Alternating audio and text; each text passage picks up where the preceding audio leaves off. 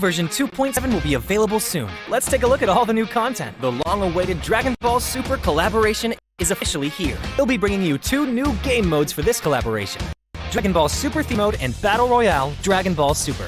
Dragon Ball Super themed mode will be available in Erangel, Livik, and Sanhok. In this mode, we've incorporated Dragon Ball elements into the classic Battle Royale gameplay. All players will embark on a journey to find the Dragon Balls to summon Shenron. Collect Dragon Balls scattered throughout the map. The team that gathers all 7 will be able to summon Shenron Altar, and make a wish to obtain powerful buffs. Maybe if you're super lucky, you'll get 3 wishes at once. During the journey of collecting the Dragon Balls, players will obtain a type of energy called Ki during the game. Players can use Ki to unleash famous Dragon Ball moves. Players obtain the Kamehameha by picking it up. It equips to the pistol slot. After charging, it will release a continuous high-damage beam. Fukujutsu is another skill that can be picked up during a match. Players can use the skill to fly freely in the air and make quick tactical maneuvers. The Senzu Bean is a new recovery item that is incredibly effective. The Dragon Radar can display the location of Dragon Balls that haven't already been claimed by other players. It can help you collect the Dragon Balls more quickly. Air Car can carry up to 3 players. It's easy to put away and has better performance than regular vehicles. Tenkaichi Chibikai, Kame House, Korin Tower, Dragon Ball Village. These are some famous landmarks that will appear in the game. Call your friends and explore with them now. The collaboration this time even has a hidden challenge named Dragon Ball Trial. Win consecutively in the theme mode for a chance to take on the challenge. After accepting the mission, the team has to follow the instructions and gather 7 Dragon Balls. During the process, your team's location will be exposed to other players. All players will be drawn into battle the Dragon Balls. Win the game, the trial team must successfully secure the Dragon Balls, defend the altar, then summon Shenron. Are you ready for the challenge? In this standalone mode, named Battle Royale Dragon Ball Super, players can roleplay as iconic Dragon Ball characters. Use powerful, unique moves in a brand new anime-style map, and become the ultimate victor. There are 5 Dragon Ball characters in this mode. They are Son Goku, Vegeta, Ultimate Gohan, Piccolo, and Frieza. Select your favorite fighter. Master their skills to suppress your enemies and achieve victory in intense battles. The new version, the new Ace-32 firearm, will be made available on all maps. It uses 7.2mm amp and has 6 attachment slots. What are you waiting for? Go try it out now. Furthermore, this update also includes a firearm attribute tag display. Newer players can go to their backpack to look at the tags of a firearm they've picked up to quickly grasp its characteristics. The new Cycle 5 Season 13 begins on July 18th. Be sure to stay tuned for the season reward. That's a wrap for the main new content of the upcoming version. For more information, be sure to follow our official PUBG Mobile community. Winner win chicken dinner. See you next time.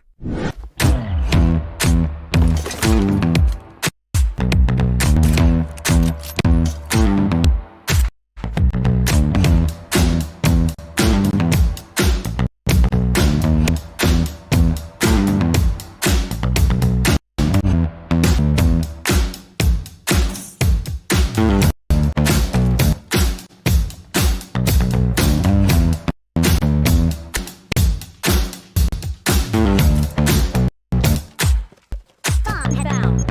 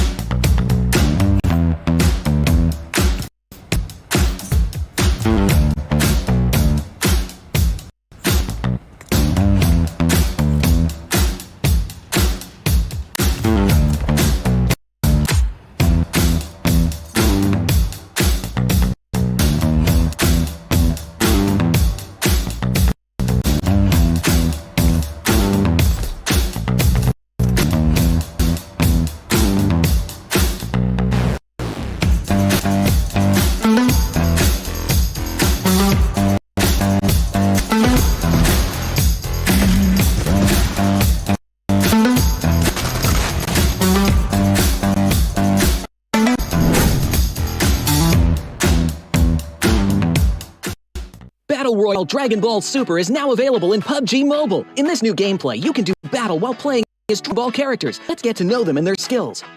Son Goku's standard attack is a barrage Kidan. Its damage output is reliable with an average rate of fire. It's crucial to find the right time to attack. In order to make this a bit easier, Son Goku's charged attack is a continuous ki blast, which can be charged up and fired to attack enemies. At the same time, Goku has a special movement skill, but this is great for mounting a surprise attack or to a dangerous situation. It can be stockpiled times, allowing it used in quick succession. Get to know these moves and you'll be one step closer to victory. Similar to Goku, Vegeta's standard attack is also a barrage of Kidan. It has a faster rate of fire, but the Kidan travel a bit slower. It takes a bit of prediction to accurately hit enemies. However, Vegeta charged attack fires a bunch of Kidan, which deals small area damage to the target. Vegeta charges up with energy when he hits enemies. Once fully charged, Vegeta can release all the stored energy at once to deal massive damage to an enemy. If you wish to fight at close range, then you have to try Ultimate Gohan. Ultimate Gohan's standard attack is a rapid flurry of Kidan that can deal a ton of damage while up close in a short period of time. When you're surrounded, Ultimate Gohan can use his charge, which is a powerful single Kidan. It needs to be charged up first, but it will deal a lot of damage to anyone caught in the crosshairs. It can decisively end a battle during pivotal moments. At the same time, Ultimate Gohan also has a special skill that generates a protective barrier around himself. The barrier can block 500 damage, protects from all incoming projectiles while in effect. When the barrier takes enough damage or the time runs out, it will dissipate on its own. Piccolo's standard attack deals high sustained damage. Its damage even increases the more it hits in a row, which will really test your aim. Furthermore, Piccolo's charged attack can snipe enemies from a distance. He can zoom in this powerful single-shot attack, leaving enemies with no place to hide. Even if you miss, it's no big deal. Piccolo's special skill, powerful dash that can be used to close in on enemies, even those in the air. Another close-range fighter that's worth trying out is Frieza. His standard attack is an elongated Kidan that's easy to hit enemies with. Use his charged attack to throw a huge spherical Kidan. Positioning and time are key. Frieza also has a special skill for controlling the battle round. Select a location and he will leap into the air. Then after a brief pause, smash at the location. It damages anyone that's hit and sends them flying. So that's a quick rundown on all the characters' moves. Come join the nth battle with Dragon Ball characters. It's a centralized circle, a standard circle covering the most mana land. Teams, they don't really have to move quite a lot. It won't need to move out of comfort spot unless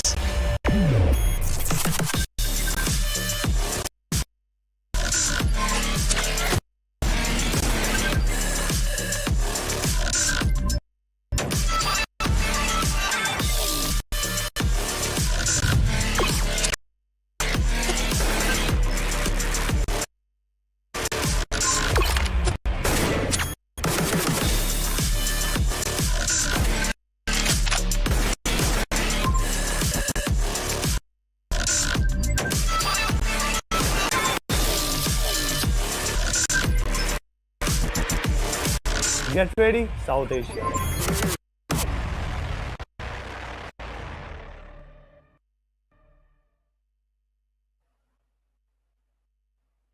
Alright, ladies and gentlemen, welcome back to PMPL SA 2023. My name is Fritz and today with me is going to be Ahana back again with Grand Finals. Yep. We've already seen 3 weeks of this game being played again and again between all these. They have been fighting it out amongst each other. Now comes the day where you'll have to play best possible game of your life.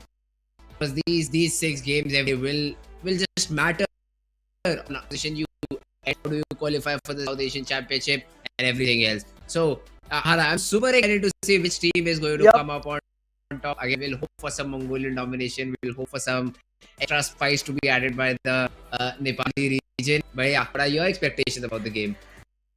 I am looking forward to seeing some new names rise up, at least towards the beginning of the tournament, because towards the end, a lot of names become very, very clear. But yeah, in a few days, I do want to see a lot of changes happen around the shuffling of the leaderboard. And most importantly, I do not want to see the teams with maximum bonus points to stay on top. That's just going to determine a lot of things, because that makes things much more clear, and I don't want clarity just yet. All right. Well, it'll be interesting. Rather, also going on is that race of TDM and the MVP. I mean, both these races are also something which I would love to see these teams, go forward with. So yeah, that's also another thing. We'll also have the semi-finals for the TDM. But before we move any forward, we also have a few little graphics for you. Again, just reminding you the prize pool of the entire entire tournament is that of $80,000. Now, these 18 games, to say the least, will decide who grabs that first spot. $9,500 for the team on top, followed by $6,500. Keeps on reducing in a very similar fashion. But at least the good thing, all of the teams that have performed in the first few weeks as well will at least get $2,000 to their name. True that. Every team that could not make it into the finals has at least $2,000 prize for their names, and all that did have at least $3,000 finalized to their names. But now, getting ahead from here is gonna add more and more prize pool to your pockets, because the place on first will get $9,500, which is gonna be literally more than triple of whatever the last few teams are gonna get. So, yeah, that's gonna be interesting. Yeah, this definitely is going to be interesting. Reach the finals, add some extra bucks, add some extra cash so that you maybe buy those AirPods Pro out. So, very interesting thing, interesting small little prize pool that you have over here in terms of the TM. And we'll also have a look at the 4 teams that have just remained from the rest of 20 teams. So, we had single elimination bracket. So, no got second chance to win, you move forward. That was the way we went through it. And if you look at the semi-finals right now, NMDE versus Stalwart Esports, T2K versus HVDC. Now these games would be quite fun to say the least.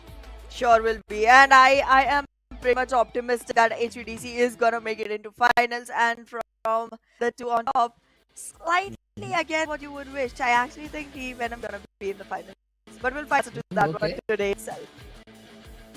Yeah, I mean they have their games against Stalwart Esports. It's not going to be easy. Yeah, The way Stalwart have played their league matches too, so that is something really good in their favor. Now jumping forward into the game is like to see all these teams, perform in a little bit of a better fashion. But first of all, let's have to some of the points that have already been carried by these teams into the finals. So these are the bonus that I'm talking about, and I'd say the way that all these teams have played throughout the week has had an impact in that. Stalwart up on top, but then the gap completely reduces down. So 4MV had also performed great. They ended up second in week number 3 and overall league. That's why they have 19 points each. Week 2 was the best possible one. Still, they are in the race. they sure are. They were themselves the second spot with 73 points. But when looking at the second page, we do get to see that Venom ASL, Domination, Bad Intentions, and JMEX are not gonna be a part of this final journey going forward. But yes, there is still a lot of pressure onto the teams on the second page, because the difference is huge. Specifically from down to IHC, it's literally 36 points alone, which means it's a 41 point difference between IHC and Stalwart Esports. Every single game is going to count for every single one of these teams that have actually made it into the finals. Well, yeah, that's true. Stalwart, 4MV, SKYLIGHTZ, Raw, Mabetex, NB, T2K, HVDC, all your favorite teams, DRS, King of Spades, Seed, Leo, HC, DEADEYES, STFL, VON. Well, the most surprising names in this are STL and VON eliminate, because these teams literally qualified because of 1-2 points. That's about it. 1 point and you out of the top 16 teams. So that has been a really interesting thing overall. So would love to see how do they perform now, considering that they've been at least able to reach the grand final. Now getting on top, qualifying, getting into top 3, all these things for IAW and teams like STFL is going to be difficult, considering they have somewhere around that mark. So essentially are already at a deficit of 50 points on the top. Third round somewhere around 70 points, I believe, if I remember correctly. So my point being, it's not easy to come out on top. You'll need 3 to 4 games where you're able to get those chickens curry. After that, you try to slow things down, maybe for the other teams as well, so that the lead keeps on decreasing. It's just that's all else. It's just a big hassle for all of these teams to perform in such a way. And yeah, the main battle is between the top 10 teams for that first one. Absolutely. But yeah, everyone is going to keep their eyes on being the top 12 as of now, because that is still going to get enough credibility to move forward. But yeah, right now being in the bottom 4 is going to be something that everyone wants to avoid. It is at this point. But yeah, this is one of the fights where IHC is someone I'm having great access from. But again, our top 2 are already here. And the difference between 4MB and Stalwart Esports has increased so much over the second week itself that they could not really clear it in the third one. Oh, yeah, that's true. Stalwart looks like a better team in terms of the overall stats. Just by a little, that's what it takes. I mean, they were also again away the player team 4MB just by a little in the leaderboard. So these two teams, man, we've just been talking about them. The rivalry that they have has continued for seasons now, I believe. Yep. It's not the first, this won't be the last for sure. That these teams have performed in a way that they are really, really close to each other. One day you have a 4MB, other 2 days it's continuously Stalwart Esports, and then again 4MB bounce back. This time the weeks have been traded out, so it looked like that all these weeks were looking like first week for 4MB, second week Stalwart up on top, third week a comeback has been thrown in by the players of team Stalwart from the players of team 4MB. So I mean, all these things have just been crazy between 4MB and Stalwart Esports, and would love for this to continue. Exactly. I mean, this is gonna be one rivalry which is gonna give us a lot of entertainment, because now that we are all the way down into the finals, the teams are gonna be fighting off each other quite aggressively, and that is gonna give a lot of joy. Also, considering the way maps are gonna look this time, it is gonna be a mix of luck and skill at the same time, and it's gonna put a lot more pressure onto the teams that are already really good in the skill factor, because all of these teams like Stalwart Esports, SKYLIGHTZ Gaming, I don't see them shine as brightly when it comes down to Sanhok, because Sanhok slightly becomes very luck dependent, very unpredictable, and there they kind of seem to struggle, but then again they will opportunities to go ahead and claim back their thrones. But well, hey, here it is, Raw Esports, someone that I predicted for week 3 actually dropped their performance in week 3. Yeah. Not fair, guys, not fair. Raw Esports was a very promising team. I just even take liberty to say the final day of week 2 and even the second half of, I'd say, day number 4 or week number 2 was not that good for Raw. The major heavy lifting that they did was in the early stages of week number 2 is what I felt. I mean, week number 3, yes, in terms of damage, real close, but when you have a look at eliminations, it's 5.3 to 3.9. It's almost like 4 or 5 frags the difference between these teams. But it won't seem to be a very different. You consider it for a span of what, 20 so 20-25 extra points is what matters a lot. So that is where I think Raw fell a little bit short. Plus their 3 performance was mediocre at best. That's true. Second week they gave me a lot of hopes, and I was bold enough to go ahead and predict them for the third. But then the third week just did not roll their way at all. They were so many times in such a good position and then still did not make it through. But then again, that is Raw Esports for you right now. But hopefully in the finals they will be able to bring out better colors for themselves and maybe paint the bread. Alright. Well, to see that if Raw Esports is able to sort of make a comeback overall and a possible way, because they definitely a little bit of hope. Even some other team, is again one of the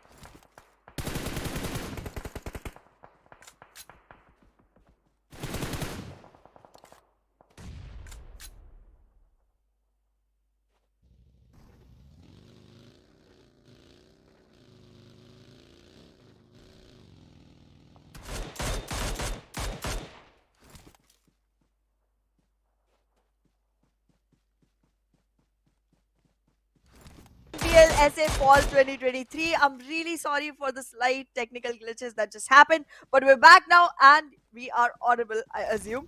How are you feeling, Fritz, and what do you think about the game right now? Because a lot of the names that were supposed to be up here alive seem to be down on the ground, including your favorite Stalwart Esports.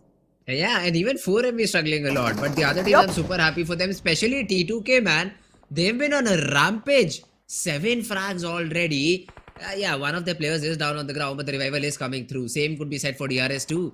I mean, 3 frags to their name, edge of the circle. Now that will be a problem to deal with, considering you'll have to fight off against the players of Team IAWO. Baren making a run for it, but then at the end of the day, Delta will spot him down, and it will be night for him. So 4MV also getting eliminated early on, no points to their name, and one by one, all these third-party frags also being secured. Currently, it seems like Seal is doing better for the number count that they already have. But well, again, I would like to take the time to apologize one more time to all of our viewers for the slight technical glitch that just happened. Our audios are back on and I hope you are able to hear us. But in the meanwhile, the one person who cannot hear the guns coming through are going to be the players of DRS. They're getting knocked down one after the other. Already, it's on to Delta now. And Gyante is confirmed. It seems like DRS is about to say goodbye to this lobby. Well, DRS, they had such a good spot, but as I said, I8, that fight with I8 is definitely going to be a very difficult thing to do. Now Delta, he's just cooking an A, trying to throw it out. Viper gets tagged out quite a bit, but is then not able to land a shot. Viper, I believe, with a couple of headshots with that AK, and that will hurt. That will hurt a lot. And IAWO, yes, they might survive this onslaught somehow, because I believe Octopus has already used a vehicle to get inside the zone. And Viper will also reset and try to get back into the zone as soon as possible. On the other hand, Godless, he spots down Wolfis, confirms that frag, and even gets that knock onto Viper. IHC, another team that we were talking about previously, Ahana, steps up. They do. The third week has been miraculously amazing for the team, and right now they need every single point they can get to be able to maintain themselves into the fight, because they're already on the 11th position. Their bonus points weren't looking too good, and right now they are trying to cover up for all of those losses. With all 4 standing, with 4 frags to the name, the team is looking pretty bright, but in the meanwhile, they will start losing players because the curse is just happening. We can see Zeol get knocked, but the rest of the IHC is still back into the fight. In the meanwhile, though, NBeSports with 2 players already knocked to the ground, Akash and Mondo trying to take the fight, and a third-party situation arriving for Raw Esports will be losing their breath. Oh, one by one, the players have just fallen down. Raw, he is going in for a buggy frag. He wanted to run over the players. Seal also attempting the same thing. And Kirito, he is lucky to find that knock. Also runs Akash over. They are just taking down the players of Team NBeSports one by one, and even though Raw lost a player in this fight, I say Seal are the ones to come out on top in terms of numbers. They've got 8 frags, they already have all three players surviving, and also have the spot in the 6th zone. They do. They're looking pretty bright as of now, but we can never take away anything from T2K. They're looking like the most possible winners of this particular match. But then again, we still have quite a lot of teams remaining. It's 6 teams and 17 players. Anything can happen, and the moment we say it, it starts to happen, because Jane is down on the ground. It's gonna be rigged next, and IHC just capitalizing on those numbers one after the other. The buries will be happening because Jane is now 6 feet down. Alright, T2K, they are also now facing a little bit of an issue. XOXOX gets that confirmation onto Rig. So King of Spades, the King of Miramar more like, they are also rejuvenating back. They are also trying to show the best possible performance in this game. Seal is the team I'm looking for right now though. I see Malik trying to get that vehicle around a ridge that he thinks is inside the zone. But then isn't it in the needable range? Although I think Soulless does not have nades available. Yeah, it's just one molly. So for now, Raw Official will just survive. Raw Official will be able to survive and also acquire the higher stage at this point of time because of the lack of nades and throwables from the side of Seal Esports, and that can be capitalized on pretty well. With this higher ground, they will be able to keep an eye out onto Seal Esports and onto T2K, but wait a second. Malik just tries to go over aggressive. He tries to overextend his fight, and now he's going to be down back on the ground. he can revive himself, but in the meanwhile, the rest of the team will have to make sure that Seal does not get the opportunity to come back in, running over people again all over. In the meanwhile, though, we own Illuminate will get taken down, and that's another one biting the dust. Now let's see Roy Esports though. Jiggle is trying to go for a risky maneuver, but somehow he's able to survive. Not for long because Godless from far away with the midi spots him down. The frag gets confirmed by T2K. Beauty of Battle Royale. Knocked by a player, finished by a player of another team. Now that's what happens when you're a little bit too complacent, when not careful about where you are heading to. So Roy Sports also lose a player. The chances of getting a chicken dip down further. They do, but what it is looking at like right now seems to be IHC, because IHC is looking pretty well maintained for this fight. They are far away from all of the ones that's already going on, and in the meanwhile, Raw will find another one onto Kirito. The numbers will still be equalized because Kirito is still just an extra man from the side of Seal, but Raw won't be able to fight this off because now the throwables have come in as well for the side of Seal, and they're trying to fight it off, but it's just gonna land right. Scooby loses more HP. Roy is looking good, and right now this fight seems to be going their way. Seal will have to walk out. They cannot participate anymore. They have a ridge that is inside the zone, so it should not be a problem for them to survive right now. So that is what they should focus on right now. Just survive. Roy Sports, as soon as they try to push in, Seal, T2K, all of these players have eyes set on them. Scooby is still trying to throw in some shots. Godless though gets a nade connection onto the player of King of Spades. The storm has been taken down. Roy Sports desperately trying to move, but have now been spotted down. Seal, they should take these shots. Of course, the vehicle burst will give them knock onto Malik, and that's what happens. Scooby blasts the Mirado down, gets that knock, and now it's all Prabeen or Team Roy Sports will be out of the game. Roy Sports has to be very careful of how to move forward because the revival has to happen. In the meanwhile, King of Spades get taken down, and Roy Sports still surviving with one single player who can actually participate into the fights. And Seal just trying to run closer, trying to dive deeper into this fight, will take the vehicle, walk right in front of him, and Prabeen will be able to secure the frag.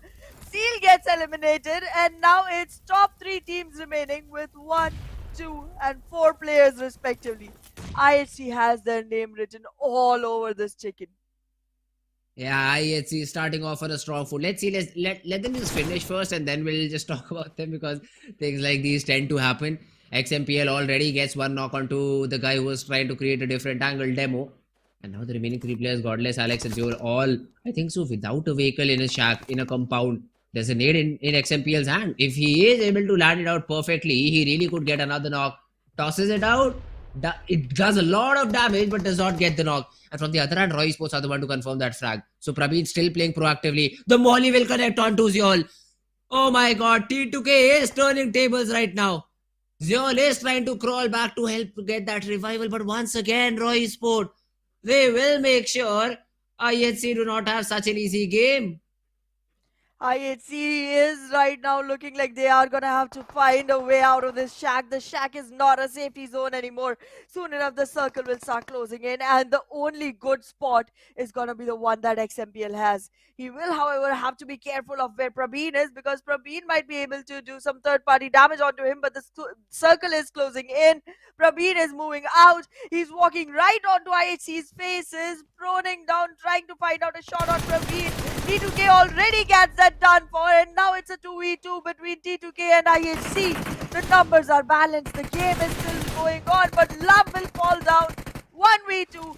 XMPL standing alone. The DBS comes out. The shots get fired, but XMPL survives. Not for long though. And IHC will still close the game even after getting into the tight position. Well, it was super close, man. Super close in the final few seconds. But it is Team IHC who will be able to get that chicken dinner. Good job done by them. In terms of frags is what I want to see the number. How big of a number that is, because I saw IHC a lot in the kill feed. Somewhere around 10, I believe. But they almost threw the game, took it back in their control, and are able to get that winner chicken dinner. We start off into the grand finals with 20 total points and 10 elimination points for IHC. The first position right now seems 45.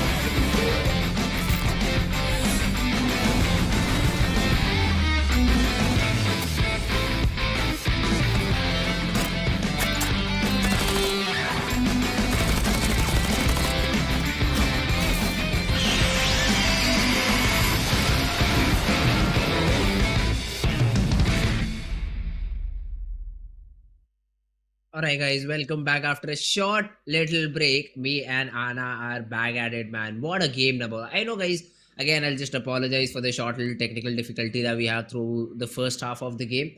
Everything has just been sorted down. We are back in control. We are back with the action. So good job done by all the teams. Now early few fights happened.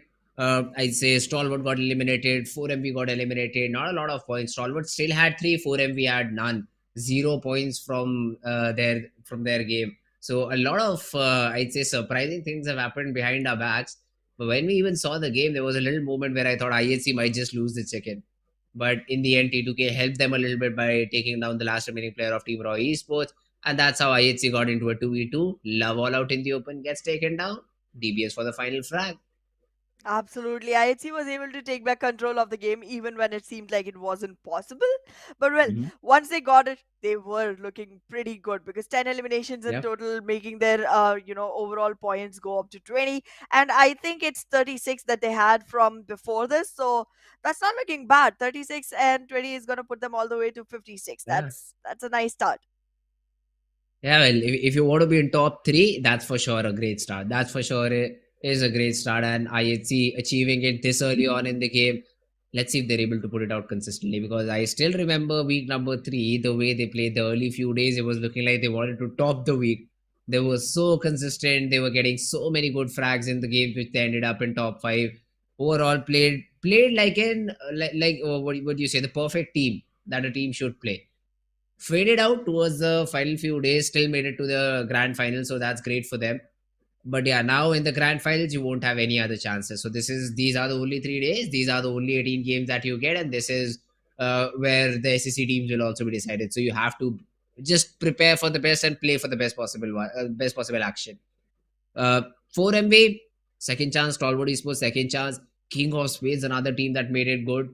I mean, the bonus points, I do not exactly remember, but this time around they had 10, 11 odd points, I'd say, from this game. Raw Esports also played it very good. T2K, man, the number of frags that they had, huge. So all these teams performing great.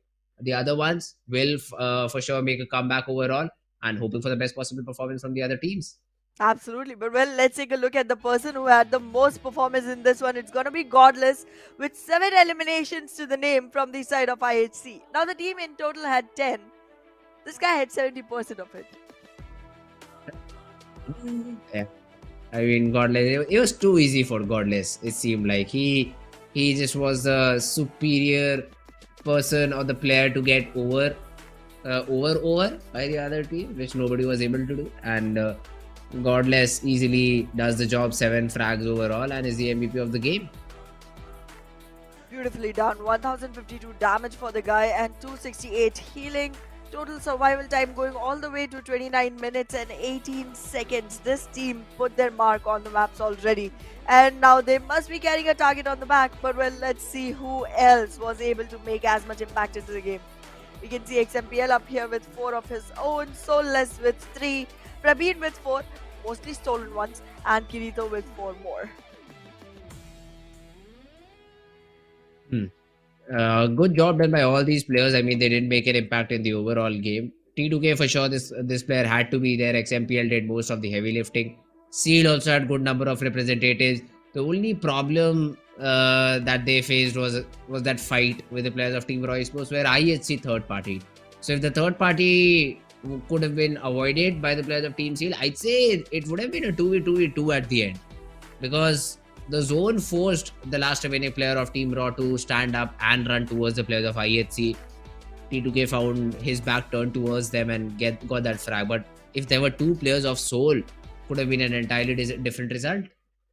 Absolutely. Let's take a look at the match summary, buddy, and look at that. It's mostly covered up by IHC and Seal. There's a lot of assists that Soulless provided, but then again, those frags were taken away from him. Yeah, Soulless, 4 assists, Scooby with the most healing done. But yeah, it's all IHC and Seal. Now, what I'm more interested to see is the match ranking, because that's where the number is. The number will be a little bit of a concern. I mean, the other teams, especially the ones that haven't performed. DRS, another one of those teams, man. They had such a good start, but were not able to convert it into a big game. Now, IHC for sure is on top. T2K overall had 9 frags to their name, making a total of 15 points and be still standing in this lobby on the second spot. On the third spot, we have Seal. Fourth, we have Roy Esports, followed by King of Spades. Yeah, right now it seems like DRS was able to get only 5 points in total, and will V1 Eliminate got 5 eliminations alongside 2 placement points, putting them on 7 in total. Stalwart Esports, however, with only 3 points, is going to be on the 8th position. But we do have 8 more teams to look at. Yeah, let's have a look. Let's have a look at the other 8 teams. How many teams got how many points? But yeah, anyone below Stalwart Esports is going to be in a very difficult spot because 3 points is not enough. NBeSports, HPDC, DEADEYES guys, STFL, Leo, 4MV. SKYLIGHTZ is one of the teams of the stream when we were fixing out the issue. Ahana predicted it too. Great prediction, Ahana. I'm happy it did not come out in public because SKYLIGHTZ just got 0 You points. already put They it were out not in able public. I had to because the banter should continue. But yeah, followed up. Mabetex was the very first team to get entirely eliminated, so that's even a surprise to me. Absolutely. Right now, considering that Mabetex is one of the names that we were seeing to rise up more times, it was pretty, disappointing to see the team get eliminated all the way onto 0 points. But well, this is what the schedule is going to look like for all 3 days of grand finals. We have match 1, that is going to be Miramar. Then we follow it up with a Sanhok and an Erangel. Go back into TDM, and then again the same exact Miramar, Sanhok, Erangel happening. Yeah, so Sanhok is going to be the next map. All right. Would love to see how this game pans out. Even map number 5 is going to be that of Sanhok. So a lot of Sanhoks every day. We will see two of all these maps basically is what we'll see throughout. And I'm happy. I'm happy to see a couple of Sanhoks because again, you need to have a game where everyone could just close their eyes, play it on luck. I don't I don't mind maps like these. So for sure, man, I would just love to see how this map continues, how this map goes for all the teams that will jump into the server and try to play it out. But on the other side, I mean, this also will have a repercussion for the teams who are performing consistently. If the zone is not with them, what they'll have to rely is on the number of frags they get. Exactly. This is one of those matches which very much forces you to go ahead for the elimination numbers Yeah. because the zone becomes very unpredictable, and also approaching the zone becomes very difficult, and that's why elimination numbers become a key to actually get that success for yourself on Sanhok. Yes. But yeah, in the end, those added total points will be putting you in some good position overall, and that's all you really need because in the end, all of these points are going to get added regardless of the number of chickens you had. You will be running on the total points you secured. Well, that's true. Uh, Now jumping into the game, I think we will start very, very soon. But if I ask you, Hannah, which team do you think will have a little bit of an upper hand, considering the past of this map? Because for me, it will be STFL. That is one team that I've seen perform consistently on Sanhok. Not just in terms of the position they get, in terms of the frags. So whenever I see them getting eliminated, they always have 7 or 8 frags to their name, which again makes it a decent game overall. I agree. I mean, STFL has been able to deliver on the map of Sanhok quite a few times, but then again, I do feel like today might be a day for Stalwart Esports, specifically on this Ooh, particular okay. Sanhok, because bootcamp being the center of the complete map Uh will huh. give you a lot of opportunity to go ahead and capitalize. And I know for a fact that Stalwart 4MB, the kind of position they're already holding, they don't want to compromise it. So, having had a bad first game, they are going to be looking for redemption. And whenever that feeling comes in, we see these teams rise beyond humanly possible levels. So yeah, I'm gonna put my money on Solid Esports.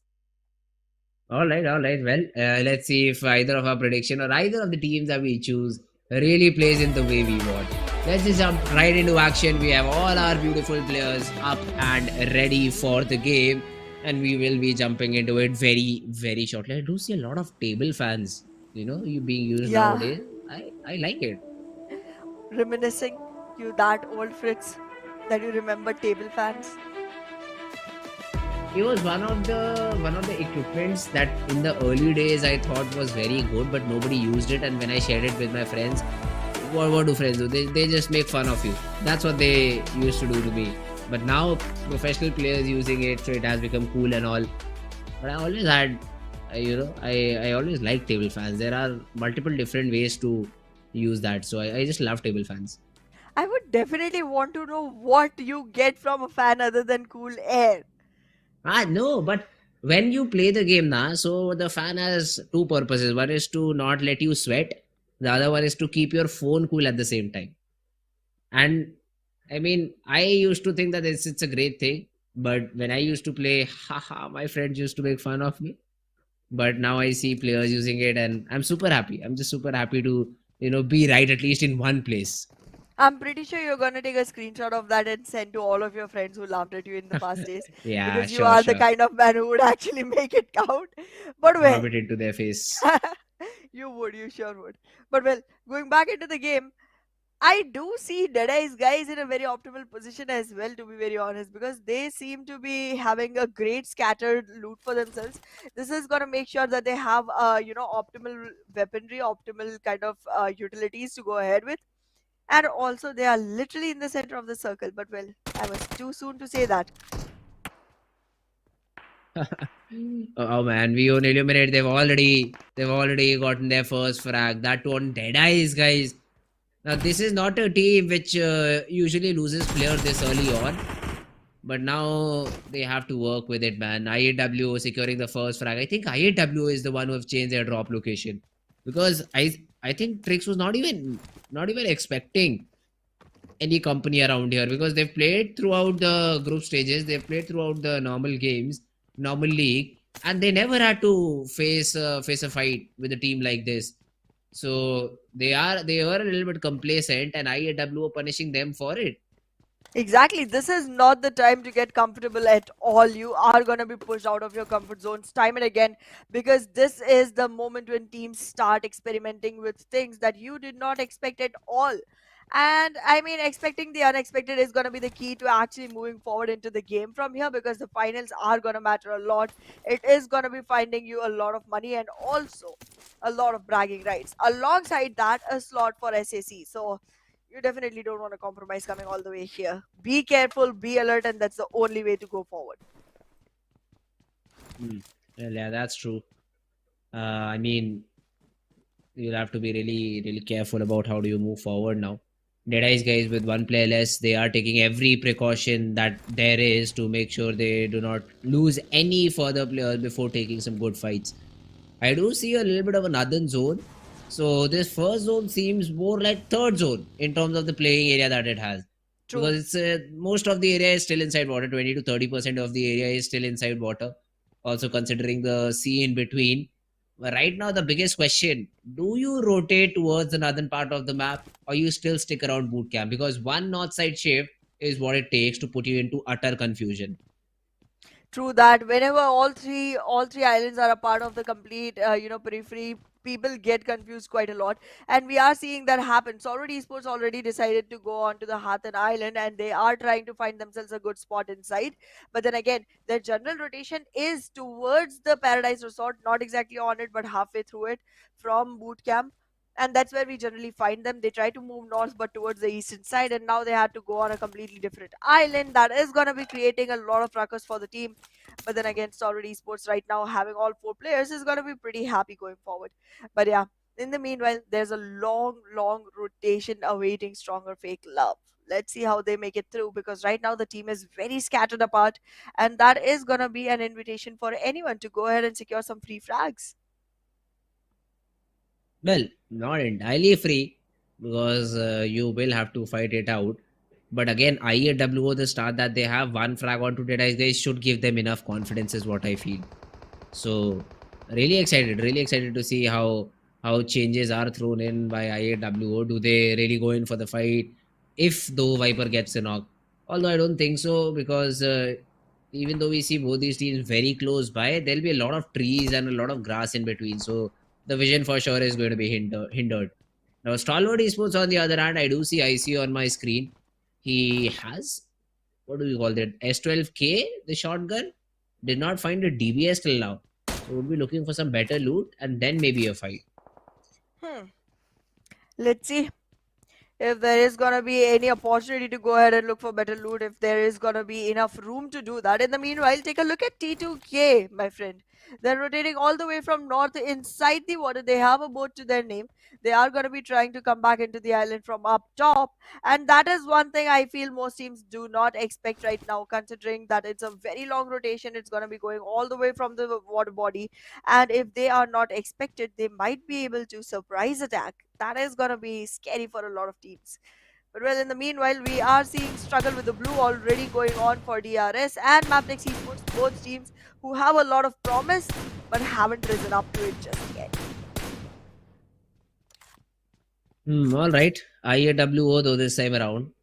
Let's see. I think Wolface has already spotted Alex down. He is trying to throw in some shots. Maybe just make sure that the opponent teams nearby know their presence, so they just do not directly push in, because that is something I don't think so IAWO would like to deal with right now. Leo, on the other hand, I do see Yetauta, Noah, Slipknot, all these players having their crosshairs trained towards the players of Team Raw Esports. Now, Raw really have a prime position up top this hill, and there's really one way through which you can climb this hill where all three players are still located. So, Raw Esports will have a fun time if the zone supports them, because this is not only the highest part in their area, it's literally the highest point of the entire map. So they can see 400 meters around them to gobble up all the frags that they need. Exactly, this is gonna be a very optimal spot to survive it. But in the meanwhile, Deadeye's guys are trying to find a shot onto players of Stalwart Esports. Let's see if they're gonna find any, because in the meanwhile, we can also see T2K XMPL trying to find his way in. The team literally went all the way from up north into the water and was able to find themselves an entry into the map. And right now, it seems like they are gonna be able to hold on to it as well, because Deadeye's guys do get distracted very quickly by the players of King of Spades and Solid Esports, who are already in a sandwiching situation against Deadeye guys. Ooh, okay. IAWO though right now, I have Viper who's very low on HP, and NBeSports have already decided to invade this compound. Higher area compound, why not? Let's just take the early fight, because the chances of a third party right now are very, very slim. Domain did have a good angle, but then got spotted down by Sekogen, I believe. And Stalwart Esports is the one who get that knock. You were not expecting a third party, but it has essentially happened. You've lost a player. Wolface is trying to take some shots, trying to retaliate back. Even Viper comes in with a very messy spray. AK3X is never good. I8 have lost 3. And it's all down to this last remaining guy. Fist boy falls. And IAWO will get that chance to get the reset. NBeSports get taken down early in the game, and now IAWO will reign supreme with 5 frags to the name and all 4 players surviving, because soon enough these 2 players who are back on their feet will be able to take care of the remaining 2, and considering the periphery is completely clear as of now, they will be able to get back in the game. In the meanwhile though, Stalwart Esports start losing players to Raw Esports, and Raw Esports might be able to go ahead and actually capitalize on more numbers. Currently the distance seems larger, so the confirmation is going to be pretty difficult, but if they do get a couple more, they might be able to find themselves in a much more beneficial position. Yeah, STFL though, they are also in this fight with the players of Team SKYLIGHTZ Gaming, I believe. They've lost one player, Wendy, but looking for revenge over here. The zone, I don't think so is a problem, because I think they're already inside the zone. Senor though gets that knockout to Mafia Ninja. Nima's already down. So it's not even good for SKYLIGHTZ as well.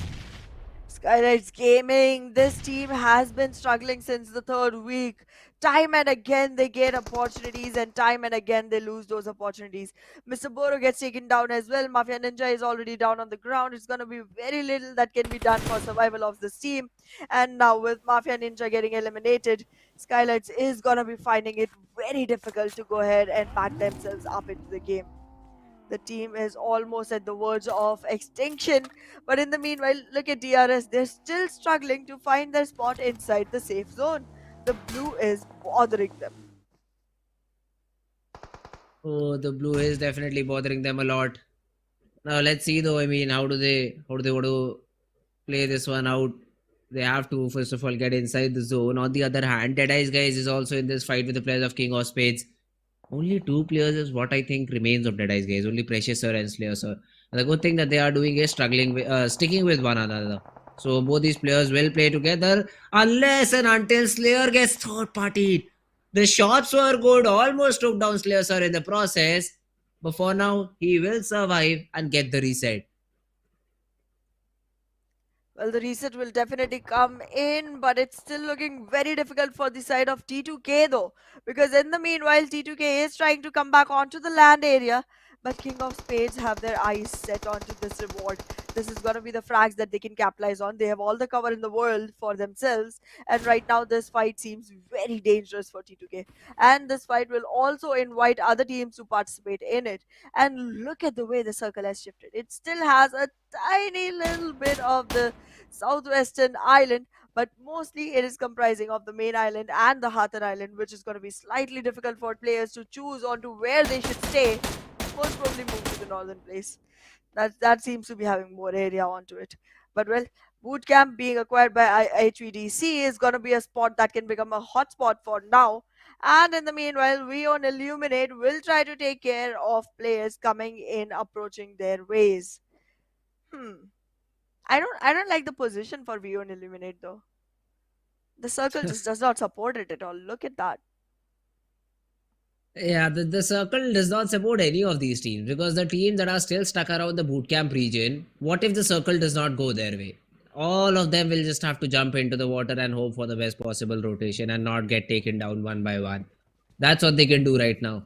Other teams who are sticking around the edges of the zone, T2K, one of those teams, they are trying to spot anyone that they can, and I believe XOXOX could be the first one on the list considering how close he is. The zone is still pushing them into the zone, so they're still not completely inside, and they are taking a little bit of a damage. I think it is zone number 3, which will not hurt them a lot. But then King of Spades have fair idea about T2K's location, and one by one they will for surely fall. As of now, it definitely looks like DRS is going to be moving in from a very long rotation. But in the meanwhile, King of Spades, having acquired that fall for themselves, are going to be able to go ahead and gatekeep the T2K players, which is going to be super important for them. However, fighting inside the blue is not going to be very beneficial. And right now, in my perspective, if you talk, I think EO Esports is going to be the one that take this. Oh, all right. Well, let's see if that's the case or not. Raw Esports, they have a good spot. Are they inside the zone? Yes, they are inside the zone too. They will have to reset. 4MV is trying to blast their way into the zone, but a lot of fights have already broken down. DEADEYES guys being taken down by the players of team Stalwart Esports. One by one, they also fall. T2K on the other hand are also being taken care of by King of Spades. Of course, man, T2K were on the periphery of the zone, on the periphery of land, I'd say, and one by one they are being put into trouble. Nades being tossed by Raw Esports this time around. They want to get those knocks onto the players of Team 4MV. Now Baden has already been spotted down. The player comes out to take the knock, but then Apex stands back up. Raw Esports though, Praveen will find that knock onto Doc. So 4MV, the attempt that they were trying to make it happen is not working for them at all. Exactly, it seems like 4MV is stuck in a very tight position. There is the blue coming onto them. There is shots coming in from the side of Malik. There is a literal huge rock in front of them that they are finding very hard to surmount. Another knock comes in. There is retaliation, but it's not going to be enough because Jiggle is still in the position to be revived. But the players of 4MV cannot hope the same for themselves. It's literally one single fighting player remaining from the side of 4MV, and the elimination is about to walk right into their faces. In the meanwhile, though, DEADEYES guys get taken out by Stalwart Esports, and the zone will take care of T2K. Currently, it seems like Apex is stuck between a rock and a hard place. He cannot find his way out. He cannot claw himself out of this situation. And in the meanwhile, Malik is just gonna toy with the players that remain. He gets one, he will get the other as well. SCFL on the other hand have also started that fight with HVDC.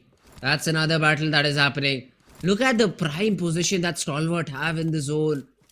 We were not asked for predictions, Anna, this time around, but definitely Stalwart would have been the right one, I believe. The position they have just better. Ryuk burnt alive by Reefus's Molly, and because all these fights are happening around the shore area, the opportunities of a third party are almost next to nothing. But Mabetex is also pushing in from behind, so it's not not entirely out of control. STFL might have another battle at their hands because if Volley is not careful enough, another free frag maybe for Dobu. I do want to remind you though, Fritz, we were asked for predictions. I think you have our producer muted for all the annoyance he creates. But yeah, I have gone with Leo Esports and I would definitely want to know your response to that one. But yeah, in the meanwhile, Huh? talking about the When did he circle. ask? Yeah, he did ask. That's why I closed my statement on I am going for Leo Esports on this one. You're going Leo, I go Stalwart. No problem for Stalwart Esports whatsoever. Cool. Did we see the graphics rolling in? No, the graphics did not. The graphics ditched us.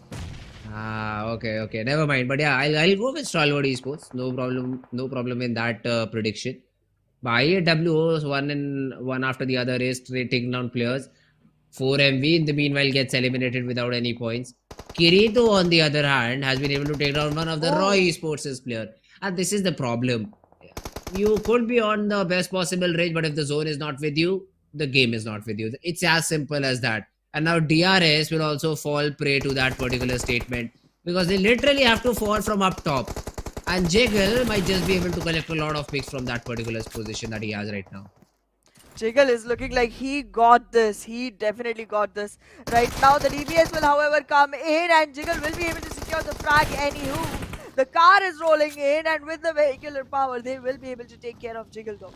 Raw Esports gets taken down with only 3 elimination points to the name and none for the position whatsoever. Seal in the meanwhile also will get shut off completely by Mabetex Esports. And this current situation is where teams start falling one after the other.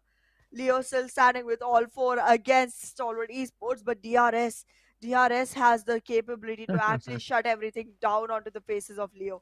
They will have to wait for the revival, but then again, dropping from this ridge might not be as easy as it looks. Leo better stay inside the shacks till they find out that DRS is done with. Yeah, now let's see, Leo. They look like a good team to predict, but I won't say now because now they will have to fight with DRS plus Stalwart. For some reason, in the final zone, they have a 3-1 split. I don't, I don't like the way that they are playing this one right now. But if they can, just be able to get the final frag, get the job done, it's great for them. Stalwart in the meanwhile, Octopus also falls. Nirjad will confirm that frag onto Demo, and one after the other, all these fishes are just being completely hunted down. They sure are. And in this current position, I8WO has no way out. The shots will come in from the side of SKYLIGHTZ Gaming. No fear, the only one surviving will have the only frag that he can get. And that is literally a free one, to be honest. This one wouldn't have been his way if it was a fair fight. Like, Viper literally had very little HP and a very bad position to fight from. But in the meanwhile, DRS, even though their position doesn't support them, their fragging power will. Jiro is taken down. Jiro can be taken care of. And in the meanwhile, the comrades of the player go ahead and take care of Desert as well. Now, all they have to do is make sure that the revival does not happen. That's one way to take care of Mabetex Esports. And if that is done for, you have another 3 frags joined into your list, making it a 6 frag game for the side of DRS. Yeah, but Desert was not knocked out. He was just dropped down to very little HP as he is right now. The reset will come in for Mabetex Esports and they will survive for now. Stalwart Esports on the other hand again have that zone hold, I believe. Because Leo are on the edge of the zone and Stalwart, the last time I saw, they were in the center of the zone number 5. So this zone number 6 will throw a little bit of an advantage in their favor. For Mabetex, yeah, not so much. Mabetex will be shot upon by DRS and also by Stalwart Esports once they're close enough. So Stalwart should have a really good time. Leo, on the other hand, sitting at the edge. The best they can do is third party, I believe, onto the player of maybe SKYLIGHTZ, onto the player of maybe Stalwart in front. But the thing for Stalwart is if IC falls, who's in a very different spot than his team, it could be a big problem overall for Stalwart.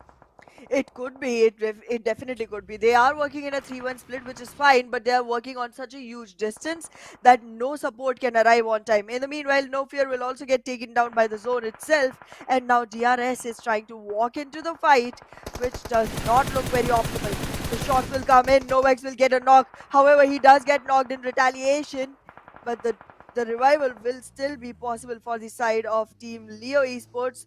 more easily than it is for the side of DRS. Gyante is trying to walk right into the compound. The liquid shots will come in and will fluidly flow through. Right now, it seems like Leo is getting squeezed upon, but DRS, they don't have enough players to take part into this fight. The revival will happen, Liquid will come back out, Gita Uta will be back into the fight, Novax has been revived as well, he will be healed back up. The knocks come in, but the retaliation is strong. DRS is taken care of, but in the meanwhile, T2K gets eliminated as well. Leo survives, Leo still survives. Oh, the nades. But the nades, yes, the nades. Oh no, DRS this is could be still not out. elimination. Rules is still surviving and the nades are real good. Killer though will finally be spotted down. Stalwart will help in the case and one by one DRS will also be taken down. But the only problem for Stalwart right now, they won't have a 4-man squad. It's a 3-man squad that will be playing the game because IC is so far away and reviving him is not an option now. Mabetex, the last guy remaining from their side, is going to be Desert, who has been spotted down outside the blue. Best he can do, die to the zone and not give this frag to the players of Team Stalwart and make it a 4 versus 3 affair in front of Leo. Or do we get that revival? Is there a smoke available? I believe there is, but then the angle that Leo have taken is just supreme. IC will fall and the right hand side flank is not being taken into account by action. He is playing it in a very risky way. Spotted, shot upon, and now they have to come out in the open. But Tops drops and gets that knock onto Liquid. Currently, it does seem like Leo is going to be able to go ahead and acquire back their fallen comrade. And in the meanwhile, the shots will come in. Nizad is knocked. It's looking good for the side of Leo. It's a 2v4 affair as of now. And out of that, Tops loses HP right after. The play zone is going to get to take care of that. And Leo will acquire the chicken dinners. Will acquire the position that we were hoping they will. And with this winner with the chicken dinners, not only Leo, but also I. Good job on the prediction, Anna. I mean, Thank T2K you. definitely spoiled the game for Stalwart, man. T2K definitely spoiled the game. IC was playing in a 3-1 split, did not have a vehicle to come back with the team. And literally 3 eliminations is what they have. Only the last They fight. just got 2 onto Stalwart and 1 onto DRS. A really passive game from Leo. But does not matter until and unless they get that chicken to their lane.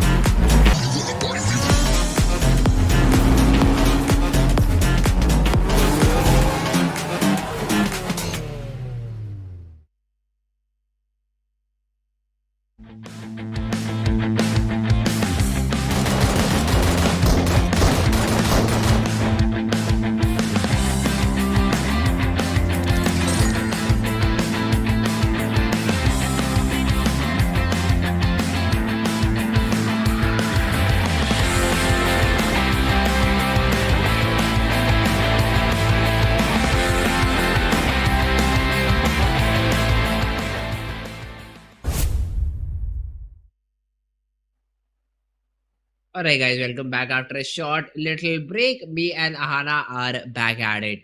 Game number 2 of Sanhok. Real fun. What a domination from Leo. 3 kills is what they got to get the chicken. But hey, the prediction is for the chicken and not for the team on first. So once again, even though I win, I lose out. Okay, Prince. Okay. I'm It has running been the ahead on story of the predictions. I'm just gonna tournament. be happy with the fact. Yeah, it just has been the story of the entire tournament, man. It just keeps on going, keeps on going. 13 points, seriously. I mean, we are asked not to say much about the teams, but man, come on, 13 is literally too low. That is how I still do not understand how they got one knock onto maybe Stalwart, one knock onto DRS that got confirmed, and one third party frag. That's all Leo had. No, they got Two two of on the Stalwart. frags. No, one both of the players of Stalwart went out to the zone, not to Oh the player. yeah, oh yeah, They oh both yeah, went out to no, the zone. yeah, never They mind, gave their life yes. to the zone. They did not die at the hands of Leo. So it was in this order. Don't know how, don't know why, but yeah, Leo Esports 13 points is what they get from a game which they really survived for a long period of time. They did. They were able to take themselves all the way to the end of the game, and it is the survival of the last man standing. The whole team Yeah. acquired themselves the spot, and they have been able to get the chicken for themselves. But well, the player with the most contribution is gonna be from the team you predicted. It is gonna be Tops from Stalwart Esports with 5 eliminations to the name and 645 damage in total. Yeah, great job done by Tops. They had a really good compound. Cannot even say anything else except for that. They had a really good compound near the shore. There was no ridge available for the players trying to come through the shore area, and they were just on everyone. Kept on getting frags after frags, and that's why Tops can be seen. He does not even have a lot of healing done onto himself. If you look at that fact, that shows True. that all those fights were just one way. Tops was getting the knock, Tops was confirming the frag. Nirjad also helped him a little bit. And overall, I think what Stalwart had 7-8 overall frags to their name, which will make good number when you pair it with the position points. I think 6 is what you'll get, ending on the second spot. So still will be over the players of Team Leo Esports. On the other hand, IHC also had 3 frags in the form of Godless playing in a good way. So I believe the previous game a chicken, this time around 3 points.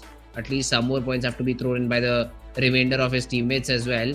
So should not be that big of a problem. IHC also still very consistent. That's true. IHC is gonna be able to, maintain their throne as of now. But yeah, we did see a good number of assists coming in from Viper of IHWO as well, and a huge healing happening onto the hands of Turulab. But then again, T2K, you are definitely not happy with the team, are you, Fritz? They ruined the game for Stalwarts. Oh, definitely, man. They definitely ruined the games for Stalwart Esports. Why did you have to just get that knock? You did not even get the confirmation. It was because of the zone that guy died. Don't know why. Why did you do such a problematic thing for my team? But yes, Stalwart Esports still up on top. Leo just 13 points, followed by Mabetex with 9. STFL at 7, and that too in terms of elimination. This is the exact thing I was talking about. They always have 7 or 8 frags in this map. They do. Whenever it comes to the map of Sanhok, STFL does step up their elimination game, but they haven't been able to acquire any position points. However, talking about no points, look at NBeSports and 4MB. These two teams who are literally leading the chart towards the first week, fighting for the first spot. And look at them now. Exactly, man. They are in a difficult spot right now. But let's also have a look at another interesting statistic. That is the damage graph in the game. Leo 595, Stalwart 1840. I mean, literally every other team has more damage than Leo. But just because of that 70% luck factor, Leo is the one winning the game. No, SKYLIGHTZ Gaming has lesser damage. They had literally 10 damage, but still got a frag. That was weird how No Fear got that frag. But well, Viper did get taken out of it because of him. But well, there are teams who had enough damage to be actually acquiring kills, but they did not get any because NBeSports has 0 eliminations. Neither is 4MB having any. And they had good amount of damage. The amount of damage is not that bad. But then again, not being able to convert it is definitely going to bite them. Yeah, I mean, that definitely did happen. But now we will be moving back to the most basic map. And the map I love, Erangel. This is the map which I think every team would love to drop on. So again, I'd like to see if 4MV has some setting with the PUBG Mobile gods this time around. Because will they have that south-oriented plane path and then the zone with them? 4MV and Stalwart both. I say 4MB a little bit more because 4MB literally do not have a secondary drop spot. They just randomly created it in two of these Erangel games. They were like, yeah, let's drop for vehicle. No vehicle, okay, this is our drop spot. That's how 4MV just got their secondary drop spot in the map of Erangel. Other than that, they were always really diligent on, just even if it's a complete north-sided plane path, starting from somewhere around Stalwart, finishing around Georgiapol, they'll still take vehicles and move to the city of military base. But except for one or two occasions, that has been their drop spot, and 60 to 70% of the times the zone or the plane path has been in a way that they did not have to move a lot in terms of getting towards their normal drop area. So was a little bit surprised because of it. Today again, I will keep my eye on the players of Team 4MV and the plane path that they receive in this particular map. Let's see. Absolutely. I also want to take a look at how King of Spades is going to be able to play this one out because they generally do Okay. not have a very lucky shot when it comes to Miramar. Even on Erangel, their drop spot is generally not favored by the plane path. But then, if they are able to get to their drop spot, they might be able to Hmm. change things around a little bit because this team has been playing out of their comfort zone constantly every single day. So, Yes. being able to see them actually make some waves, actually make some changes around will Hmm. be pretty optimal to watch. Let's see. Again, they do show up every once in a while, but it's a very hit or miss kind of a game, and that consistency not being there definitely gets in the way. Yeah, consistency is definitely going to be an issue. For some of these teams. Now, I'd say Stalwart is not lacking. Is not one of those teams because they had a little bit of a difficult situation. They had a little bit of a, I'd say, problematic thing in their favor. The game number one did not go as they expected it to, but then they bounce right back into game number two. So this is this is a team that will consistently perform. 4MB is also really consistent on getting those zero point games because this is the second time that they just got 0 points overall in this particular instance. So two games back to back, no points at all, and Stalwart once again slowly and steadily climbing their way back up. Exactly, and I mean they are sustaining their top spot nonetheless, and I do want to see Mhm. who is going to be able to challenge them. So far, it does seem like IHC will have a standing to go ahead and make that happen, but then again, it's not going to be very easy because IHC, even after having a great performance in the first game, could not follow it through as well in the second one, and I hope to see them being more and more consistent going forward into the finals. All right. Consistency is what you want. Consistency shall I just forgot the phrase, but consistency is what you'll get. That's the basic thing. I was trying to Are you sure though? phrase a Bible phrase, but I just forgot. I need to watch more of those international series to get the hang of it. I believe, but it's fine. It's fine. What is the ET? I think we will be jumping into the game really soon in this map of Erangel and hoping for the best possible game from all of these teams. But till now the way that the team we hoped for basically hoped a better game from all the other teams has not been shown by them. So 4MV lacking, SKYLIGHTZ Gaming lacking a lot, NBeSports very far behind, Roy Sports also not showing up in game number two. Game number one, Roy Sports was still very much there, top three is Yeah. what they got, but game number two they still fell a little bit short.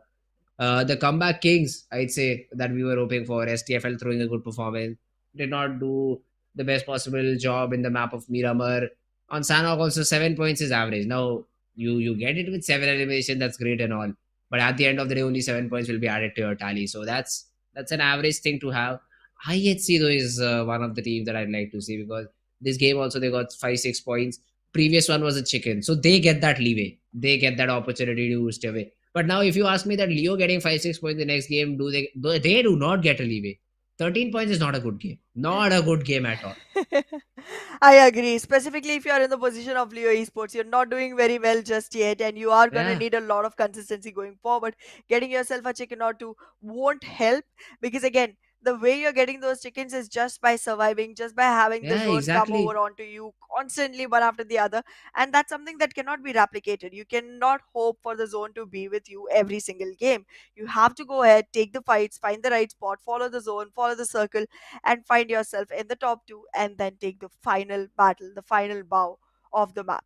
Because that's something that a lot of teams have acquired for themselves, but then Leo is trailing far behind in that department. And that is the reason it's very hard to actually go ahead and put your money on them. But then, yeah, the Okay. last game definitely did work out. It was a very bold prediction. I was pretty scared about it till the last few moments, but then they won it. So good for me. Yeah, so once again, the factor of 70% luck, as soon as it comes, Ahana's luck, like, yeah, I am alive today. I will just get a prediction right. That's what has happened. And I think you got most of your Sanhok predictions right.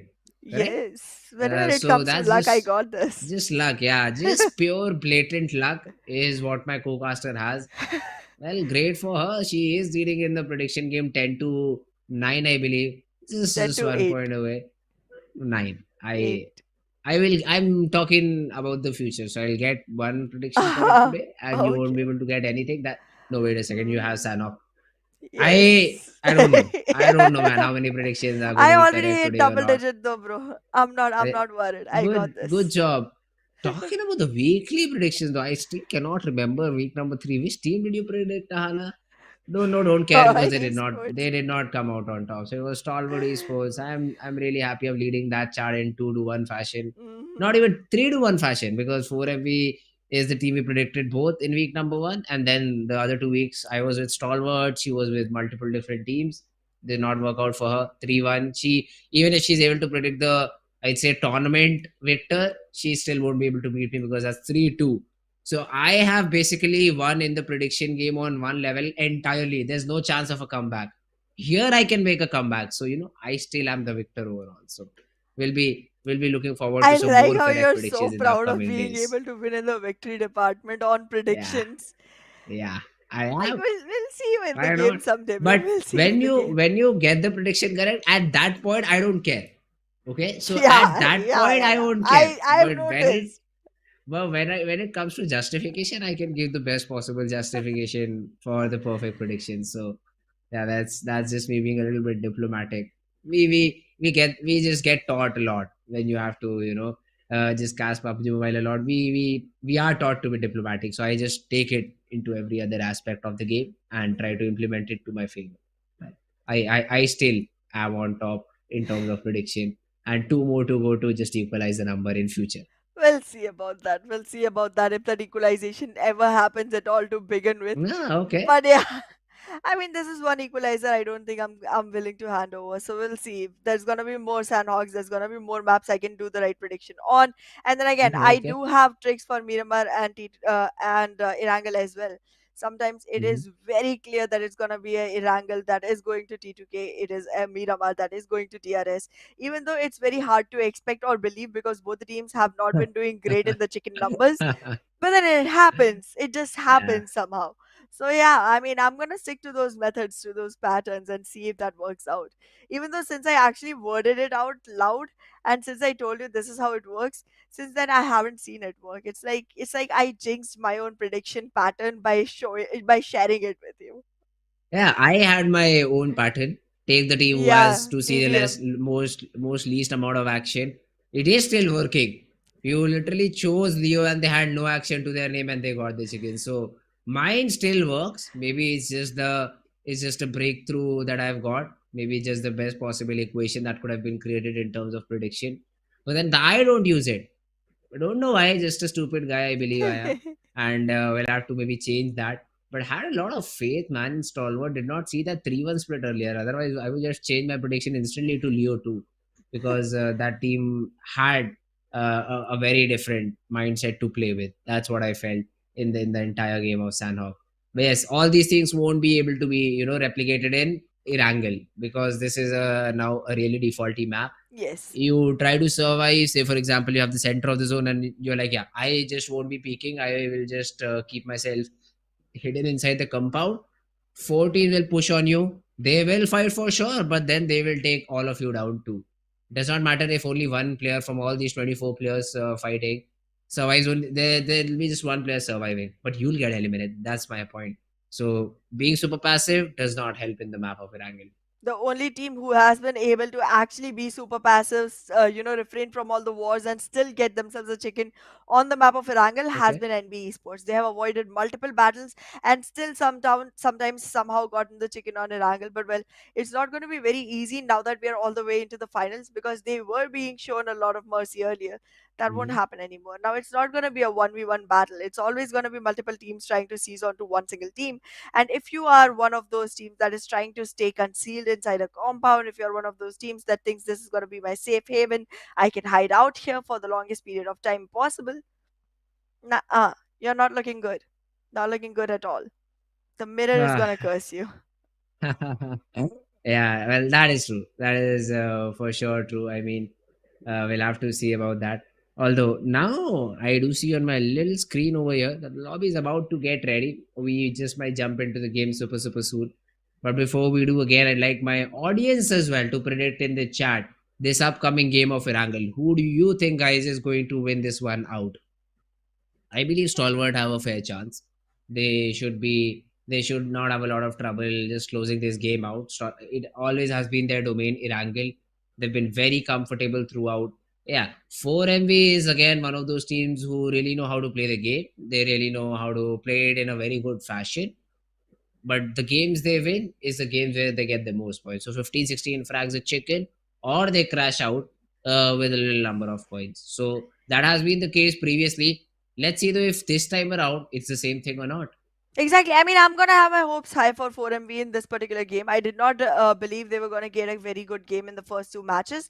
But now I feel like it's about time that they get back in their groove and actually go ahead and secure themselves a chicken.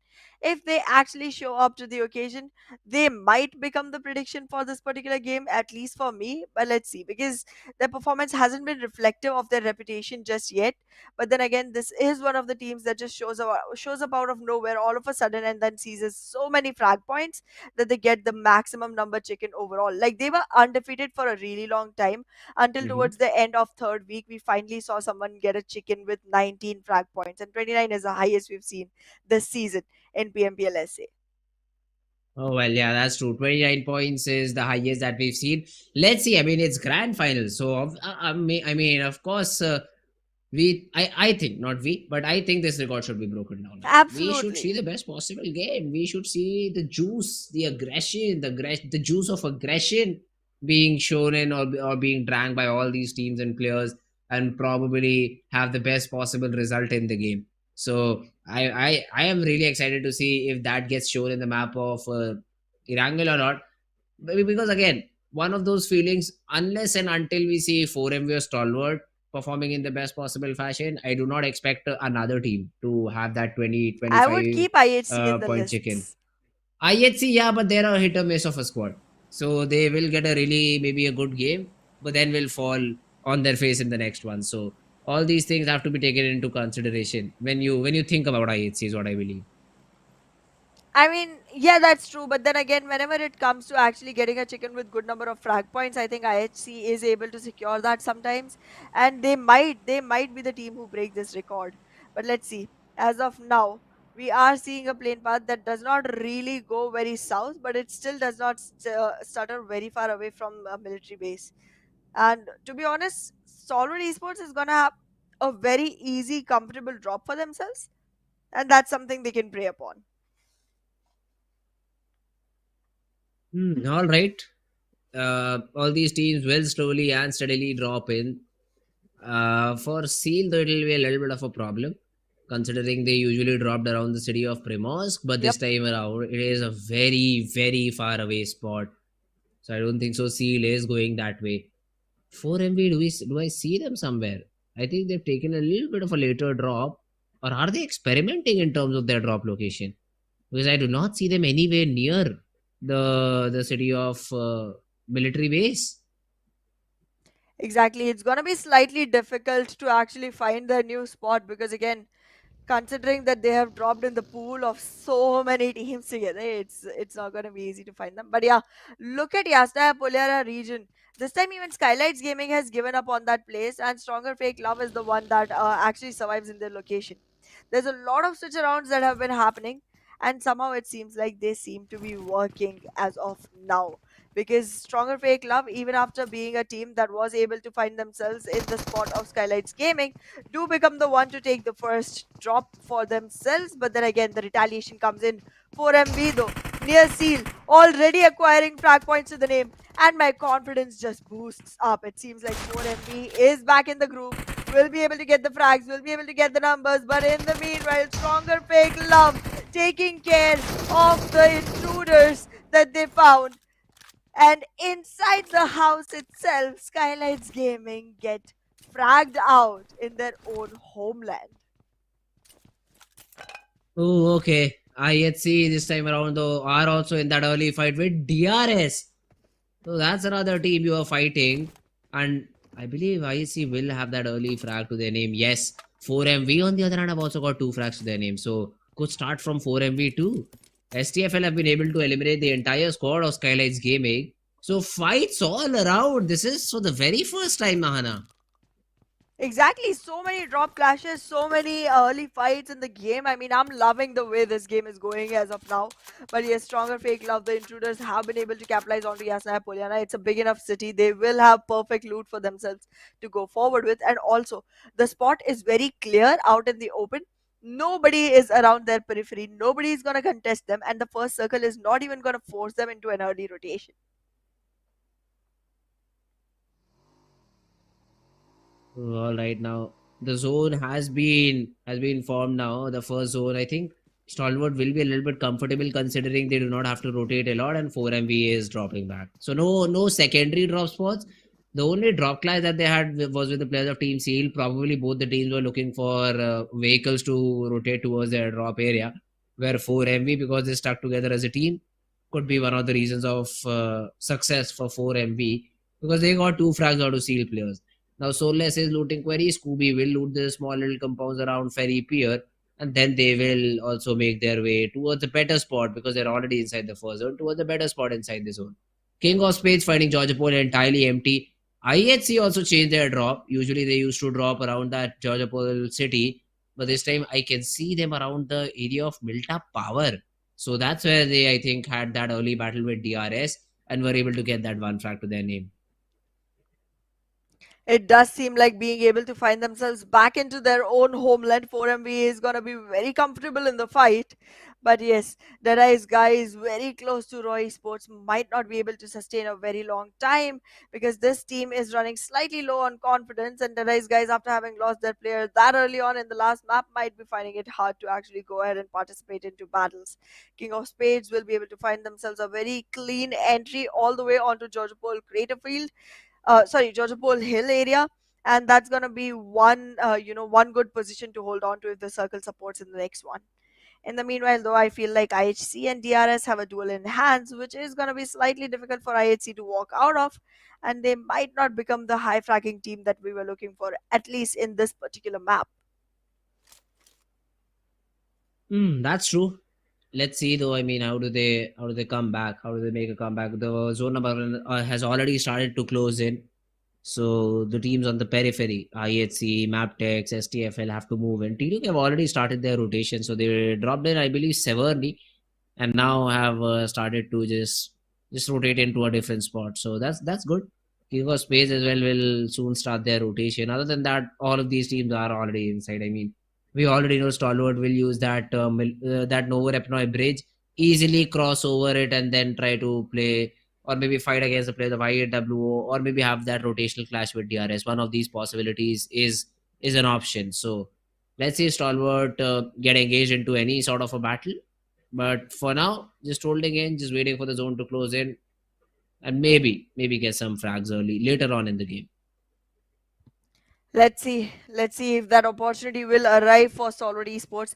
As of now, I think they are going to be moving in towards Milta, but I also believe that the second circle might still have a part of Southern Island into itself, and that's going to be a much easier position for the side of 4MV to hold on to.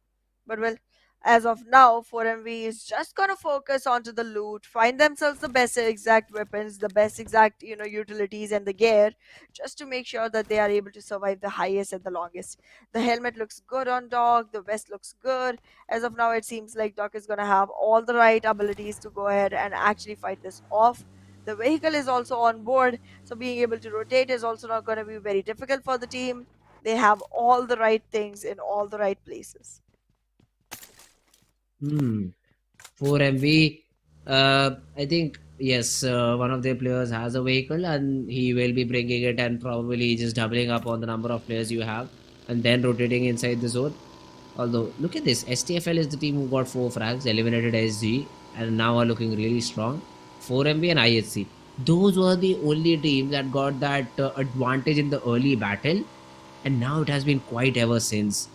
So I believe once again the fights will start when the third zone starts to close in, because it will be a hard shift, and that's where the players feel a lot more discomfort. Discomfort sure will be there, and it will be pretty difficult for the teams to actually go ahead and take those fights. SCFL already surviving with the blue, SKYLIGHTZ Gaming already losing out with no frag points to the name and no placement points either. Seal losing a couple of players, DRS losing one.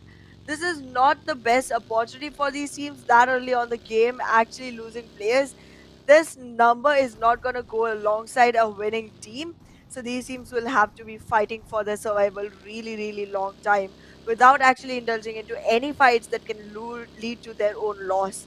So that's going to be a very tricky decision to make. But well, if you talk about the circle and the positions of the teams inside it, it's very scattered. And right now, not multiple teams are found in the same exact spot trying to take up fights which are not meant for them. And that's going to be something they can actually play upon. But unlike my prediction, the circle will go all the way up north, and Stalwart Esports have found a spot inside, but they are in a fight against DRS in the meanwhile, and 4MB is still not able to rotate just yet. DRS Delta threw a few shots, also got some good connection, so the damage was dealt. Not enough though to get that knock. He would have wished to, have some support, maybe a teammate with him to spray with. Then probably together they could have taken down one of the players. But yeah, I8, the remaining players also have been just spotted down. Sprays thrown in, but DRS won't be lucky enough to find another knock. It is a central zone shift after all. So most of the teams had already crawled in the zone previously, and the remaining ones will do so in the near future. Seal, the only 2 players surviving, so they will take their sweet time, and 4MV from the military base island. The late rotation is also not looking a problematic thing, because most of the teams are concentrated towards the center of the zone, and this has been the story for this region, because I believe in multiple instances we've seen all the teams just rushing towards the center as soon as the zone formed. But wait a second, Leo is in a fight with the player of King of Spades. XOXOX is down on the ground. The throwable gets the job done, but now let's see if Leo are able to close the fight in their favor or not. Leo is gonna have a hard time trying to close this fight. They haven't been prepared for battles to begin with. They were able to take one player down, but the elimination of that one player is not gonna hinder King of Spades just yet. Look at where Liquid is and look at where the nade is landing. This is gonna be a clear elimination of another player from the side of Leo. Slipknot trying to get his hands dirty onto Dead Storm, but he will find himself a cranny to survive in. Leo trying to walk right in. Dead Storm will be taken down, but this particular position seems like equalized numbers are gonna be a trouble for both the teams. In the meanwhile, higher edge is acquired by King of Spades players. The fight is beginning, and Faisal will get knocked down. The numbers will be in advantage of Leo, and Leo with 3 players surviving will be marching right onto Mama, making him pressured, making him fall down, but with little HP will he survive. Thrown right onto the roof, the nade will connect, and the frag will happen. Leo will be taking down a complete squad, and your complaint about them not getting enough frags, they're working on it. Yeah, they are working on it right now. But, well, we'll have to see. I mean, we'll have to see how do they continue. Leo, Nova, Yetauta, Slipknot, all these 3 players, all together, they've been able to get 4 frags. And now around that city of Gatka do not have any other player to be concerned about. So they still will be just sitting around, and we'll hope for the best possible result. Hopefully they find whatever they're hoping for, because right now it seems like it's the time to actually get down on your knees and start working, because only praying is not gonna help you out here. You can have the circle, you can have the flight path, but having those frags will completely take you down onto your skills, and that's where you can actually squeeze those victories. In the meanwhile, though, circle will move a slight shift towards the eastern side, and this northern region near school will become a prime location for teams to go ahead and march onto, because right now it seems completely empty, and that's going to be a spot that you can capitalize onto. In the meanwhile, though, HVDC and NBeSports, both the teams surviving in similar spectrum of colors, will be fighting off each other.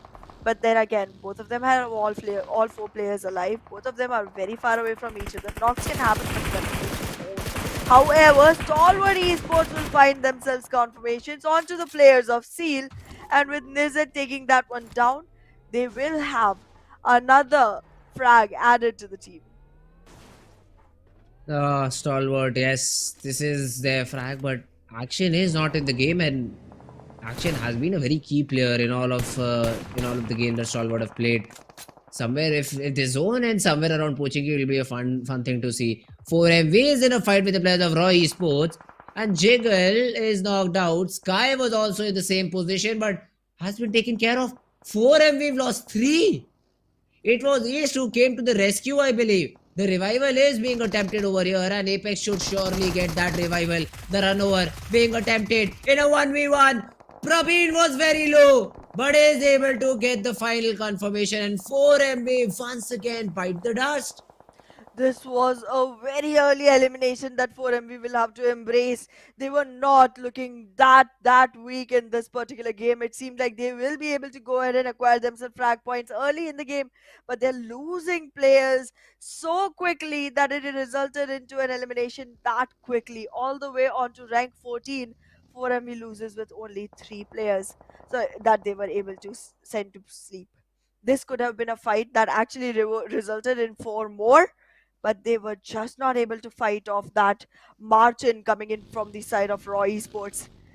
As of now, Raw Esports will celebrate with the number of frags they have, but the revival, that will require time, and that time is what they need. If anyone marches on right now, Raw Esports will have a very hard point going forward. But in this moment, the predictions have come back online, Fritz, my buddy, and I feel like this map is gonna be one in which I'm gonna let you predict first. My correct prediction stands 8 and not 7. You stand Don't know corrected. why It is the 7. producer has made the mistake. Hopefully, he'll correct it in the future. But if you talk about the prediction right now, let me see. I'll go wild prediction DRS. Let's go. Alrighty. And I am Can I going... change it? Can I change it right now? Because the zone just formed in front of Go my for eyes. it. I'll go for it. STFL. I wanted to go STFL. Never mind. Nah, but you said I can change it. I'll go STFL. Yeah, it's okay. It's okay. I will go with NBeSports, buddy. Ooh, okay. Another team that I thought was in a good spot, but then did not pick them up because I do not have much confidence in NBeSports. But let's see, man. Let's see. I'd like to see NBeSports play. Mabetex right now is in front of I'd say I believe Zero has already spotted the player down, and he's like, yeah, let's not take fights away from my own team. So they will also just fall back. Zeol is still trying to, have that DP28, spot anyone that comes his way, shoot him down, try to take him down. XMPL on the other hand takes a knockout to Octopus. So fights have also started. T2K showing up. That's another team that I kind of forgot when the predictions were asked about. They were very far from the circle. That's the reason I did not go for them, because they were all the way down south. The circle formed slightly towards the northern area. But in the meanwhile, Mabetex, they just saved themselves from one fight, but they walked right into the other. HVDC will be able to take care of this one, but in the meanwhile, HVDC will suffer loss from the side of Stalwart Esports. The team only has 3 players alive, but those 3 are looking good enough to be able to take care of 3 from the side of HVDC. Now it's only Ryuk, and he's the only survivor, and his only option is to survive and not fight. I had another only, and it could have sounded like a poem. But I it was did trying not. to make it one, but then there were too many onlys that only itself did not stay the only in the sentence. Like, never mind. Still does not make sense to me because I weak English, but okay. Stalwart Esports, they are throwing in the third parties over here. Viper, the lucky headshot, the bullet did travel to Viper's head. Okay, still not there, and yeah, man, what will you do even if you are able to get that knock? Jane spotted down. Oh, one more bullet, and that's the knock. Once again, the same question. What do you even do after that knock? You cannot push in. The only thing you're doing right now is damaging your opponent's helmet and vest. So And losing yeah, own keep ammunition. doing it. Keep doing the job, because I believe Tops is still hoping to get any spam that he can. DRS on the other hand, Delta just runs Yata Uta over. But I'm really glad I did not pick DRS because I only see Delta surviving. Exactly, it does not seem like Killer Whitey is also going to be saved at all in this particular situation, and Delta alone won't be able to squeeze the victory for the team just yet. So that's going to be another story that Ooh, live DRS is going to positioning. have to survive with. But yeah, I mean, in this current situation, DRS does sustain their 8th position in total. But look at the wow. Okay, I'm liking this. 97 points on Solid. Great. Yeah, that is the most predicted team among our talents too. I mean, the only two teams I'd say predicted were 4MV and Stalwart to win the tournament. The only two teams. Yep. And I believe 4M is already fallen way back in the race. So they really need to maybe come back today or I maybe mean, they're tomorrow's on their day fourth where they're able position to as of achieve now. yeah, fourth position. So it's not that good. Meanwhile, STFL though climbing up a ridge could be a little bit of a risky dance that they're trying to attempt over here. But hey, till they survive, I won't question them a lot. The zone has again formed a little bit of a central shape, but then moving away from the city of Pochinki. Hey, this is going to be an epic battle now. Right now it seems like IHC is taking a lot of damage from multiple directions because STFL has literally scattered themselves across the plains and are able to find the frags that they want from multiple angles, distracting the teams and also making them delusional of the fact that the person fighting them belongs to the same team as the other.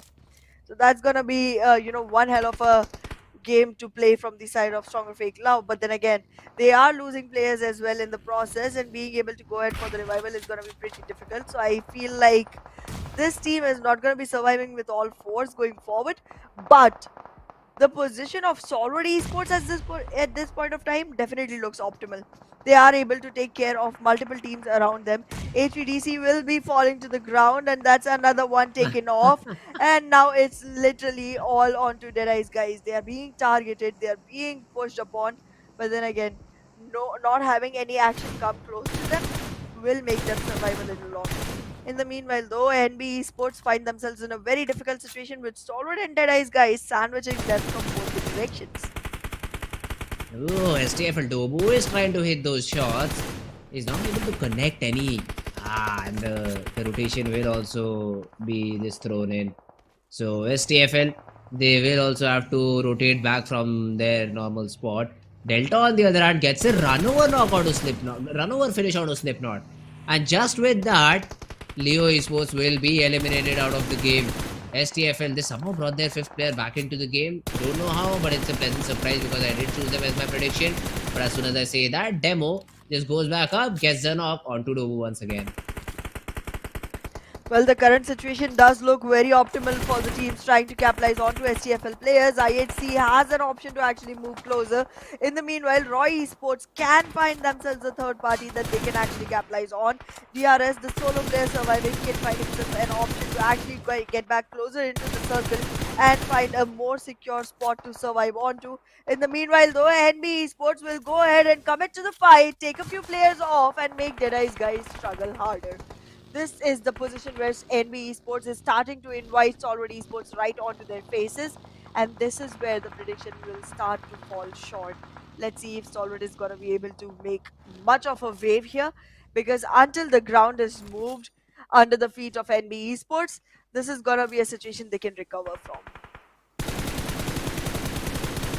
Okay, now Senor has been able to get another knockout to IHC. So now the tables have turned, although a little bit of an overpeak, and the DP28 will do the job.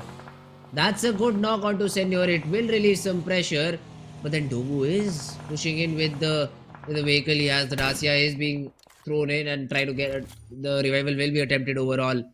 So let's see STFL if they're able to get that revival or not. On the other hand, the other two players also have to get inside the zone as soon as possible because the zone, although is a central shape, but all the compounds, all the ridges are now out of the equation. From the side of IHC or STFL is what I'm saying. Because the other side of Pochinki is still somewhere in the game, somewhere inside the zone. So this sort of a really weird zone. This is a really weird zone for me to see. Well, let's see how the other players try to use it properly. It's definitely looking difficult for the side of DRS, T2K and DEADEYES guys. Stalwart Esports only has 3, but then again a promise can be put on the team. Raw Esports also has only 4 frags to the name, but then again they too can Another find knock. themselves in a better position. But wait a second, the fight right now is getting heated up. Stalwart Esports, sorry, Stronger Fake Love will start losing players one after the other, and IHC is trying to capitalize on the situation. The revival has come in. All 4 are fighting. But on the side of Stronger Fake Love, Dobu will not be able to find his way back into the game. IHC, will they march in? Will the nades come in? The shots are connecting. Wendy is down 2. Now it's back to 2 on the side of Stronger Fake Love. Make it 1. One single player trying to keep the flags back up. This is not looking good. Stronger Fake Love is buried deep into the graves. And IHC, they have the right exact opportunity to go ahead and march into this battle, but they won't, and Raw Esports will acquire the finish points. IHC, what are you doing? Closing in was the option at this point of time. There were 3 players knocked. What were you expecting? Third parties, third party. In situations like these, you cannot push in. The final circles, you just cannot push in onto your opponent. Even if 3 of the players are down, because you will for surely get third party. Because look at this. STFL got 2 of their players eliminated by Raw from a team on the right hand side. So this is something they did not expect. But now they have to move inside the zone, which is not an easy job. Wendy is still trying his level best, and some different angle has been created over here. Wendy gets a second knock onto Zol. Now this will make things interesting because IHC is down on the ground, also getting third party from Raw Esports. Only 1 player survives now for IHC, and I believe he might just also go down because of this spam. Vehicle blast! IHC blasted out of the game. Stronger Fake Love also attracting attention, and Malik will be able to take care of one. Last one remains from the side of Stronger Fake Love, and that's gonna be the one solo survivor accompanying Delta into the game. In the meanwhile, NBeSports get themselves frags right onto DEADEYES guys. With all 4 players surviving, they will be able to find more and more numbers that can be added to their elimination list. DEADEYES guys do not have a way out. Nades after nades are being tossed into their compounds. Mollies have been set onto fire, and every single player is looking very difficult position to fight from. However, NBeSports get a couple of knocks onto their own players. This is going to be a fight that's going to be very, very disrewarding for the side of NBeSports.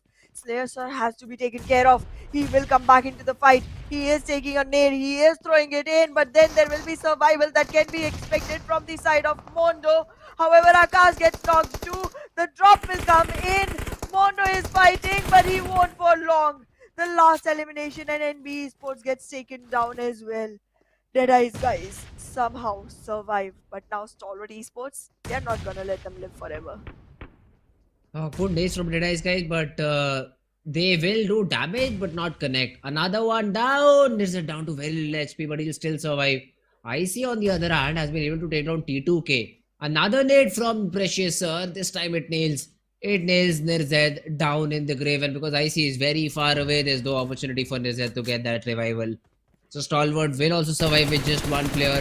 DRS got all the way up to the 5th rank. So that is also good for DRS Gaming. But right now, DEADEYES guys is just pushing in, maybe trying to get that confirmation, the 9th confirmation onto the Stalwart guy. And Nirzed essentially will fall. Precious Sir and Slayer Sir are the ones doing the heavy lifting, but now have to move, 70 meters inside the zone. This is not going to be easy at all. This is definitely not going to be easy at all. Having to walk into the circle is going to be pretty devastating, and look at the amount of area that is already acquired by the players of Raw Esports. I mean, they look pretty promising as of now. Half the circle is under their control. The remaining half is with 2 players who are both the single survivors from their teams. DEADEYES guys still trying to make their way back in, are going to be using vehicles, will be giving up information, will be giving up position. And that's something Raw Esports can definitely capitalize on. Let's see how this turns around. As of now, it seems like things are not looking good for any of these teams except for Raw themselves. Yeah, the only thing that they have to consider is not losing players. That should be their main objective over here. Because if Raw lose players, then it could be a little bit of a sticky situation. IC is in between DEADEYES guys and Raw Esports. Might just get caught in the crossfire, maybe. IC. But Deadies guys, I think so they should take their sweet time approaching this battle. They know where the location is for all of these players. Should not be a problem for them to get those eliminations, considering they should have good number of throwables too. The zone once again forms and Deadies guys are not inside it. Yeah, Precious Sir is. The other players aren't, and this is not a spot that you'd like all your three players to hang out in. So this is going to be a little tough for the remaining Deadies guys. And let's see how they want to counter it. Roy Sports, good area of the zone, and I believe STFL also are inside the zone. STFL definitely have found themselves a spot inside the zone, but it's a single player, so that's gonna be not easy. In the meanwhile, though, Roy Esports does have one player that's all the way outside that has to move back in, and Deadeye's guys in the meanwhile will find themselves a pathway into the circle. All three sustain and survive. Right now, it's getting more and more difficult for the player of Stalwart Esports. He's literally in the center of the circle and solo surviving. I see. This is a cold war that he has to get out of as quickly as possible. But it does not seem like he's gonna get the option to. Oh, let's see the Precious Sir right now. He is inside the zone and again tossing smokes. They've just killed the pace of the game. They do not have any information, but Jiggle has made a play.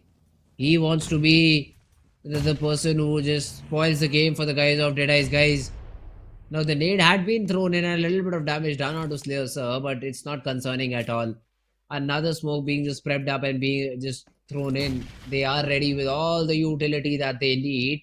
But if it all falls down to the final 9th zone, I'd say Stalwart Esports still will have a chance. Because he is the only guy who survives in the center of the zone. I feel like center of the zone will attract way too much attention, and that's not gonna be easy to survive. However, being the solo player, he might be able to stay hidden for a longer time, stay concealed for a longer time, but it's definitely gonna be one of the two teams, Roy Esports or Deadeye's guys, that actually win this game. Definitely heavily walking onto Roy Esports on that line, but in the meanwhile, Deadeye's guys will lose another player. Slayer will be slain, and now it's left onto Trixie and one more from the side of Deadeye's guys. The circle is gonna push in. Stronger FAKELOVE lose out. Roy Esports has another frag to the name. 9 already in hand, and they are looking at 2 more to come in. Roy Esports currently seems to be the team that gets a 21 or 22 pointer chicken for themselves. Oh, they're super close. They are super close at getting this chicken. Let's see if they're able to close out the game, Raw. It's a 3v3 for them. They do not know that one of the players of Deadeye's guys had already been taken care of, and now Stalwart is also there in the mix. So for them, it's a 3v3. This is the 9th zone, so no more zones available. It will be completely constricted in all of this action. IC was still surviving, not for long, because Trix just stands up and gets the frag, gets the job done. Now it's a 2v3. Trix is cooking up a nade. He needs it to connect. It will not even tag any of the guys, and Precious Sir also falls from behind. Trix, 1v3. The shotgun won't do the job. And Roy Esports find themselves a chicken dinner. Roy Esports flying back in, getting themselves the food they need, and with this powerful, power-packed performance, they are gonna be able to find themselves the victory that they've been rooting for. With this winner chicken dinner with 21 total points as expected, the team will be finding themselves on 2nd overall rank. Well done.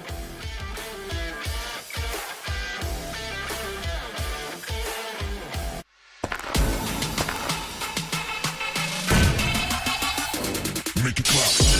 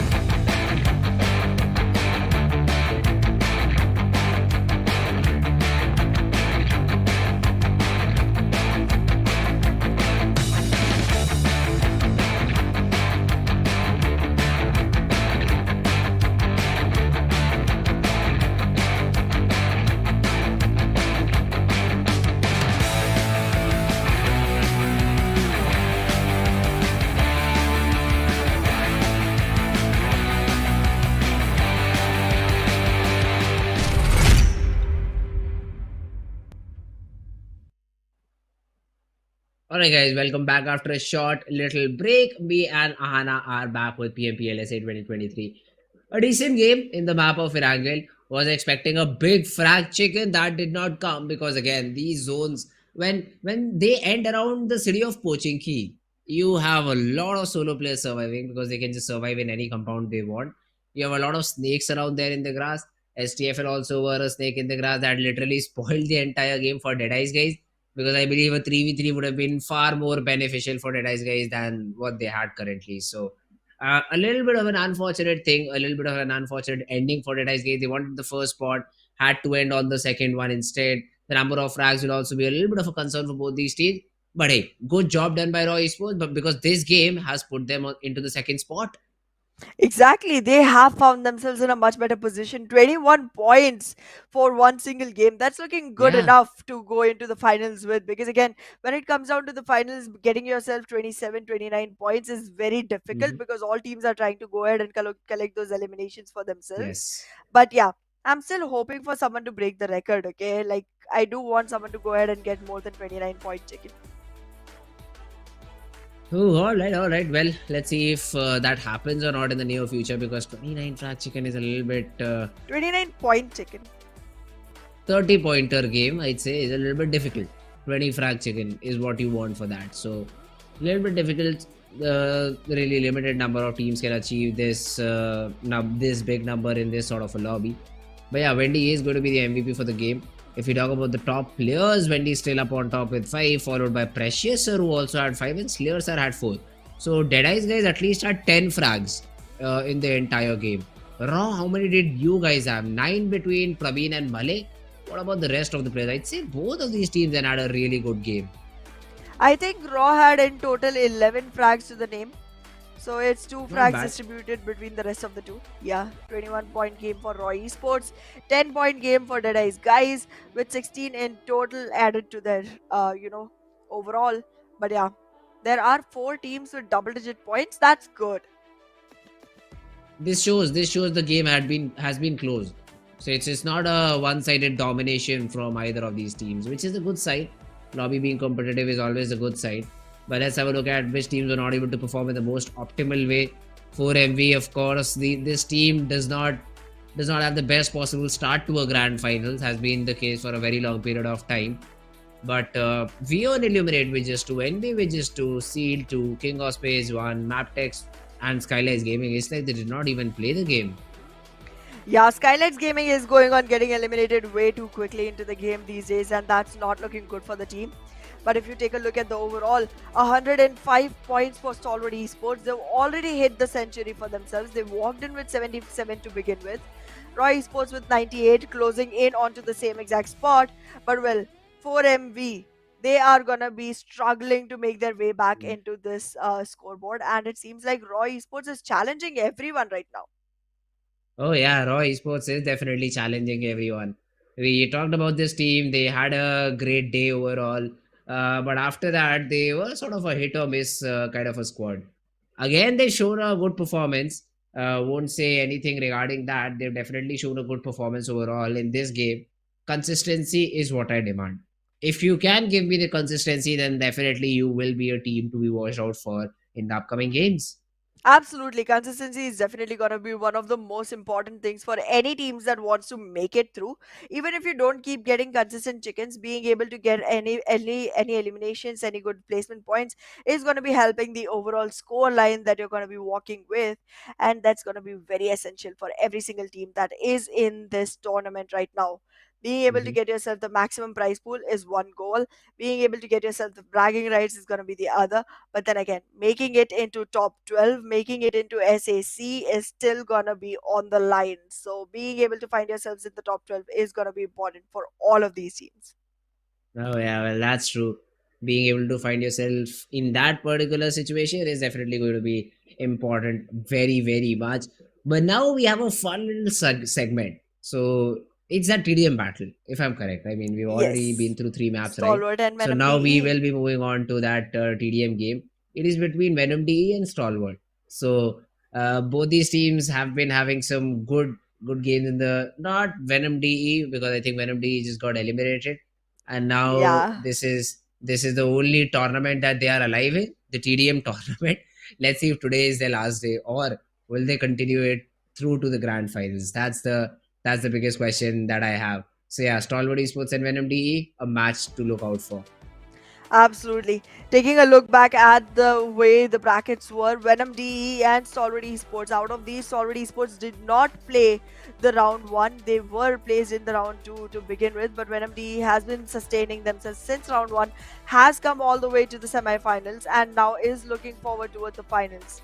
This is their last exact opportunity to make it through. They literally lost their spot into the grand finals by a single point, and it could be the same story on this Yeah. as well.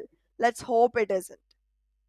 Oh, let's hope. We all we can do is just hope right now. But for now, let's just jump right into action.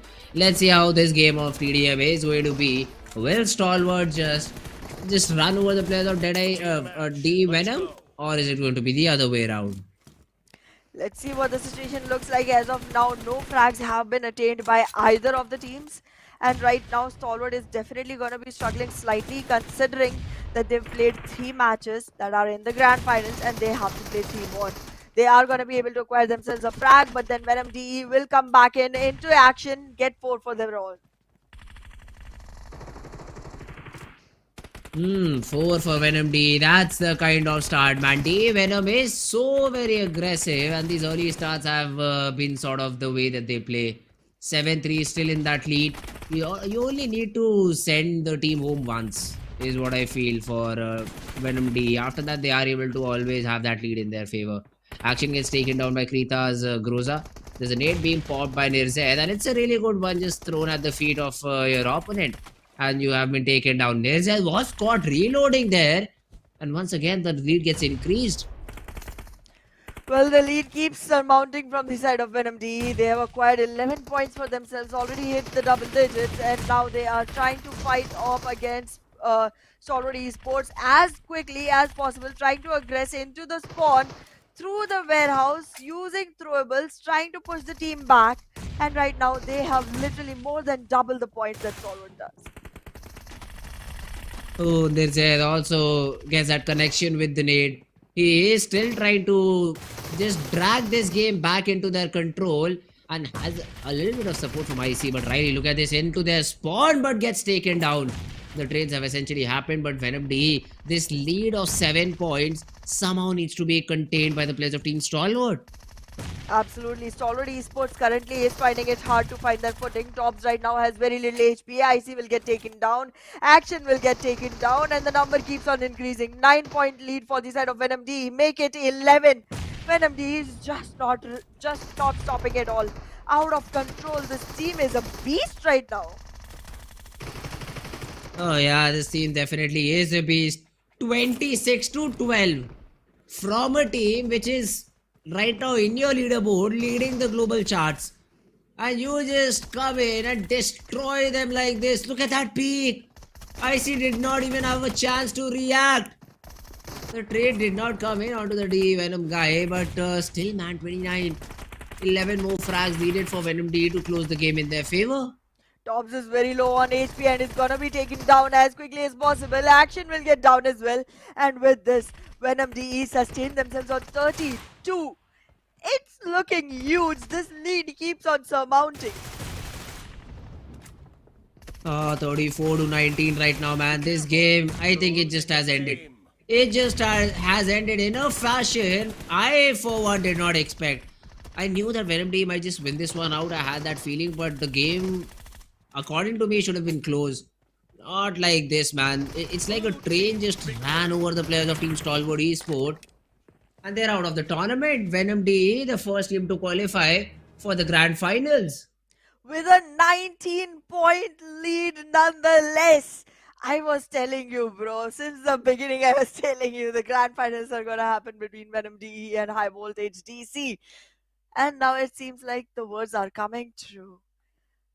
Wow, what a domination. Did not expect that at all. But now we will see Venom DE again in the finals. That is going to be on the 20th. But tomorrow we will see if High Voltage DC will also be able to make it through, or will it be T2K creating an upset. Ooh, yeah, that's true. I mean, T2K, they will have a big chance of creating that upset. And one good thing, Anna, D, even though they were not able to qualify for the main grand finals, they've at least secured another 300 extra dollars. So even if they lose in the grand finals, which I don't think so they will, this is the only team that I've seen consistently winning their TDM games like that. So if they are able to win out the tournament, $700, 1,000 more, I think 2,000 more, according to the league stages. But after that, man, that's the way to finish off the game. I did not expect this result, that this sort of domination. Great job done by Venom DE. Let's see though. I mean, in upcoming match, Stalwart will have to play it out. So don't know if Stalwart is ready to face the lobby after that sort of demolition is what I'll say. Exactly. They literally got annihilated in this position. 19 points lead. That's the biggest we've seen in TDMs. And it was acquired against Stalwart Esports, the leader of the regional charts right now. This is not looking very good for Not Stalwart, at and all. it might have caused them, confidence breakdown. But then again, they do have 3 more maps to play. They will Uh-huh. have to bring themselves back into the game and play each match at the time. But yeah, I am so happy for NMDE right now. Even after not being able to make it into the grand finals, Mhm. they have sustained themselves to the grand finals of TDM at least, and they've done it in a very dominating fashion. Yeah, they for sure have done it in a very dominating fashion. I just loved the way MDE played. But yeah, now back to the game. I think it will start in a very short amount of time. The players are just taking their time. They oh, never mind. It's already loaded in, guys. 2 minutes. Within less than 2 minutes, we will be jumping into the fourth game of Miramar. So I'm super excited to see. King of Spades is a team which really likes Miramar. In the first Miramar, they also showed a good performance. Not the best possible one. I'm not saying that was their best showing ever, but that has been the story for King of Spades. On Miramars, they get 10 plus points every time. They have been very consistent with it. So I believe one more game like that will definitely put them in top 5, top 6, somewhere around that region. So we'll have to keep an eye on the players of King of Spades. Other than that, the other team will maybe have a little bit of a hard time. 4MV has been having a hard time right now performing in the grand finals. I believe that grand final jinx that they usually have is also working for this tournament as well. They do not perform good on day number one, and that's something we are seeing right now. So yeah, we will be jumping into the game really shortly, and Hana, I believe, should be a close game. Absolutely will be. Absolutely will be. All these teams are trying to find themselves the best exact position to actually make it into the SAC and also find themselves the most amount of money that can be related to it. But yeah, that Mhm. association will have to wait a little because these teams right now, Okay. considering that each one is trying to step up their game, is finding themselves in a very uncomfortable spot as well. And being able to challenge your discomfort is something that the teams are going to have to deal with. And right now, I feel like there are a few names that did not rise up just yet. I'm not expecting much from Seal, but I definitely Mhm. want to see DEADEYES guys actually get themselves a chicken. They did a great, game in the last one, an absolute performance. But then again, there do come in players who are able to take down numbers very quickly and very early in the game, leaving the team kind of hanging towards the end. So yeah, if DEADEYES guys is able to secure the numbers for a really long time, I feel like they might have a great shot on this one, and they seem to be one of the teams that I want to see come back on top soon enough. Yeah, well, we'll have to see. I mean, we will have to see if that is the team who is able to come back out on top. But yeah, I think we have some time. The players are still taking a little bit of time to load in, and we will be jumping into the game really soon. But before the game starts, I would again like to remind my producer, please, bro, not kidding. 8 predictions is what I've got right. I have Ahana to support me. She also knows that I have 8 correct I have predictions. no support for you. Hey, wow! Now you played unsportsmanlike, huh? And now you played like that. Wait, no, Okay. actually, to be very honest, I do think I do think that it went down to 8-9, but now it's 8-10. Yeah, I do think exactly. that, but I don't remember when exactly that eighth one happened. But I do feel like I remember seeing the eighth one come up for you. So yeah, we'll find that out. And I at the end mean, of today, at the if you want me to start the streams and give screenshot of every correct prediction, I'll do that happily. But then You I don't need one have extra to. point for All you that. have to. No, no, no. But then You I need don't extra have point for to. that. You don't have to do that. All you have to do is find out a game where it is 7 predictions for you, and then your prediction, and then the No, winner of no, that. no. I won't do that because it'll be a little bit of We've won a over the producer. easy He's task. changing it. Relax. Nah, it's his job. It's his job to correct me. It's his job to do that. So he should have already done that. That's why I'm just continuously reminding, because I still also remember that 8 You predictions. want an extra point. I do, but I do not want it in that way that you are throwing it on camera. Like, you want extra point, take it, bro. Not like I earned that point. Okay, I got it with the correct The prediction, eighth and you got, the eighth you yeah, got, the eighth has yes. already been added by the producer. But you said Oh, you we'll want an see. extra point if you have to go through Yes. the hard work So of getting it. exactly, because I will be doing the math. No, I will be doing all the hard work that there is, and there should be a reward for that. That would be one more point. I mean, I don't see a problem in I that. mean, you would still be a point behind, but okay, try your luck. Yeah. Other than Wait that, a though, second. What? Stalwart Esports and Raw Esports, there's a head to head, but it seems like Raw have the overall advantage. I believe this is for the grand finals right now. That's Yep, why Raw have that entire advantage. 23 eliminations in their name, 17 for Stalwart Esports. Even in the damage area, they are like what, 400 points in front of Stalwart Esports. That's a great job done by Raw Esports. exactly. There's a huge leap that Raw Esports has acquired for themselves walking into the finals. They do have equal number of knocks, but then eliminations do go in the favor of Raw Esports. And if this continues in a similar pattern, Raw Esports might be able to topple Stalwarts. Now, who thought that? Yeah, nobody. Not at least me. So that's definitely going to be a thing to watch out for. But yeah, man, the game is something not predictable.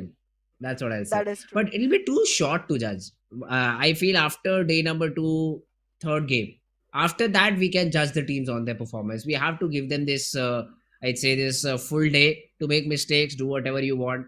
But the team that will be able to recover in the next three games, well, that will be the team who will be playing a little bit better. That will be the team moving forward towards SAC Championship. That will be the team moving towards the hashtag number one spot.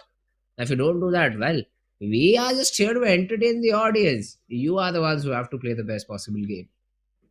That's true. But I'm still having a huge complaint with Raw Esports. Where were they the last week? Like now they suddenly show up with such a difference in statistics compared to Stalwart Esports. Yeah, Where was this performance last week?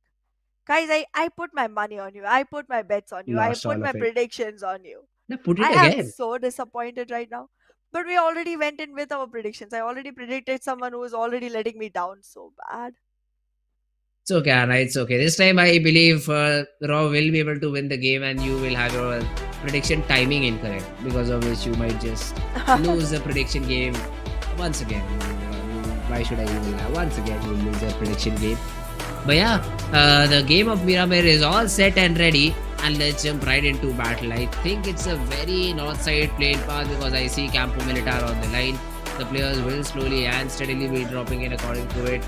I believe this playing path will deter players from going towards Valademar, Chumasera, but except for that, all the other cities are reachable.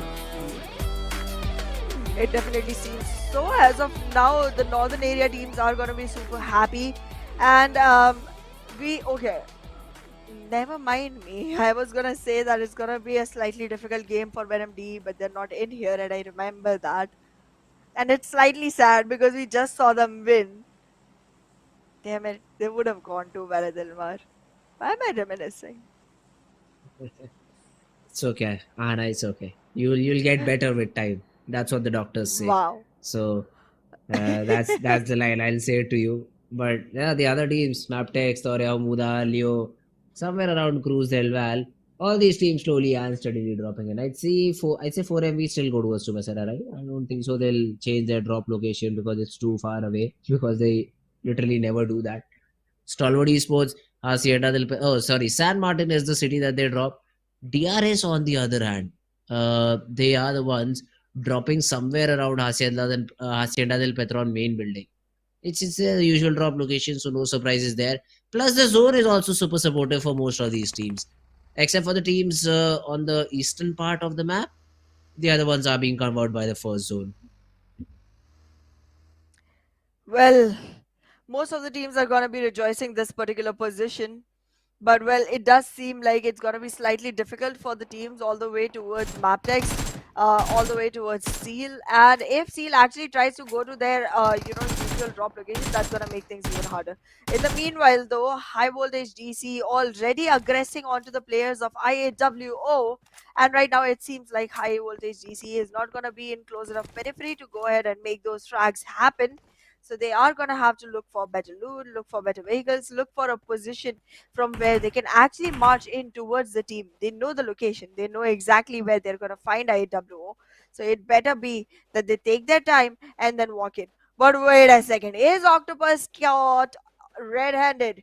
Is Octopus caught all alone in a tough situation? Oh no, this is a fight that Octopus does not want. I get it, he has 8 tentacles, but they are not gonna be, going ahead and filling up for the 4 players that are required for this fight. As of now, it seems like IWO is going to be having support arriving for the players. And in the meanwhile, the players of HVDC will rearrange themselves. This one single player, Ryuk, is completely found alone. And that is going to be the position that Octopus marches onto. With support of the team, he might be able to get this frag, knows where the player is, has spotted him, will turn around, and with that trip, marching right onto the shack. Takes some damage but will deal more. But wait a second, Octopus gets taken down, eliminated, and Ryuk knows he has no way out, so he will be able to confirm the first frag that he got and then lose his life to it. One frag, one elimination. That is where IAW is, and one frag, one elimination. That is where even HVDC will be. This trade, not beneficial for either of the teams, will still announce the first fight of the board. Oh, IAW, yeah, still on the bottom charts, and I mean the situation is not improving considering they've lost one. Yeah, the trade is there, but won't favor you a lot. IHC on the other hand, a team sitting on the 7th position, all the frags that they can get will push them a little bit up on the leaderboard. So that is also a great thing for IHC to find early frag for sure, good. But now demo, because he's all alone, it's better for him to fall back. He should just take league, maybe play with the result, the positive result that he has. Also had good loot, so maybe if he wants to reset, could call his team, fight off against HVDC, and then maybe going for something different. But yeah, not right now. The other teams will also slowly and steadily start rotating inside the zone and probably get a better spot. That's true. Take a look at the board though towards our right, Fritz.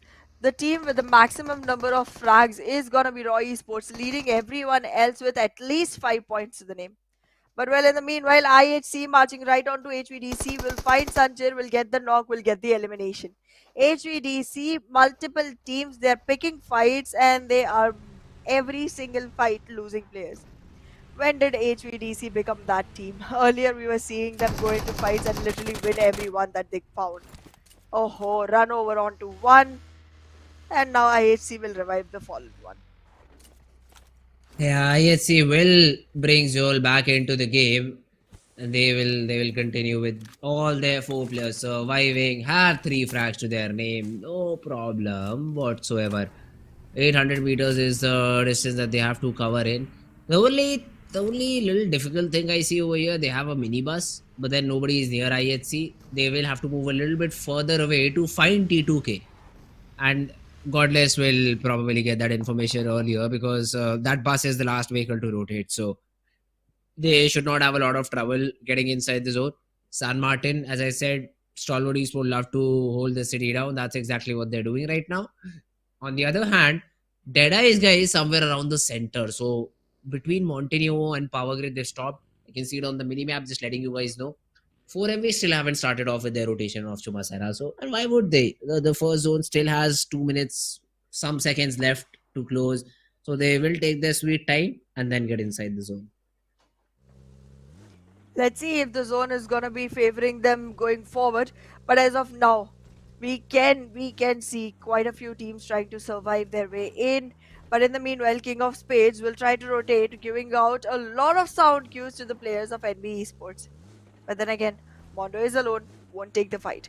He does know that even Deathstorm is alone.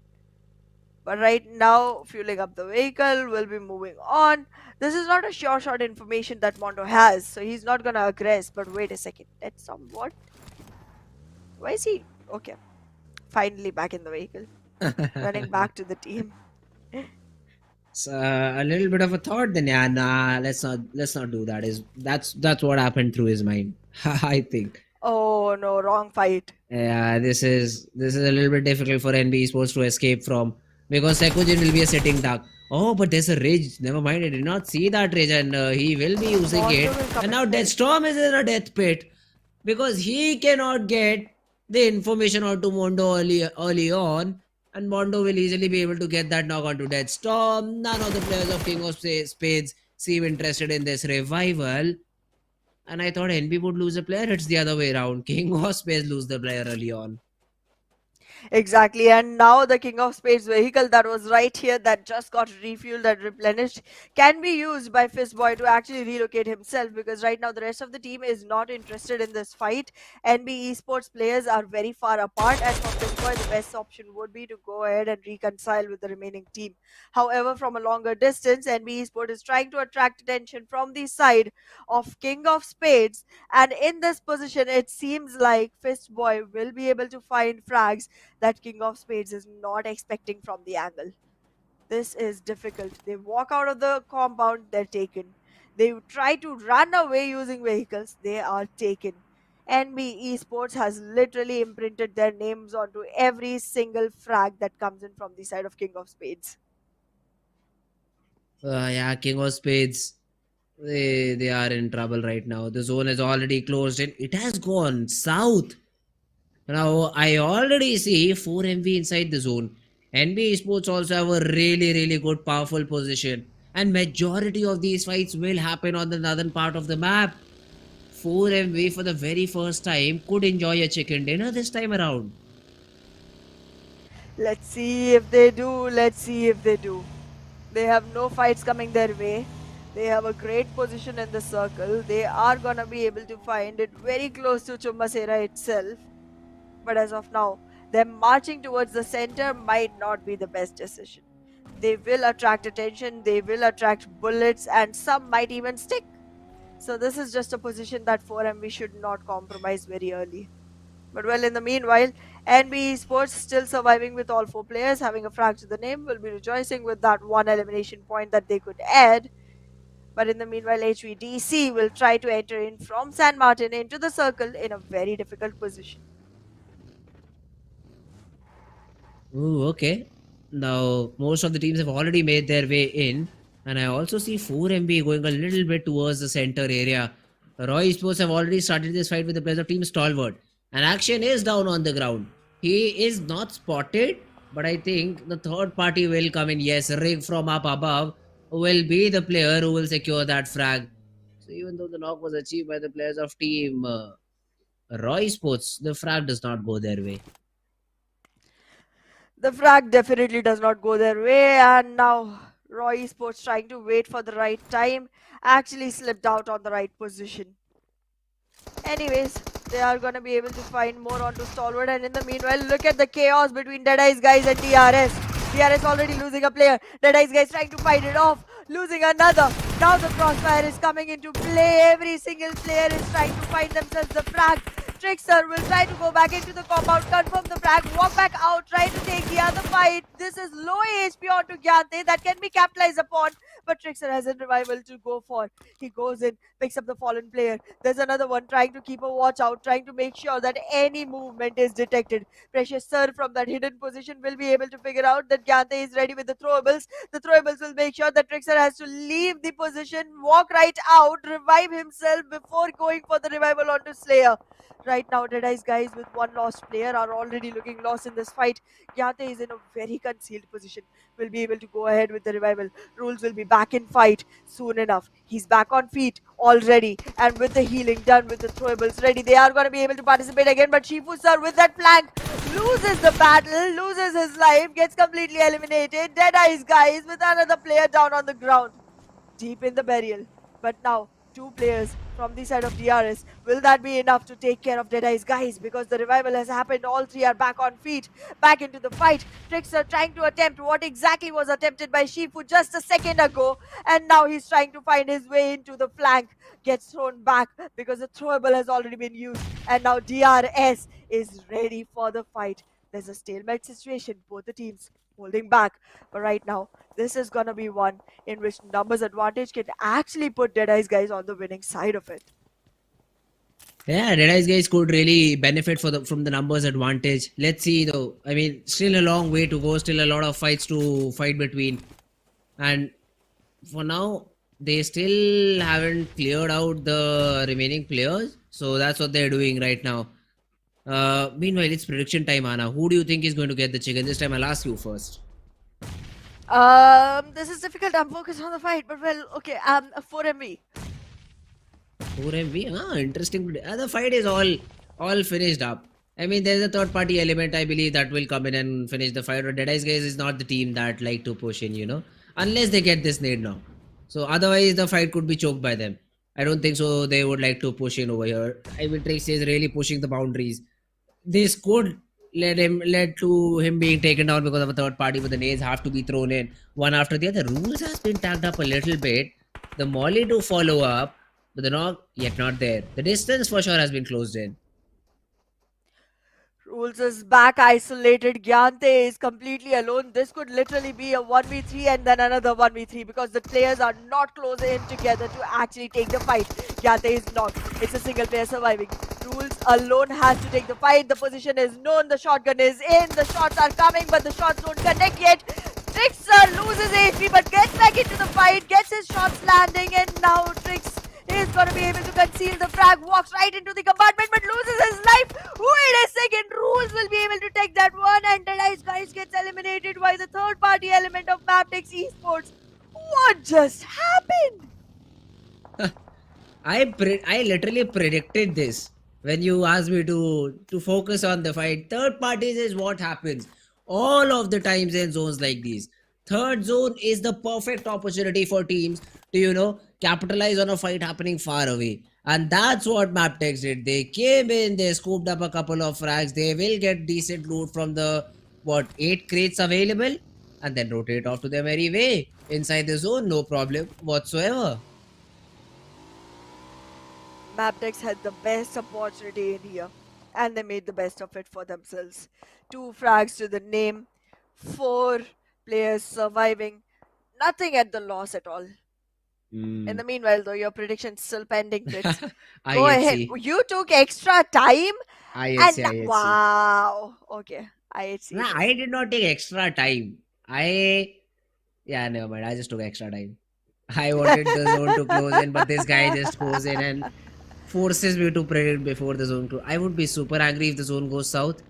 Thank God it did not. It went north. So yeah, still, IHC. Good prediction by me. I literally did not even get to see all of the names, and I was literally like, which name can I recall the first? And it's 4MV, and I go with it because I'm so focused on the fight. But well, in any matter, 4MV, don't do me bad this time, please. My God. Let's see if 4MV does justice to you, because this time around they will have 3 fights. If you look at the minimap, there's CL. If you see towards their north, there's King of Spades, and even IAWO who can, chip mini 14 damage from far away. So 4MV has a little bit of a difficult time, although the first fight with Seal seems to be an easy one because they've already got Scooby down, and Seal is also getting third party from behind.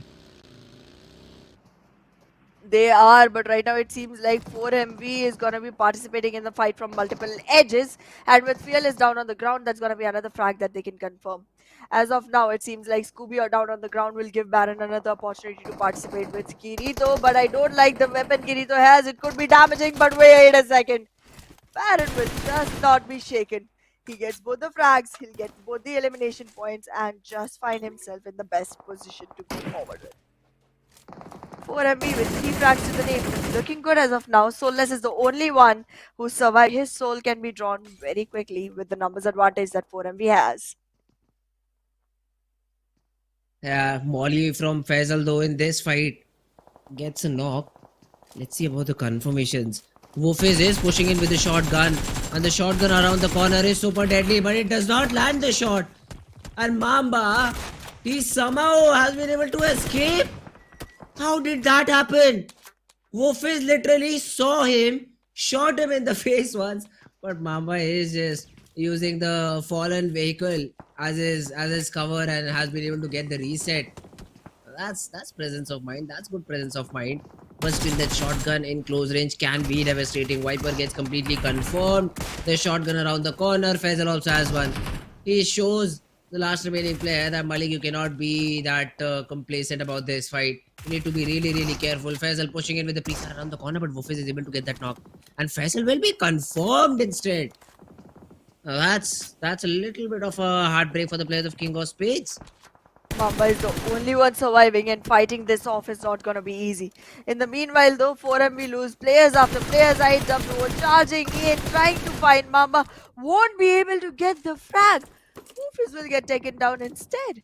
With 3 frag points to the name, King of Spades will still survive somehow with their footing in the game. However, we still have 10 teams. They do have to survive till at least the 8th position to have position points to the name, because elimination points are not going to increase from here.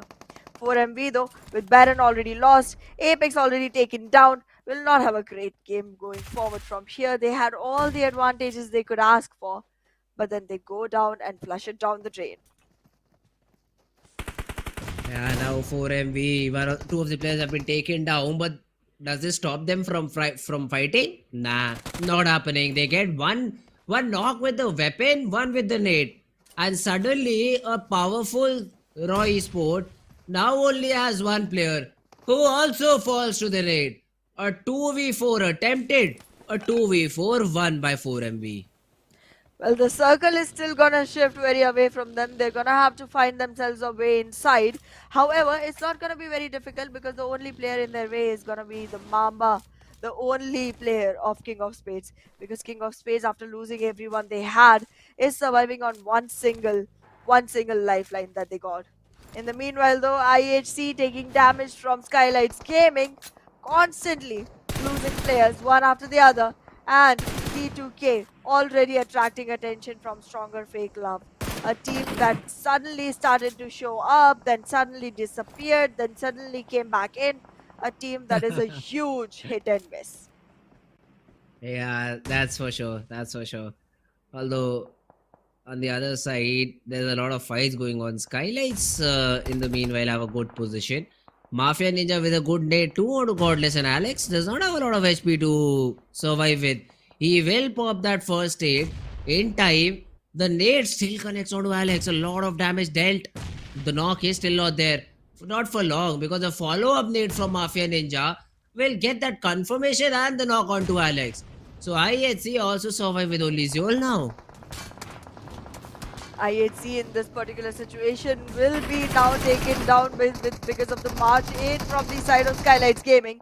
A knock did come in, but the revivals will happen, and SKYLIGHTZ Gaming for once will survive with all 4 players and have frags to the name. Did I speak too soon? Mabetex just going on and acquiring the position they could find.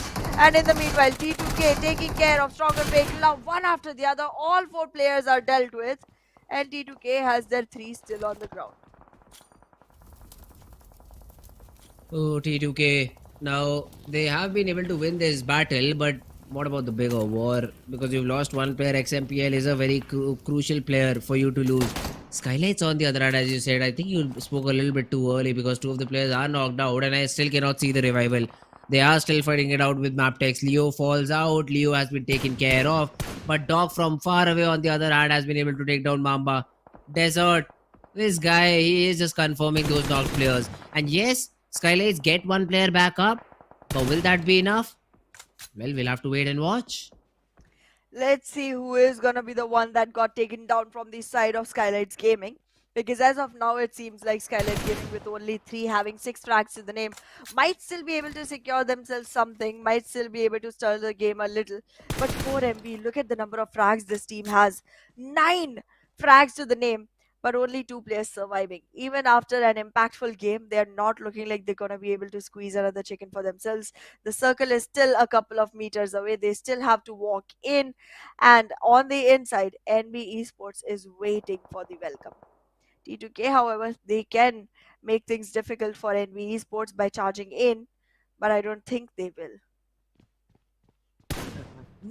Yeah, NBeSports can definitely be a team to be reckoned with right now because they have that good compound still inside the circle, and there are only what 3 compounds, all of them being occupied and one of them not inside the zone.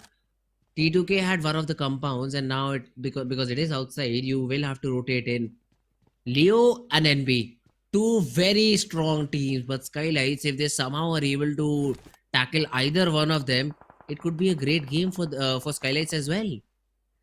Could be, could be. Let's see if SKYLIGHTZ is gonna be able to squeeze this victory out. But as of now, it seems like Leo will still have a great position and not much impact into the game as they usually do. But let's see. Let's see if that survival is gonna Mhm. result into the last man standing. Because right now, NBeSports seems to be the better team currently. Yeah, NBeSports, not better team, but I'd say better position team because there's a lot many teams that have already gotten the a good number of frags that a team that should win a chicken have. Now, Akash, free frags by the way, he somehow misses the shot and it gets capitalized upon by the player of 4MB. Yetauta gets that knockout to Mr. Boro. SKYLIGHTZ, the lack of information has led to 2 of their players being completely eliminated from the game. Now, Mafia Ninja, I think, is the only one surviving. Let's see for how long can SKYLIGHTZ continue in the game. Sekujin, though, he is also trying to throw in some shots on Luis. 4MV, they've tossed a few smokes, just waiting and hoping for survival. And the reason for their individual areas, I believe, is to avoid nades. They're expecting a team nearby in those ridges. But the thing is, there's literally no one. Everyone is just on the northern side. So a little less on information 4MV. But let's see if they're able to make the most out of the less information that they have. Well, with that little information, it's gonna be hard for 4MV to actually take fights. They are going to rotate, reconcile, and then probably move forward after deciding on what exactly to do, on how exactly to execute going further. Because NB Esports has their sights set, and 4MV, if they fall in the crosshair, they will have nowhere to go but out of the lobby. As of now, SKYLIGHTZ Gaming lose another player, lose the life, lose the spot. It's Yep. top 5 teams surviving. The numbers on T2K look good. The numbers on Leo look good. The numbers of NB Esports are impressive. But still, neither of the teams look as good in frags department as 4MV does. The only problem for them is the zone. So if the zone does not go in their favor, they're eliminated because it's a complete open ground. Luck, I don't think so, will help you a lot, and I believe they are not inside the zone. So the game for 4MV is also done for. This is going to be a big fight between these two teams, Leo Esports and Team NB Esports. Now, Leo have to make sure that they do not lose their players because NB Esports will come in from behind, try to get inside the zone as quickly as possible. That is something, first of all, you will need to deny. And after that, fight against NB Esports has to be pre-calculated. Because as soon as NB Esports hears a few shots, if they see a knock coming in, they would love to third party. But in the meanwhile, I think T2K is also helping a little bit in terms of taking down the Mabetex players. 4MV has said they won't be able to continue the game because of the position that they had, and a joint effort from Leo and NB Esports will eliminate them out of the server. Top 4 teams survive, and right now the numbers on Leo look impressive. They are going to be able to squeeze themselves all they want. They keep on capitalizing their frags as well. They have 4 to the name already. And now, Leo is trying to move in on to the players. The monster truck will come in. The position will be, super beneficial for Leo. They literally have a vehicle that is so hard to destroy that Leo can actually scope out the whole area and still go back into safety and shelter. However, Rig will be lost in the process. T2K will Yeah, have their he's done. numbers dropped, and after that, it will be just NB Esports and Leo in a duel of 4v4. Why are you trying to separate your players and fight? No, NB Esports, no. One fight at a time. Yeah, that should be how the game gets played out. But yeah, Rick, he is attempting to use the smoke wall to his advantage and crawl inside the zone, but spotted down shot upon. Love is running back towards him. Does he get? Nah, no. I thought if he's able to hit that revive button as quickly as possible, there could be a chance, but that's not the case. And now NBeSports is also tossing a few nades left and right onto the players of Team T2K. Not in the right direction, but it's only Jane and Lau. The bigger problem are the players of Team Leo, and this 8th zone will definitely make things a little bit more interesting. Let's see which team has the zone. Again, a shift. Now, NB had a split of 2-2 across this road, so the remaining 2 players will also be able to move inside the zone. But does Leo know that NBeSports is so very close to them? Because I see Yeta Uta, and as soon as he stands up, he just will be free frag for Mondo. Well, in this situation, constantly T2K is gonna be losing players. But NBeSports and Leo, they have a fight to their hands. And look at Mondo trying to crawl in slowly and steadily onto the players of Leo. I don't think it's gonna be a very beneficial fight. The scatter between the players of NBeSports seems scary. And if any knocks happen, the revival cannot be thought of as of now. And much better chances of actually acquiring this chicken. But in the meanwhile though, T2K, Love and Jane, these 2 players have to find a way to survive as long as possible without losing any more. Slipknot will be able to take one more down. And with Jane knocked onto the ground, this is going to be a difficult fight. The nades are coming in, but the shots will be good. Leo, will they be able to capture the frags? Leo, will they be able to find that last one onto T2K? Leo, will they be able to get the frag? Yeah, They do. there we have it. Yes, they do. Now bear in mind, Leo has already got 1 chicken dinner today. Was not a big one, but it was a chicken. So 13 points is something that they had. At this time around, they have frags to back it up. But Mondo gets that nade connection onto Slipknot. Suddenly the right hand side has been leaked. Now players can push in from that part of the map and try to take down the remainder of the players. Nova is trying to use the vehicle and probably run towards Slipknot to get that revival, but then has to deal with Mondo first. Mondo just pushes in, confirms that frag onto Slipknot. So now it's a 3v4. Nades being exchanged, utility being exchanged, but none of these things have connected as of yet. In this particular situation, Leo will be losing players. Liquid is down on the ground. NBeSports knows it is about time they can go ahead and charge in. Liquid with that knock. There is revival that is happening, but this revival needs to be stopped. Leo needs to be taken down. Leo needs to be taken instantly by their throats, but NBeSports is playing so passive right now. It's disappointing. The revival happens. The players come back into the game. The circle pushes in, but Leo will still have 3 surviving. NBeSports, they lost their window of opportunity. They lost their chance of victory. I am surprised. You get 1 frag confirmation, you get 1 knock. It's a 4v2.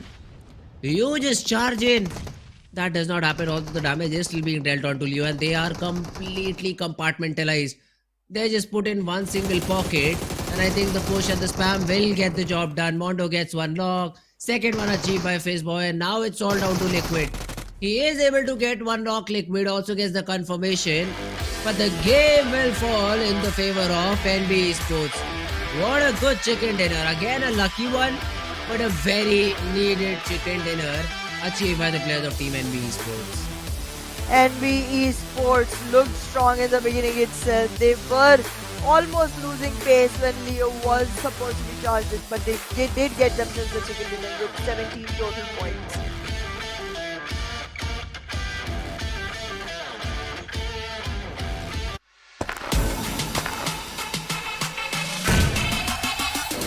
Make it clap.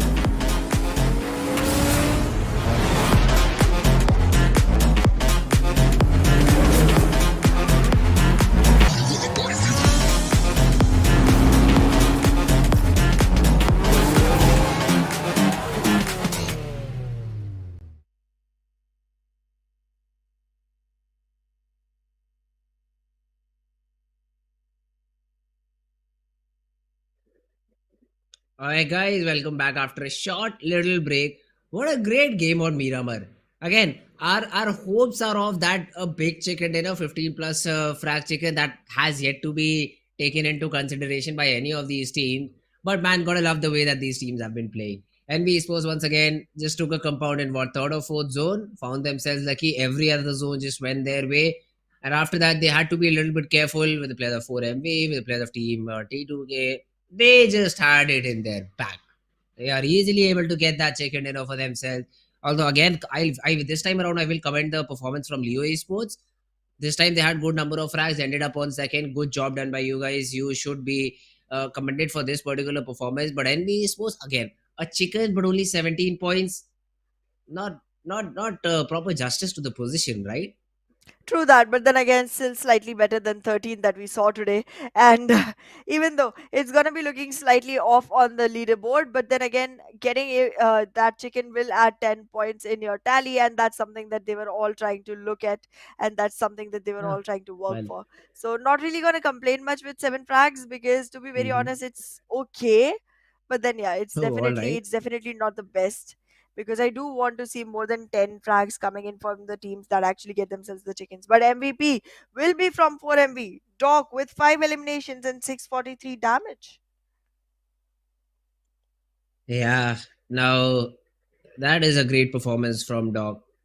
For a very long period of time, only two players were surviving. So I think that's the reason Doc has been able to rank such high up. So that's a good thing. Although for 4MV, and we also have East there. Now it reminds me that we also have another race going on for the MVP, Hana, and Yep, that race is for sure becoming interesting because SKYLIGHTZ has a representative, but it's not no fear. that's true. Right now, it seems like Tops and East might be able to actually contest it off among themselves. But yeah, if you talk about the match, 17 points for NB Esports, but 13 for 4MV. Hmm, well done. Yeah, I did not see that coming. I thought 4MB had good elimination points, but I did not know they had 10. They did. I That's a really remarked good when they number. had 9. Well, then I was not listening to you. That's my bad. Wow. Well, Okay. yeah, no, I apologize. I apologize. My bad. But on the other side, we have Raw Esports. We have V on Illuminate. We have DRS with all three. This does not even matter at this point We of time also have because stalwarts these though. are. Yes, but Stalwart is on top. They can afford blunders like these. They have that. They have that cushion. Look at that, 105 with a 0 point game. So they can afford.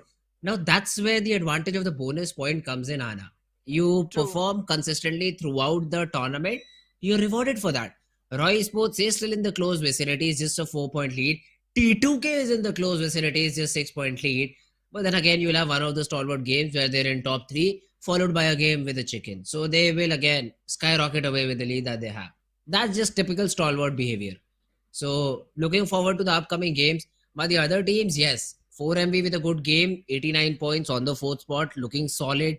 Let's see if they're able to show some good performance in the upcoming two games. But the other teams, yes, right now this battle is going on to qualify for the SAC, which I believe has a qualification mark of top 12 teams. Yep. So King of Spades is going to be a team to look out for because HVDC is still fighting it out. DEADEYES STFL, we own Oh, wait a second. DEADEYES guy is on 14th with 14 points. I think there's a little bit of a error over there, I believe. It will be fixed out very, very soon. That means all of the teams, you Illuminate also have 46 points. That means all of these teams are in a really good spot.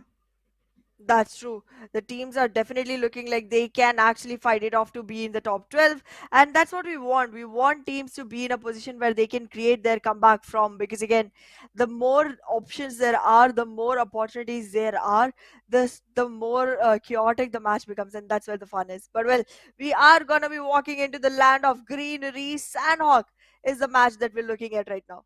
And after that, your favorite, Erangel. Best map, save for the last. That's what I'll say. That's why Erangel is the last game of the day. But yes, Sarok, decent map. A map for lucky teams. That's the only statement I'd say. A And for map my for lucky teams. predictions. Yeah, as just exactly as your predictions, man. Don't know how, but you get super lucky. weird teams, weird positions, good chicken dinners. So no complaints there from my side. But yeah, man, let's see how the next game of Sanhok begins. How all of these teams are going to play it out. Really looking forward to teams like Stalwart Esports and STFL who play aggressive in their early games because they then convert it into frags, which throw them a little bit on top in terms of the overall standing. So yeah, these two teams are going to be the ones that I look out for, especially STFL, because I said it, 7-8 points is what they used to get in Sanhok, and that's a decent average if you're a team who wants to be in the middle charts. And they again got 7 points just on the basis of elimination. So 0 position points, but 7 elimination points, and they were on top in terms of getting the frags. So STFL is going to be a team to look out for.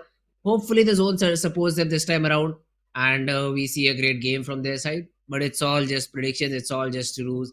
The main game is about to get started because I see all the players loaded, packed up, and ready to jump into the game.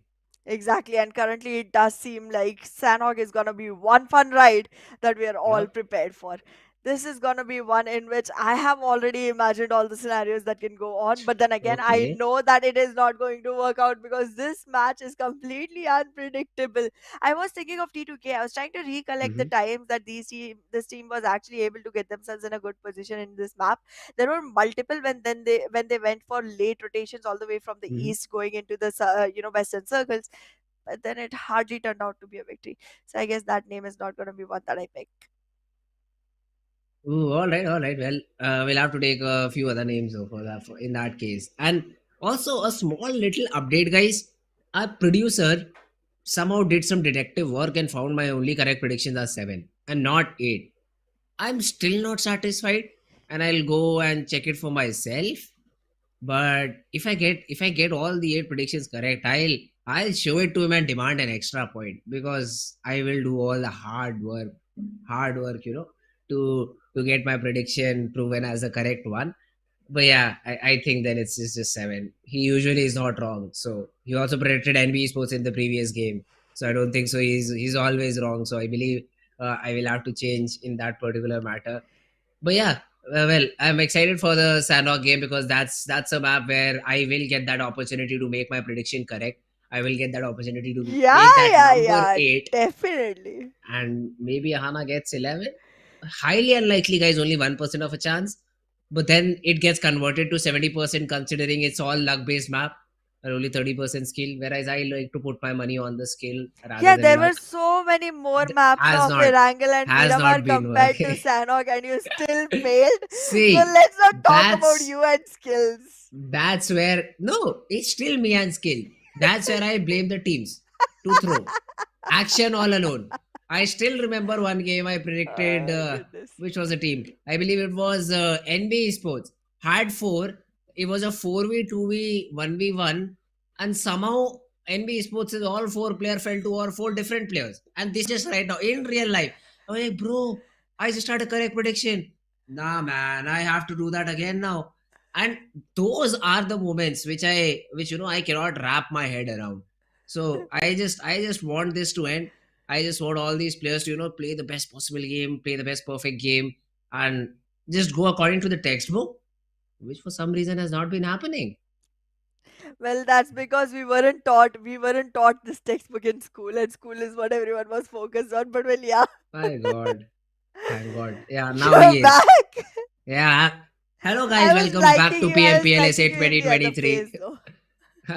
Oh, okay, okay. Well, it's fine, Hana, because I think I look good every time, maybe a little bit light in darker situations. I'm just a great guy, I'm just a great guy. Sure. Uh, I but yeah, completely agree. I so agree on that one, Fritz. Oh, you beautiful man! You should get like what? What yeah. is the Thank you, competition thank for you. men? Like Don't know. Mr. Universe or something? You should get that, We bro. all look good. That's why we don't have to compete between ourselves, So that's why we do not have something like Hmm. that for guys. Or maybe But you all look it's so all bad that there's no it's competition that can actually happen. it's perspective. Half glass empty, half glass full. It's perspective, Anna. It's your perspective, it's my perspective. Two different perspectives. But It's all fine. It's all fine, Hana. Now you can because I see the match now finally has started. I know that because the players have already loaded in. So now you can maybe go and get the prediction correct and can be happy because right now I think this battle I won Hana 0. Sure, man. We'll see about that. I'm not coming in with comebacks just yet, but wait for it.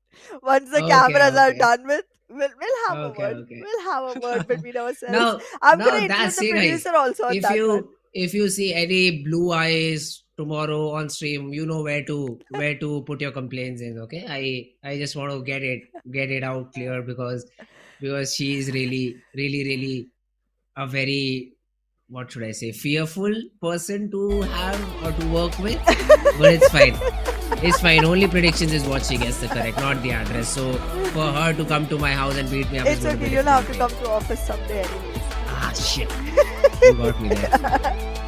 anyways, going back into the map, a plane path that goes all the way from the western edges all the way towards Hong Kong. This is gonna. I mean, I can't. Why do we even talk about this plane path?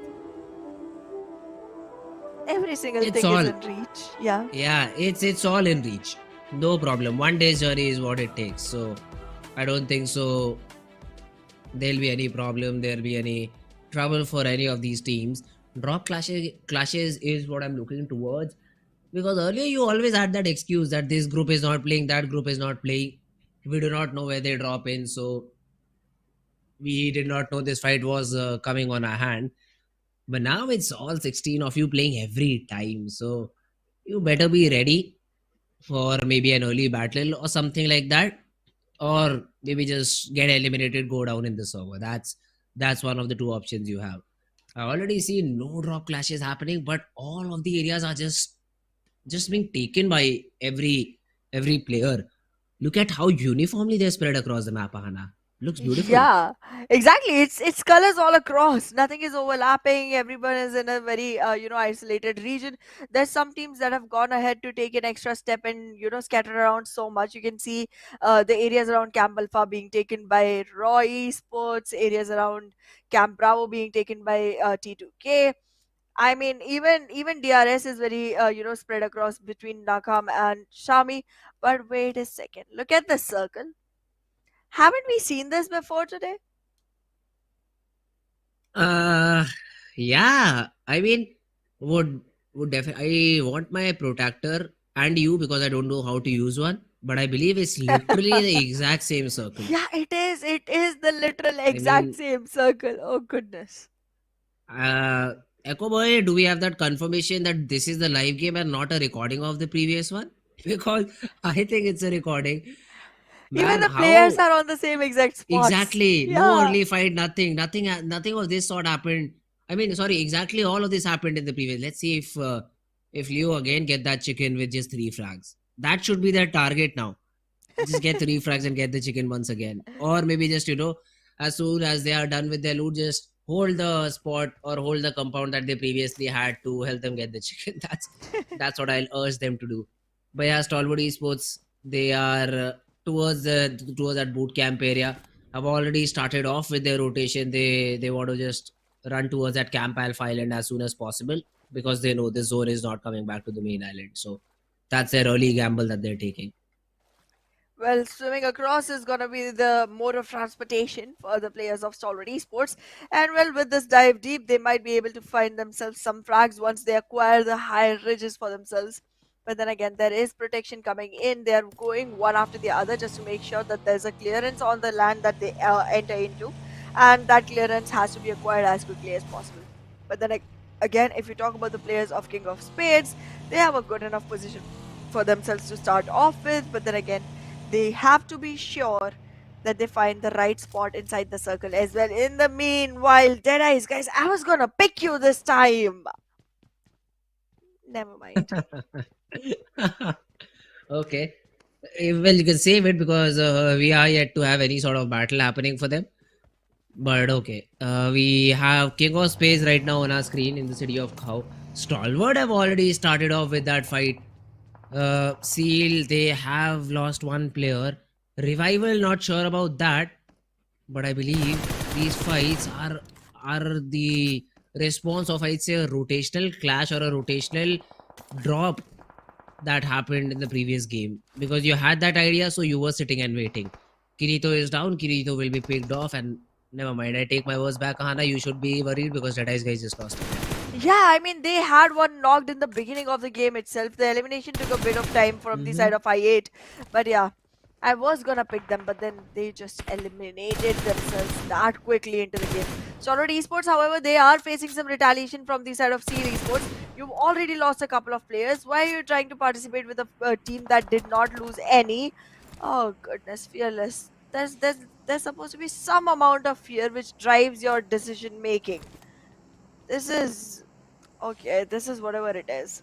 Fearless right now is actually extremely being fearless, and that is not the best choice in this moment. But let's see if it works out for them, because right now, even if they get a knock onto the players of Stalwart Esports, they won't be able to confirm it.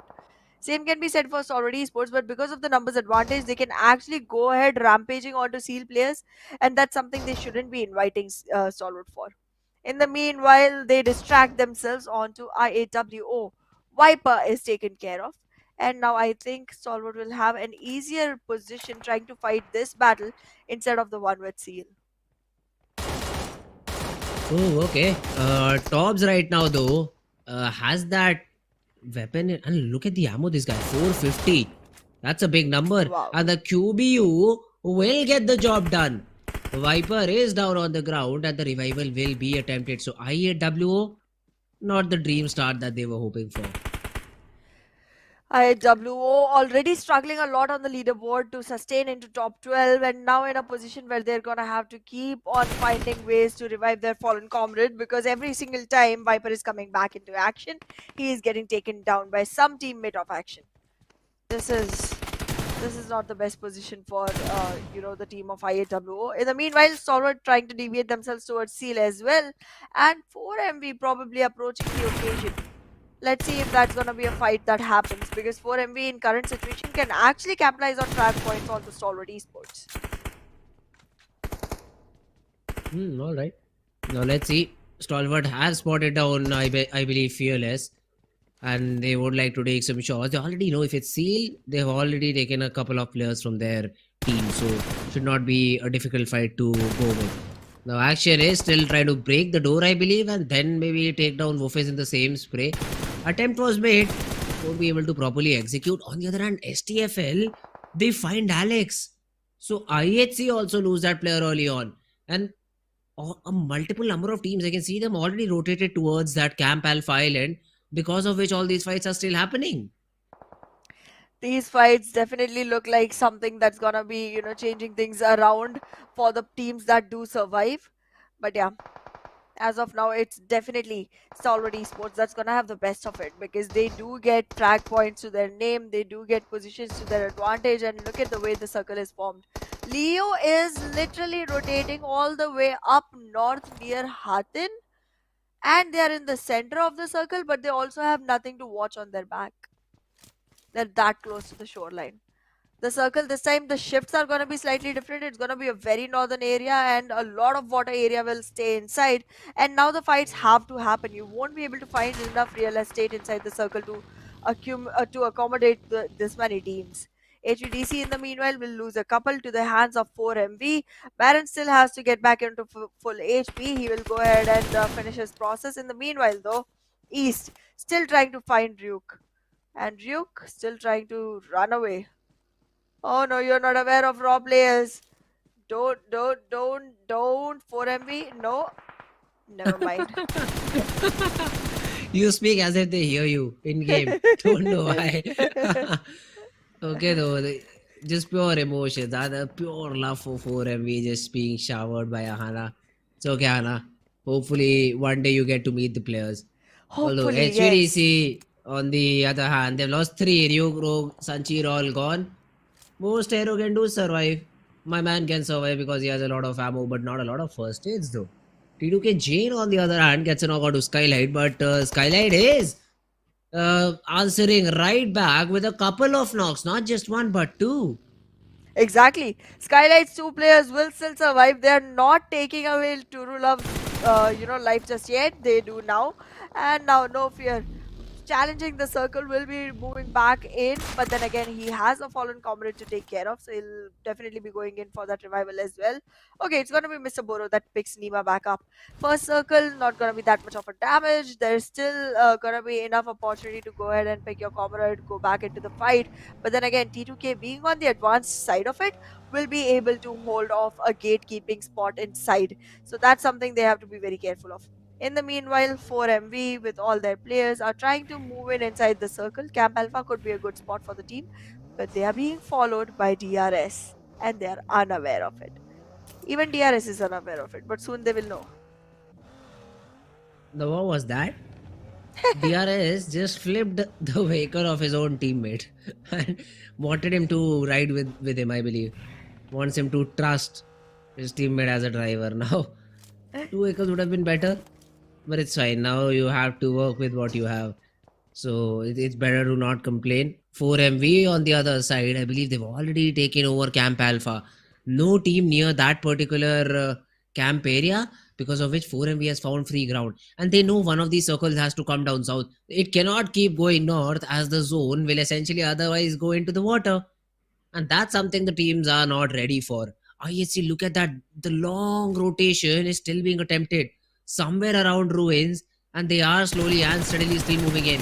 STFL caught off guard. NBeSports with the spray. Transfer won't be able to get the second knock. Akash is very low on HP. Needs to pop that first aid, but STFL, they've lost players. The support comes in from the remaining NB players. Mondo, yes, he falls, but the trade. Wait a second, the trade? Yeah, it should be there. It is there at NB. With 4 more frags to their name, will easily rotate inside the zone. NBeSports is looking very aggressive on this one. In the meanwhile, though, Seal retaliating back onto the fight with Stalwart Esports. Early 2 frags that Stalwart picked off are gonna be answered for by Seal now. They take one down, they're looking for more. The bloodthirsty teams right now are seeking revenge. In the meanwhile, the circle shifts again north with Hathin right in the center.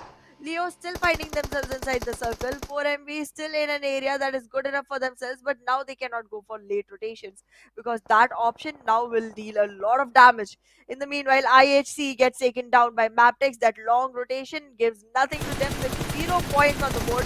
The team says goodbye. In the meanwhile, though, Mabetex finding HVDC as well. The last remaining player, Ryuk, will also get taken down. And now HVDC is also out of the maps.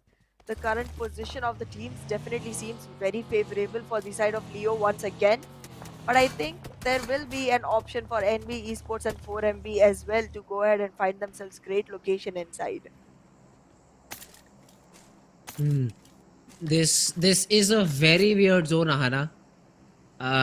Help me with the calculation, but I believe 60% of the area is inside water. Yep, you're right. Now this is something you do not want to see, because this essentially harms all these players.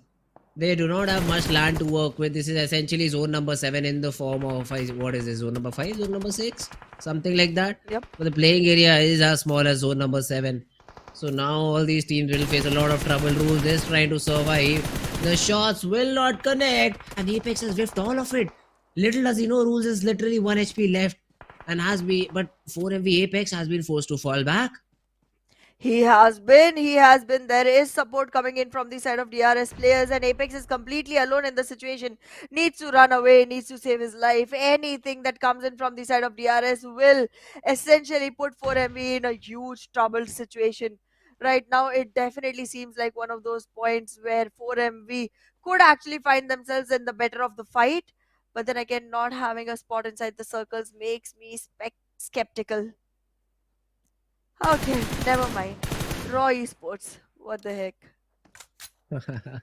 Yeah, well, prediction though, Ahana. That is what I Ahana, think. I'll suggest one. Wait Yeah, a second. I suggest we let the zone close in, 30 seconds. Yeah, we kill 30 seconds. Let's do that. Easy? Never mind. So we did not hear the call actually, and cannot see anything on our screens right now, guys. So bear with us. Meanwhile, Stalwart Esports are getting those knocks. Nirzed is down on the ground, but NB also have lost a player. Exchange of nades happening right now.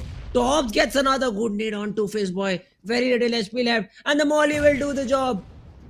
2 knocks coming in. NB left with just 1 player surviving, and seems to be a difficult spot. Now the zone is already closed in. Go north again? I pick easily that I pick Leo Esports. I wanna go with Raw Esports, but if only they'll survive. Raw Esports it Oh, is. okay. Interesting choice, man. Interesting choice. But right now, this fight, Stalwart and NBeSports. This is going to be a fun one. Mondo connects him only onto toss, but then Nirzen takes down one of his opponents. The shotgun in the smoke. The player lying down on the ground. Sekujin gets one knock. The transfer is also good. He will be able to eliminate Stalwart Esport. I did not think this could be possible because Akash had very little HP, but then he just pops in the first aid and should also be able to revive both his players. He sure will. He sure will be able to go ahead and take this opportunity into his hands. Deadeye's guys, with only 3 players still surviving themselves into a completely unsuspicious position. They do not have many fights that will come through to them because currently their position is concealed, is completely covered. But I do feel like it is gonna be one that the number disadvantage will take away from them. But wait a second, Leo, Easy job, in the Leo. meanwhile, taking care of 4MB. Another nade will come in, another nade will connect. Oof. 2 players taken down with such an ease. And in the meanwhile, IAW also gets one. 4MB Yeah, is done they for. were the ones. They were the ones to get the frag for themselves, and now Doc is like, bro, what? Now what? What do I do? I've already spotted down. Yeta Uta has crosses trained on me. As soon as I try and run out, I will be taken down. He is waiting for some other player to get eliminated because of the play zone, so that Leo just remove their crosshairs from here, thinking that he was the one. They are now spotted down, shot upon, and Yeta Uta will get that confirmation. But for some reason, Slipknot was not revived. I think he was very far away from his team, because of which IAW have been able to confirm that frag. Exactly, Leo will lose a player, and it's still looking like a position that's hard to recover from. NBeSports will also start to drop their players one after the other. T2K again trying to enter in through the water body, lose another player. This is a huge loss for every single team that's trying to stay on all fours. The only teams that have managed to do it are going to be IAWO, Raw Esports, and I guess a couple more. I think King of Spades is one of them in the mix. But yeah, I mean, the situation just keeps getting more and more distilled for all the teams that have more players surviving, because Leo lose one, DRS was about to lose one, but the revival will come in on time, but the circle will push them again. T2K, yeah, go for the longest rotation ever and lose your players like that. Great job. I mean, what's even happening? They're just trying to survive. That's their objective. They just want to survive in the water. And King of Spades, look at the minimap markers. Like literally every player of T2K, XMPL. They will now have to fight with the SKYLIGHTZ Gaming, who are trying to get inside the zone as soon as possible. But let's see if they're able to do that or not. Mamba is still sitting somewhere around the corner. In the meanwhile, wait a second. We have a fight breaking out between DRS and IAWO. Now, both these teams will have to fight it out because DRS really want it. And IAW cannot deny. Viper is the first one to fall, but Delta has been tagged up quite a bit. Rules and Killer from the left-hand side all going aggressive. Now, Domain has to be the one who stops them in their progress. Octopus will support them from behind, and same can be said for Wolfies. IAWO, they have lost a player, and now seems like they're falling back. Domain has no space left to run away to, because of which he is still forced to be in this position. The current situation keeps getting closer and closer. Nobody suspects though. That's Domain the is ready. biggest problem. He gets Gets the frag. one. How many more? He's The ready. second with the DBS. Almost the third one. 2.5 players is what he gets. But Wolfies with all those nades can really deal damage. Killer also has fallen down. Gyante is pushing in, and Wolfies is very low. The Molly will flush him out, and IAWO bite the grass. Oh goodness. Oh goodness. DRS, even after being one single player surviving, were able to deal this. Such a damage that was dealt upon the players of IAWO. T2K also get eliminated, and now Leo has their sights set upon the players of King of Spades. And not in a good way. They are trying to eliminate the team. Deadstorm has already been taken down, and any revival will be redistributed as a reward for the side of Leo instead. They are trying to march right on, and they will find a couple more players on their way in. Oh no. The bullets start connecting, and now Seal is trying to make things difficult for Leo.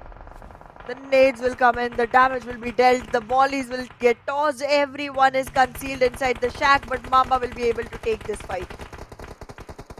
Oh, Yetauta gets taken down as well. Seal get their hands dirty, but to elimination that they can secure. Leo, one by one, the players have already, Liquid also spotted down, being sprayed upon, being shot upon. Somehow finds a pixel to work with. He will be able to heal himself back up, but that chicken dinner dream that I had, taken away from me. And he will just dive into water and play for the survival game. Precious, on the other hand, has been able to get one knock. Noah finally gets finished off. King of Spades trying to fish for all these players. What is this? DRS had 4 players and 3 of them decided to jump in the water. Water everywhere, not a drop to drink. That was a poem which suggested different things. But right now what I see is the exact same thing, because in this game you cannot drink water. You will just be fished out of it. Currently, it seems like DRS is gonna have a hard time fighting this out. King of Spades does have a knocked player. They will get the time to revive, and in the meanwhile, DRS gets taken care of by multiple teams at the same time. Raw also getting into the mix, speaking their pick of the pie, and now DRS still struggling to get back on the ground. Deadeye's guys though, they have landed a nade, connecting right onto Raw. However, the distance is gonna be great, and with that, the revival will happen. Raw will be back on all fours, but DRS, the elimination is imminent. This is not looking good. DRS in a difficult spot. It's all down to, I think, Yante. He's the only one surviving. Now, Wally on the other hand is tossing a few nades, but that's on Deadeye's guys. And this city of Hatin, for the very first time, is seeing such a zone. Wally has the UMP available, knows that nobody can come in from behind. So just facing towards the edge of the zone with his teammate, is hoping for the best possible result with all the throwable utility that he has.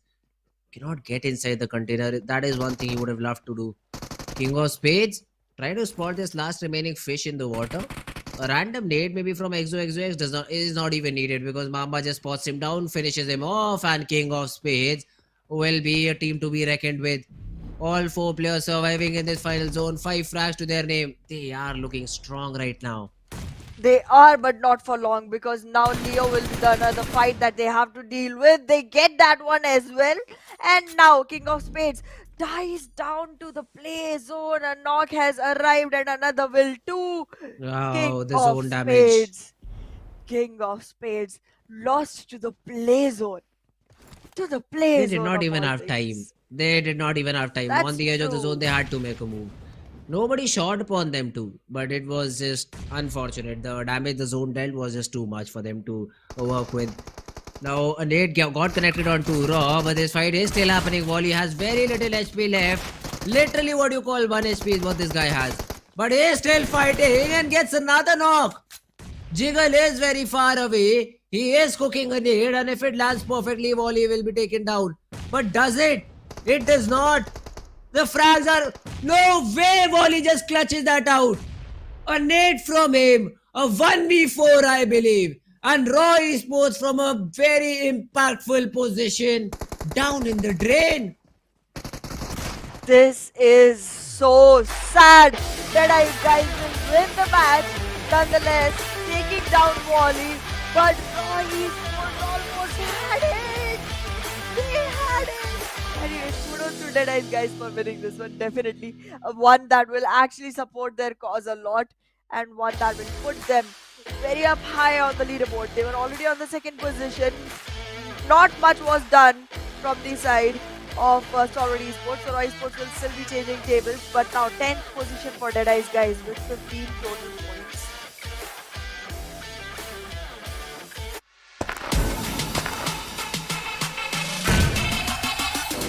Make it clap.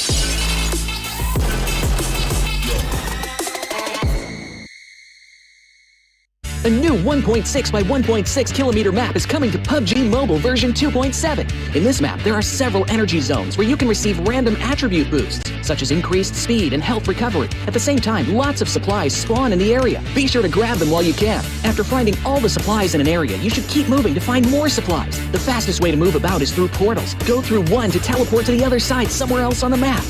After exploring an area, it's best to teleport somewhere far. However, it's important to note that there's a cooldown after use, so it can't be used too frequently. If you want to travel across mid-distances, be sure to take note of the updrafts on the map. Get close to an updraft to get lifted into the air. After reaching a certain height, you'll descend back to the ground. During your descent, you can freely adjust your direction to head to your destination. This transportation method is very handy for escaping dangerous situations. Another thing you have to watch out for are the volcanoes on the map. The lava erupting from these volcanoes can cause damage within a certain range. Be sure not to step on the lava. Otherwise, you'll keep taking damage and lose health. After arriving at a new area, be sure to search for exclusive crates. Approach them to get exclusive themed supplies. Apart from exclusive crates, timed airdrops are also a great way to get supplies. So make sure to keep an eye out for the countdown timer on the minimap. It indicates when an airdrop is about to appear. After the countdown ends, a crate with amazing supplies will rise from the ground. When this happens, there will surely be many enemies vying for the crate, so make sure to lie in wait beforehand and evacuate quickly after grabbing the supplies. If you get injured when going for the supplies, go to the recovery point indicated on the map. You'll be able to heal there. Just run into it to fully restore your health and armor in an instant, just like with teleporting. The recovery point has a cooldown after using it. It can't be used again until the cooldown ends. If the battle gets too intense and you find your teammates eliminated, you can bring them back within a limited time at the towers located on the map. The towers also have cooldown after being used. Each player can only be brought back by a teammate once. Players that have been brought back will directly respawn near the tower that was used without having to jump back to the battleground. Hurry and join your friends in the fight for victory.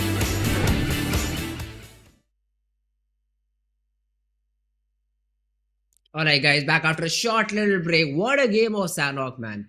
I mean, most absurd clutch, 1 Yes. HP clutch. Say whatever you want. That guy got 3 frags in 1 HP. You 3 talk frags, about not luck 1. and I agree. Not 2. 3! 3! How does 3 happen? The second one was out of this world, man. He just prones in, goes for the shot. Raw were too engaged into that battle, because of which I think they just made small little mistakes, and Volley was like, yeah, keep on going, give me all the mistakes, I'll just capitalize on them. And what a 1v4 pulled off by the guy, man. After that, it was a simple game. Now people will say DEADEYES guys got the chicken, we're not. They got 5 points in terms of frags. Sanhok, you have the zone, you have the center, you get 15 and not just 5. But still, well job, good job done. The race for top 12 for you is still very much on. That is something you're eyeing for. So 15 points will also still make a lot more sense. So great prediction in terms of the zone for DEADEYES guys, and great job done by closing out a 1v3. That's true. But here's the thing. I feel like things have changed. Yeah, Because they friends, for right sure now, have. Raw Esports, they were literally on the second position. There wasn't a lot of difference. There wasn't a Mhm. lot of discrepancy in the overall leaderboard. I think they Okay. toppled Stalwart. I wouldn't be surprised. It's It was okay. 105 and 101. Stalwart will come back. Mark Yeah, my I'm not saying words. they won't. I'm not saying they won't. I'm just saying Yeah, that someone was easy. able to topple them, someone we did not expect at all. Yeah, well, that's true. That's definitely true. I mean, the way that Stalwart play, I don't even know when they got eliminated. I do not even remember. Did they even get any frags? Did they get any points? I don't have any of those information. We will see that. But before that, we have the MVP of the game. So out of 5, 3 frags were taken by Precious, and this guy did a lot of damage. So he definitely deserves a lot of praise. The good thing is he did not even pop a single first aid, because the healing done for him was literally 0. Yep. All the time stayed in his very concealed, very protected zone and still fought the battles and won it without any problem at all whatsoever. Leo, however, with 4 frags will find himself up there alongside Mabetex Esports. Raw has 10 points to the name, by the way. That's good, but Mabetex had 8 eliminations. Not bad at all. Yeah, not at all, not bad at all, and great job, I'd say, even done by these particular players from Mabetex. 14 points overall, followed by Raw, who got 10, NBeSports have 9, Stalwart only had 4. So 4 and 10, 6. Yeah, they are up by 1 point. DRS also has 6 points, so that's also a decent enough game. But yeah, for the other teams, perform better. That's the one simple statement: perform better. Exactly. I mean, HVDC and IHC just showed out of nowhere in league stages and actually acquired themselves such a great position overall. Same happened with SKYLIGHTZ Gaming, but now these teams are nowhere to be seen. I mean, I'm disappointed. I'm disappointed greatly. I wouldn't blame you. I wouldn't blame you at all because the way that the game went, I mean, I thought we might see a few changes here and there, but yeah, Roy Sports up on top, lead by 2 points. So it's not just one, it's 2 points. Yeah, they were behind by And 4 and then ahead by 6. So yeah. yeah, okay. So my maths is, I'm not even surprised there. So Stalwart Esports 109 points to them. For the people who are just looking at the blatant calculation and figuring out what is happening, so guys, bonus points have also been added to the list. So that's another thing that Stalwart have in their favor, because of which you still see them on the second spot.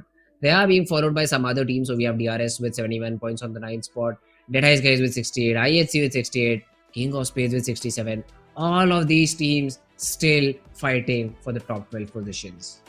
Stronger FAKELOVE has showed up to the occasion. They have 20 eliminations to the name, but then the placement points don't go alongside, and they are still finding themselves on 15th position. So let's see if these teams are going to be able to make some changes, because according to the current stats, it definitely seems like yes, you do have all the points that you got as bonus that are added to your total, but then again, fighting that off is not going to be as difficult for the teams who have double-digit eliminations right now on the second page.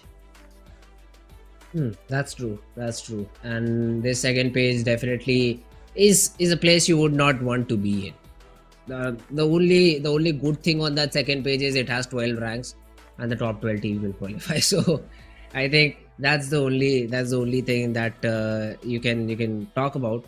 But yeah, other than that, all these teams have to perform in the best possible way. As a one more good thing, we have only 16 teams left, and we've already seen 5 games, but none of these teams have been able to repeat the chicken dinner. Yes. That's a little bit strange to me because all of them exactly know where the other one drops. So according to the circle in your head, you should have a virtual map created.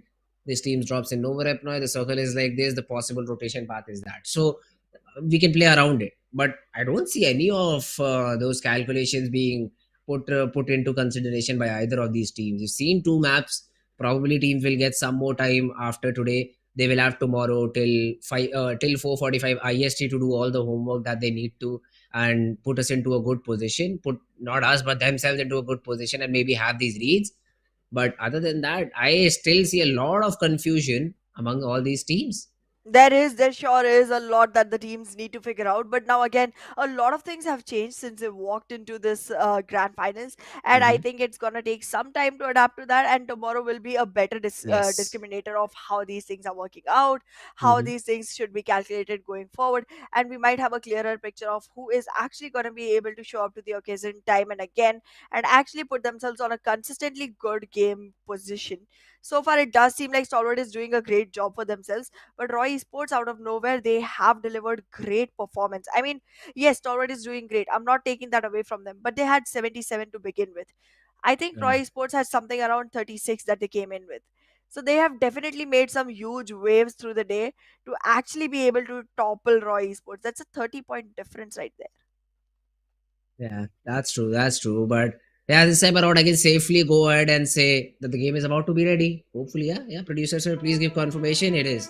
Never mind. Let's just jump right into action as all these players are ready and they've already fastened their seat belts and not seat belts but parachutes and are ready to drop into this game as soon as possible. So let's begin with the final game of the grand finals of day number 1. Map of Erangel, the beautiful map. The plane path has already been shown, starting from Lipovka, ending all the way up to Georgia Pola. A very good central plane path. But this time around, military base and Novo Repnoy a little farther away. I don't think so. Stalwart is going to go towards Novo Rep, but 4MB for sure is. Absolutely, 4MB loves their drop locations. They don't want to make a single change to it, and they feel like whatever is working, never need to mess with it. But then again, in the recent days, it hasn't been working. Guys, try to find something that will. In the meanwhile, though, DRS trying to take early drops, I think they will be going in towards Milta, as one would expect. But Mabetex near the Lipovka area, I can hope that. This is going to be a harder shift for the side of Seal as well. They'd like to go all the way to Primorsk, and that's not going to be an easy reach.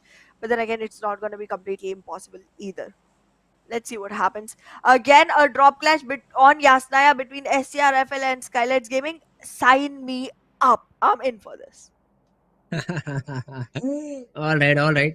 Let's see Yasnaya Polyana. We've seen a lot of scuffles, I think, happening between these two in this city. It is usually STFL who come out on top, who have been able to take down No Fear very early on.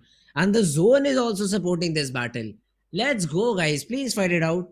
Just for the sake of content, let's just please fight it out. Hopefully they do. But in the meanwhile, there'll be a lot of teams dropping on the southern side as well. Novorapna is where military base is where 4MV will be found. So they've gone in for the Fnatic area drop.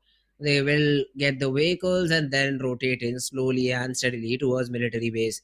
Stalwart, as usual, they do not find Novorep. They drop towards Gatka and have that fight with the players of Team Leo this time around. They might actually go ahead and make sure that Leo does not have a strong standing into the game. But yeah, this definitely, like, at this point of time, definitely looks like a T2K circle. Generally, whenever we find this circle, T2K does have a great dominating position and a great dominating gameplay as well. So let's see if the team is actually going to be able to topple Stalwart Esports, because they too are not very far away. It's literally a 2 point difference. If T2K makes that difference covered up in this particular game, we would actually find Stalwart at the third position at the end of the day. So let's see if T2K will be able to change that around. In the meanwhile, though, Yasnaya Polyana is where we will be, because Stronger FAKELOVE and SKYLIGHTZ Gaming are going to be the teams that survive here. However, this time they have decided to go for separate compounds very far away from each other, not looking for early drop clashes. But come on, why would you not? This is such a good position. Go ahead, fight. Let's go. All right, all right. Well, we'll have to see if we do see a battle between SKYLIGHTZ and STFL. Otherwise, that that imaginary line gets created between the two teams, and both of them respect it and play according to it. I also do not like that sort of a game, but it's at the end of the day a competitive scenario.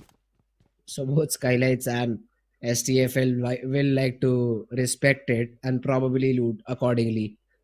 On the other side, we do not see any other fight except for okay, never mind. We have Leo and Stalwart.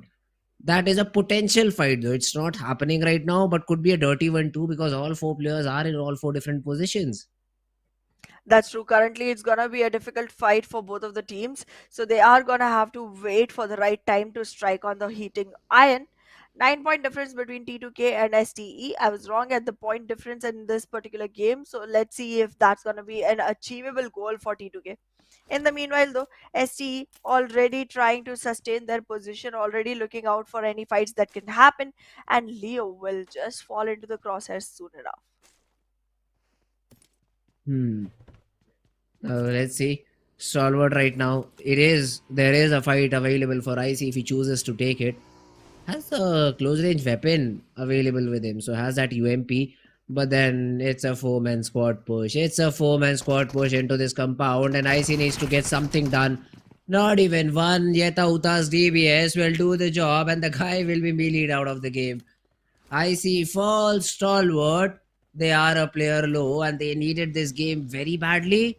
The start is not what you'd expect. Definitely not. Definitely not at all. This is not looking good for the players of Stalwart Esports. Somewhere they are lagging behind greatly. But well, let's see how this turns out, because Leo right now will be able to get themselves the first blood drawn and find themselves the best position to go forward with. Stalwart action is seen very close enough, but then it's not going to be a reachable range, so I don't think Leo is going to be participating in the battle. They'll just walk out of here with the one single frag that they have. Let's see. Leo right now. We have Liquid, we have Yeta Uta. Both these players are in a buggy and probably hunting for the remaining two players. Now Yeta Uta does not have a helmet. I thought he just removed the POV of a helmet, but he does not even have one. So I don't think so. Leo has had good amount of loot available to them, because of which they've already started to rotate maybe to a different spot, maybe to different compounds and loot together. Stalwart though slowly and steadily moving towards IHC around the Jajapol Hill. So don't know if that's the perfect decision. HVDC, yeah man, no problem. They never have had a fight in this city of Pochinki. I don't think so in the future anyone would come and contest towards this spot. But because the zone is gone all the way north, they also have to be the ones to rotate a little bit quicker. Let's see if the speed is gonna be, buying them any time. But well, in the meanwhile, hospital is the area that Solid will be staying in, and we can already see King of Spades trying to find themselves the best position as well. The team is slightly far away from each other, but they are trying to close in the distance, and soon enough will be going on together because being separated in this position will be very punishable for the team. Boosters are being used, trying to get themselves back to a complete HP bar. King of Spades is still looking down onto a very high area and soon might be able to secure a very good position that could actually give them abundant information to work on to. All right. Well, let's see for now. Deadeyes guys, they have a good spot. The zone is something I'm waiting for to close in, and then maybe we have a little bit of a clarity on how the game is going to go. Although if you look towards the western part of the map, you see three different teams colliding: IHC, Seal, and Stalwart. Now that could be a battle to see. It's only Nirzet from Stalwart Esports. He's just a single guy, wants to survive for as long as possible. Is proning down in the grass, knows that even the players of Team Seal are in close proximity, so has to be really, really careful with the position that he has. Definitely has to be Join the careful for vehicle that. runaway. Might work out. That is an opportunity. Yeah, might work out. Let's see. He is still crawling slowly and steadily towards it. But I think Demo is gonna find him because he's Oh, out Demo in the does not open even field. have idea. Yeah, he does. I thought he was gonna walk towards the edge of the roof. It seemed like it, but then he just walked back, and now he's down in the building. There's definitely no opportunity for him to find those frags Yeah, now. he's dead. He's dead as soon as he tries to get into that buggy. Unless he has some crazy reaction time, he's just dead. As soon as he turns, he's dead. Yeah, there we go. He does not see the guy, but the shots whipped a little. Nirzet gave me a heart attack, a mini heart attack. But then Demo will be taken care of. The loot will be taken by Nirzet in this situation. And Stalwart will have 1 point to their name. The zone again has gone all the way north. Somewhere around 7. This is a T2K zone, T2K. Hana. Yup, it is a T2K zone. And if Stalwart does not have many points, T2K might be able to actually topple them. Let's see if 9-point difference is something that T2K will be able to acquire for themselves. Stalwart still fighting the blue. Every single player still outside the zone. The circle is closing in. The players are trying to move in into some real estate inside the circle. But look at the crowd. Look at the crowd. And look at the late rotation from 4ME. Wait a second. What? What were they doing? What were they even thinking? This also happened once in the map of Miramar, right? So Yeah. I think it was DRS who did it. Don't know what is happening right Super now. late rotations. But yeah, I really hope it gets fixed out. Yeah, the vehicle will be put into a position from which you can be able to use it.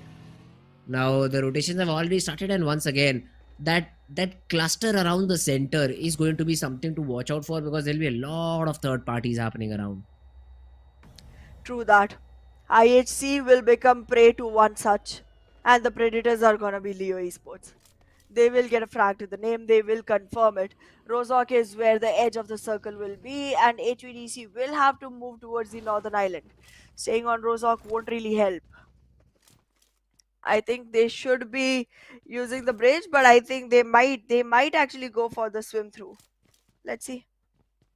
Currently, it seems like they might not get enough land area to move in from because gatekeeping is another thing that you have to be very careful of. And in the meanwhile, IHWO losing players to Deadeyes, guys. What is even happening here right now?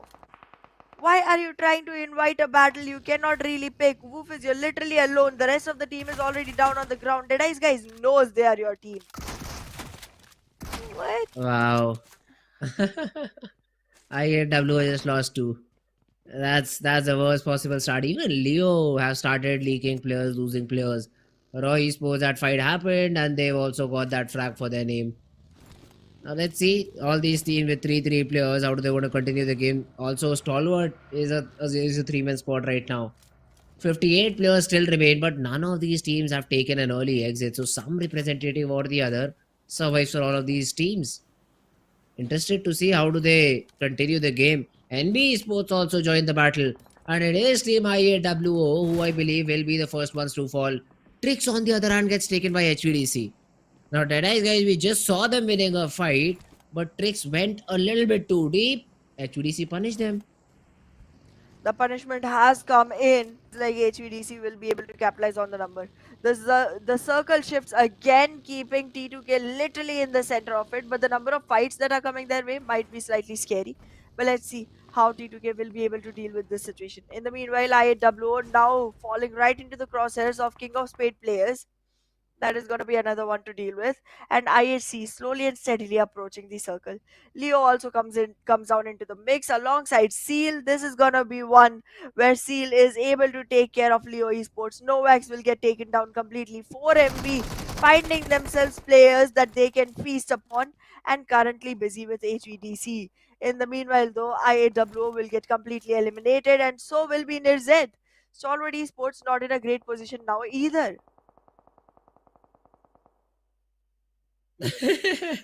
That's always like, wait, what? Who's driving that buggy? How do we Is have that a reverse ghost? gear? I don't know how, man. I don't know how that buggy is going. Neither does Deathstorm. He's again and again confirming that I'm sure, right, that there's no player in it, right? So King of Space, they will get 2 frags. They also have a compound just outside Severi, so they really don't have to move for now. But the zone is closing in, so we will have to wait for the zone to see which direction does it goes to. Now the other teams are also rotating in slowly and steadily. Let's see. 4MV have also made their entry from the southern part of the map. HVDC is the team that might have that battle against them. Exactly, and HVDC Forum we will be one battle to look out for. In the meanwhile, though, we can see Mabetex Esports trying to enter into the circle, and they are going to be battling it off against SKYLIGHTZ Gaming. Now, SKYLIGHTZ Gaming, with the kind of momentum they hold today, won't really have much ground to play with. But in the meanwhile, Seal trying to take their revenge onto Raw players. Scooby is the only one who can actually fight this battle. Fearless is arriving for support. Soulless will also acquire his position, but Scooby will be taken down in the process. Now the numbers look good for the side of Raw Fearless fall. Esports, but Kirito from the distance tries to take a frag, does not succeed. Soulless is the only one surviving. However, from the side of Raw, it's gonna be Praveen the solo man. This is a 1v1 that needs to be capitalized on. Don't let the revival happen. Don't let the revival happen. Praveen, this has to be the moment that you march down on. But wait a second. You He won't. lets it happen. He just let it happen. Sky. He is also, I think, trying to fall. Okay, no, he is coming in for the support. So now Raw will have all their 2 players in this battle. Fearless falls. The trade is not there, and Soulless was not given a chance to get that first trade in. The DVS this time around won't be able to connect, and that's another team fight for the players of Team Raw Esports. Look at the zone, and I'll give you the first chance to predict maybe T2K. No, I'm gonna let you choose the first one this time. T2K. Haha. Okay. I guess. Okay, this is difficult. I guess I'll go with DRS this time. Ooh, okay, DRS. Interesting choice. Let's see if it's a correct one or not. HVDC, on the other hand, have 2 frags to their name. The rotation is being attempted overall. Wally, on the other hand, gets a knock onto SKYLIGHTZ Gaming. Now, SKYLIGHTZ is not having a fun time. Neither are the players of Team 4MV, because I see 2 of the players completely taken out and about, and Apex and Perrin the only ones surviving. Exactly. East gets taken down early on, and now it's time for Doc to lose his life too. This is the moment where SKYLIGHTZ Gaming also gets eliminated. Now it's gonna be up to HVDC whether they want to forgive Apex for initiating that war or not. Because right now with lower numbers, I don't think Apex has much ground to work with. Wait a second! Dog gets revived. Dog gets revived. He's back in the game. Yeah, but HVDC have fair idea about 4MV's location. There we have it. Rogue's Nade will be able to take down Apex. And the remaining 2 players, I don't think so have a lot of chance at surviving. The run over comes in onto Doc. It's all down to Beren, who now has been spotted down around the petrol pump area. I'd say just ignore him and go away with your rotation because this is not a fight worth taking. But Aero for some reason has stopped and will be blasted off because of this nade. Well, with Aero blasted off, there will be another opportunity for actually going ahead in this fight for 4MV. Another nade comes in, it connects, but it does not give as much damage as was expected. Now, one player will be reviving the fallen comrade, the other two will be marching right in onto Behran. Sanchir and Ryuk taking the responsibility of making this fight a resultant soon enough. And Sanchir already walking inside the zone, inside the boundary of the petrol pump, tries to find himself in the place to take a fight from. Ryuk has complete idea of where Baron is. This is not a fight you lose players for. Aero, get back into the circle. Oh no. Anyways, never mind. We'll still survive. Easy job. Easy job for the side of Team HBDC to eliminate 4MV. Now the corner of Severny. We do see STFL in this fight with the players of Team DRS. Let's see if DRS is able to win this 4v4 or do we have a fallback situation happening. Mabetex though in this fight with NBeSports. Molly will connect onto a cast, but Fizzboy with a counter hit will be able to take him down. But the trades essentially happen and it's all down to Volley and Sekojin in a 1v1. Okay, never mind, it's not a 1v1. Mabetex has that support. Jiro has the shotgun, wants to push in. The Molly has connected onto Sekojin. He is left with very little HP. Wanted to pre-fire around the corner. Won't be able to get the job done though. I think Mabetex do not have an idea that this guy is so low because of which he's not being pushed upon. The revival is also happening. Exactly, the revival will come in, but wait a second, the nade will come in better. NBeSports gets taken out on the 12th position. We still have 11 teams surviving, but look at how small the circle has gotten. This is going to be very difficult for the teams to fight off in. And now we're going to see another shift right onto Severny, slightly south of the place. And now it seems like T2K might actually be the team that acquires the best of it. But let's see how this turns out. HVDC trying to climb back into the circle. They will have to fight off Leo, but it's not going to be multiple players.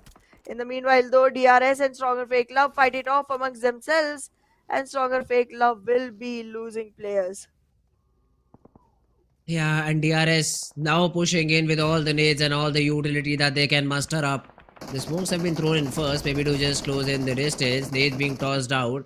Rules will blast the vehicle, not only get a knock onto Reefers, but confirm that frag onto Dobu. And a run over by Gyante. Senor, the last one left, has a DBS in hand, so cannot do much about it. Delta spots Senor. I heard in terms of prediction a name of STFL out of the game. Completely out of the game. They sure are. But well, nobody predicted them, by the way. I predicted DRS. No. Someone else did. Yes. Yeah. Someone did. Yeah, exactly. But hey, that's a self-nade. What? That's a self-nade. Deadeyes guys lose too because of it.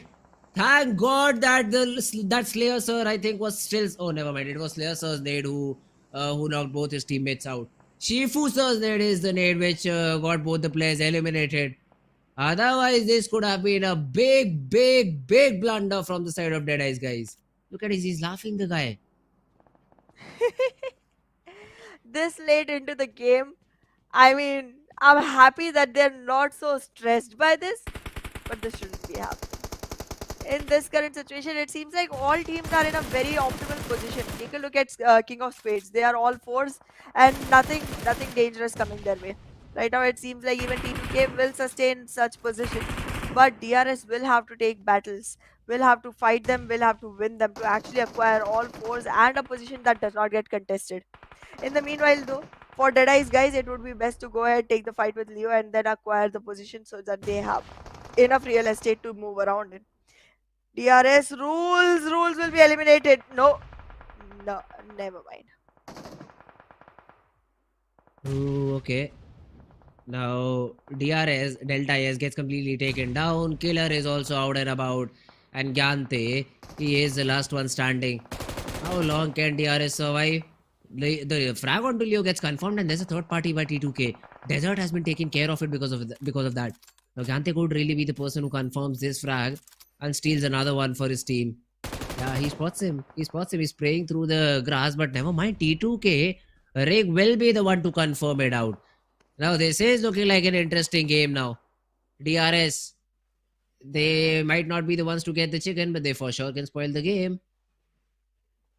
Well, DRS with the one single player, Gyante, this time again trying to make sure that no other team is able to get themselves the easiest chicken that they can.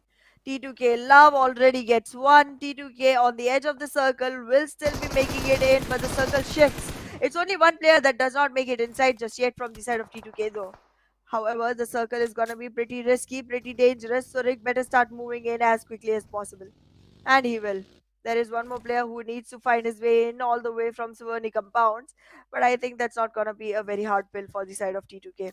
Currently with only 3 players, not looking like the one team with the best amount, but still the one team that could actually squeeze this win. In the meanwhile though, King of Spades. This is a team that came out of a nowhere, that came very randomly into the picture, and now they sustain their position. They also have huge control over the map. Beautiful. Ooh, IHC is also still surviving, so that's a good thing. Leo, in the meanwhile, have lost a player. Deadeye's guys in this fight will be able to close it out. Although, Slipknot, before being eliminated, tossed a nade at his feet, and that takes down Slayer, sir. And Slayer cannot be brought back into the game. Reason? They're not inside the zone. They're just not inside the zone. That is a big problem. Let's see, Shifu sir decides to go for it. Does it even matter? Because as soon as you get that... Oh, now this can be done. Yes. Can you carry and get in the vehicle? Oh, I did not know that interaction. You can put a player in the vehicle and then rotate. It's funny. It is just funny, man. The way that you bring the player in the vehicle and then rotate with him inside the zone is just too funny. You also get the revival, and Deadeye's guys will have all their 3 players back up and running. Well, 3 players look like it, but when one is knocked and they can be turned down, shallowed down to 2 in no time. This is gonna be the main battle between King of Spades and T2K. These two teams. A lot of area control under the hands of T2K now. They're working on a split. I don't want them to, but they are. In the meanwhile, Deadeye's guys lose a player. The knocked Slayer Sir still trying to find a revival. But wait a second. What? Turu Love? Excuse me? Hello? Knock knock? He closes in the distance. He gets into nadeable range. He wants to deal damage, but he's slightly far away. Oh, let's see. T2K Love, Turu Love is tossing a few nades, and Slayer sir, one good nade will take him down entirely, and I don't think so he has time. Death Storm in the meanwhile with a third party has been able to eliminate Deadeye's guys. That's a way to put a team out of contention. 3 teams remain: T2K, King of Spades, and IHC. And only Deathstorm is the one who has this sort of an off angle. Let's see if King of Spades is the team that is able to get this game in their favor. If they're the ones to get this chicken, because they for sure are the ones with the advantage. They have all their 4 players surviving. It's a 4v2v3, and IHC, I believe their crosses are on to the players of team T2K. Well, as of now, it's definitely looking like the numbers imbalance is gonna be getting in the way for multiple teams. Top 3 remain 9 players. It's a 4-3-2 each, respectively. King of Spades still trying to walk back into the fight, but T2K will be able to take care of it. No knocks yet, no connections, but they've definitely pushed the players behind a little. King of Spades, if they lose players now, they won't be able to find themselves in a good position. The third party advantage is what even IHC is reaping for. T2K has to be careful as well. Oh, let's see. King of Spades, though, Mamba right now wants to have that angle, but this zone is, I believe, in the favor of T2K. And now you have to run up the hill. Now this will be a difficult thing to do, because T2K have a good position inside the zone. Plus, the areas that these players are covering is a very good one. Are very, whatever you say it, you can call it. Let's see, King of Spades, how do they push in? Faisal has the vehicle, wants to get inside the zone. There's a smoke that has been deployed for him. So he should be able to make somewhere around that. He should be able to move somewhere around that area. No shots being thrown in by either of these teams. Now, if IHC decide to move in the way that Godless is, IHC might have that battle with King of Spades. They very well might. King of Spades still trying to close in slowly and steadily. XYXYX already making his way towards the players of IHC. The circle shrinks again. IHC has to make their way back inside the circle. And right now it seems like the only option for that is gonna be King of Spades. Let's see if this is gonna happen because T2K still surviving with all three, and any knocks onto King of Spades will invite T2K to actually go ahead and capitalize on the fight. Ooh, let's see, man. T2K, this is going to be an interesting battle right now. Let's see if they are able to win it out though, because King of Spades really have that high numbers advantage, and they are taking care of the team that could have really stabbed them in the back. Godless, he is trying to use the smoke to its advantage, but then these nades will harm him a lot. Not been okay, never mind. It was just the side eye view. Faisal's nade will connect onto Godless, and XOXOX will be able to get that frag. A little bit of chip damage achieved, but because there's still 48 seconds left, the knock is not anywhere near. The only thing T2K has, look at the ground control. They have to make sure they do not get knocked in any of these fights. So that is something that they'll have to be very careful about. A random nade has been tossed in, does not get any sort of damage. Love has 11 of them. He can literally make a mini red zone all by himself. Love can, Love sure can. But let's see if Love is going to be showing some love to the players of King of Spades. All four combining themselves. XOXOX getting taken down by the Molly from the side of Rig. Numbers have equalized. T2K takes damage. T2K has to hide. T2K has to recover before getting back in the fight. Deadstorm is lured. Deadstorm is trying to capitalize onto T2K Love, and he is coming back into the fight. He gets a shot onto Deadstorm as well. He will be back into the fight against Mamba. Mamba will be knocked. He will get retaliated upon, but now it's literally a 2v1 that has to be taken care of. The run over is coming in. There is one single player, Mamba, reviving himself again back into the fight. The nade will come in, and this will be That's a a flash. position. The Wait it flash. out. It is gonna get Mamba knocked. Mamba will be eliminated. Now it's literally Faisal left. Faisal alone in this fight. The revival will happen as well. T2K will be mounting onto Faisal like anything. This position, XMPL has been detected, but the rest of the team, you have no idea where they are. Well, the revival I think is also coming in, so it will be a 1v3 will be made out of this entire game. T2K, it's your wish, guys. You can just maybe prone in the grass, wait for the ninth zone to close in slowly and steadily.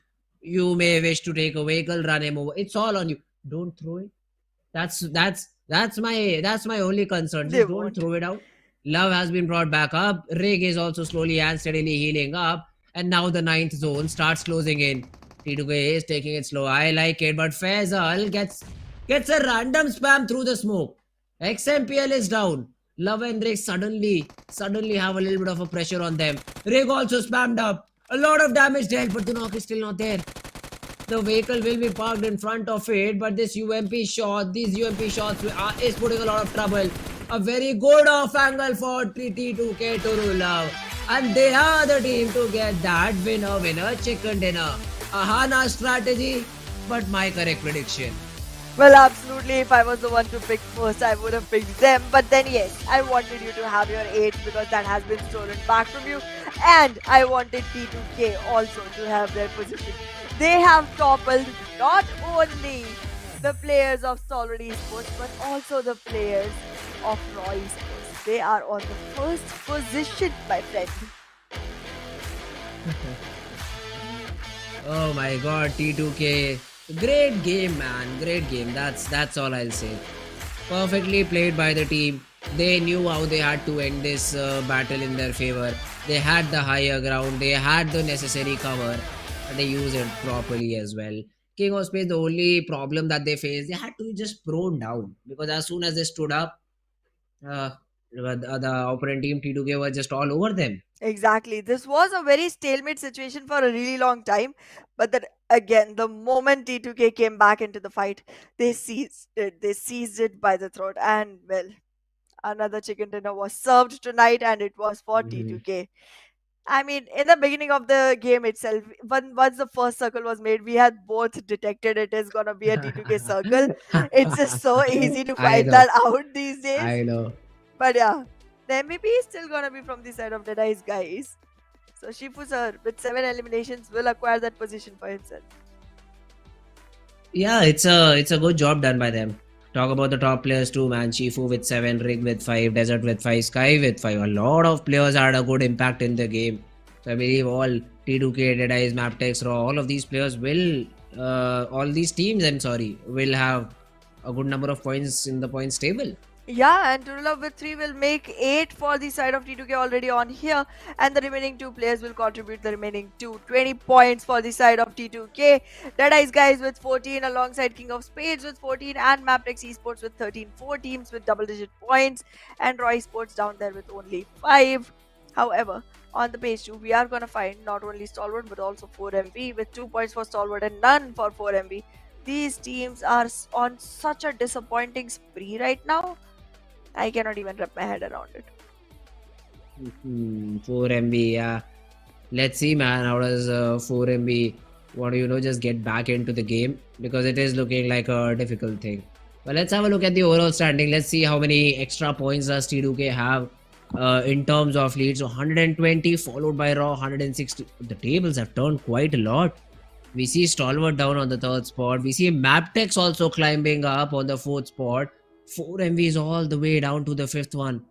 So from starting Mongolian domination, we are back to the Nepali squads showing how it's done. Exactly. I mean, T2K started with 62 points. It was already a huge difference between T2K and Stalwart. That's 77. It's a 15-point difference. But they were able to cover that and some more to actually find themselves on the first position. But well, towards the second page, it seems like HVDC, Seal, Stronger, FAKELOVE, and We Own Illuminate are gonna have a lot of work to do. And We Own Illuminate, I don't think this team is gonna be having much easier run going forward, and they may not be able to find themselves in the top positions.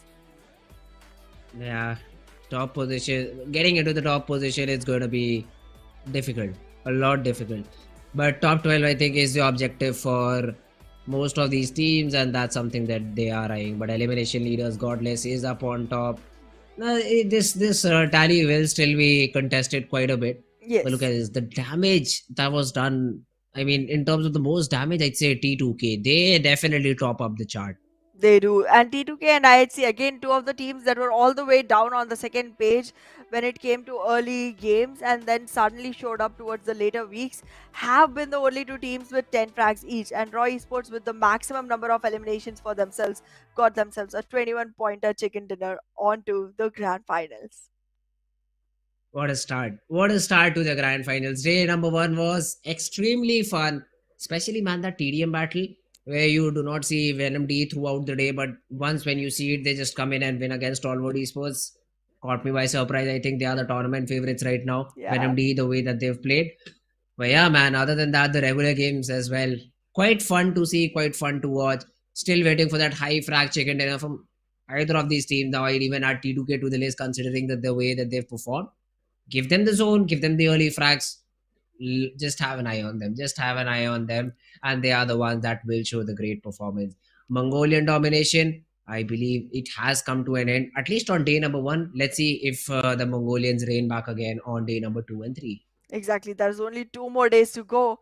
But well, for those 2 more days, we will have to come back tomorrow. But for today, we are going to be signing off. Thanks a lot. This was Fritz and Anna here to entertain you. But we'll see you tomorrow.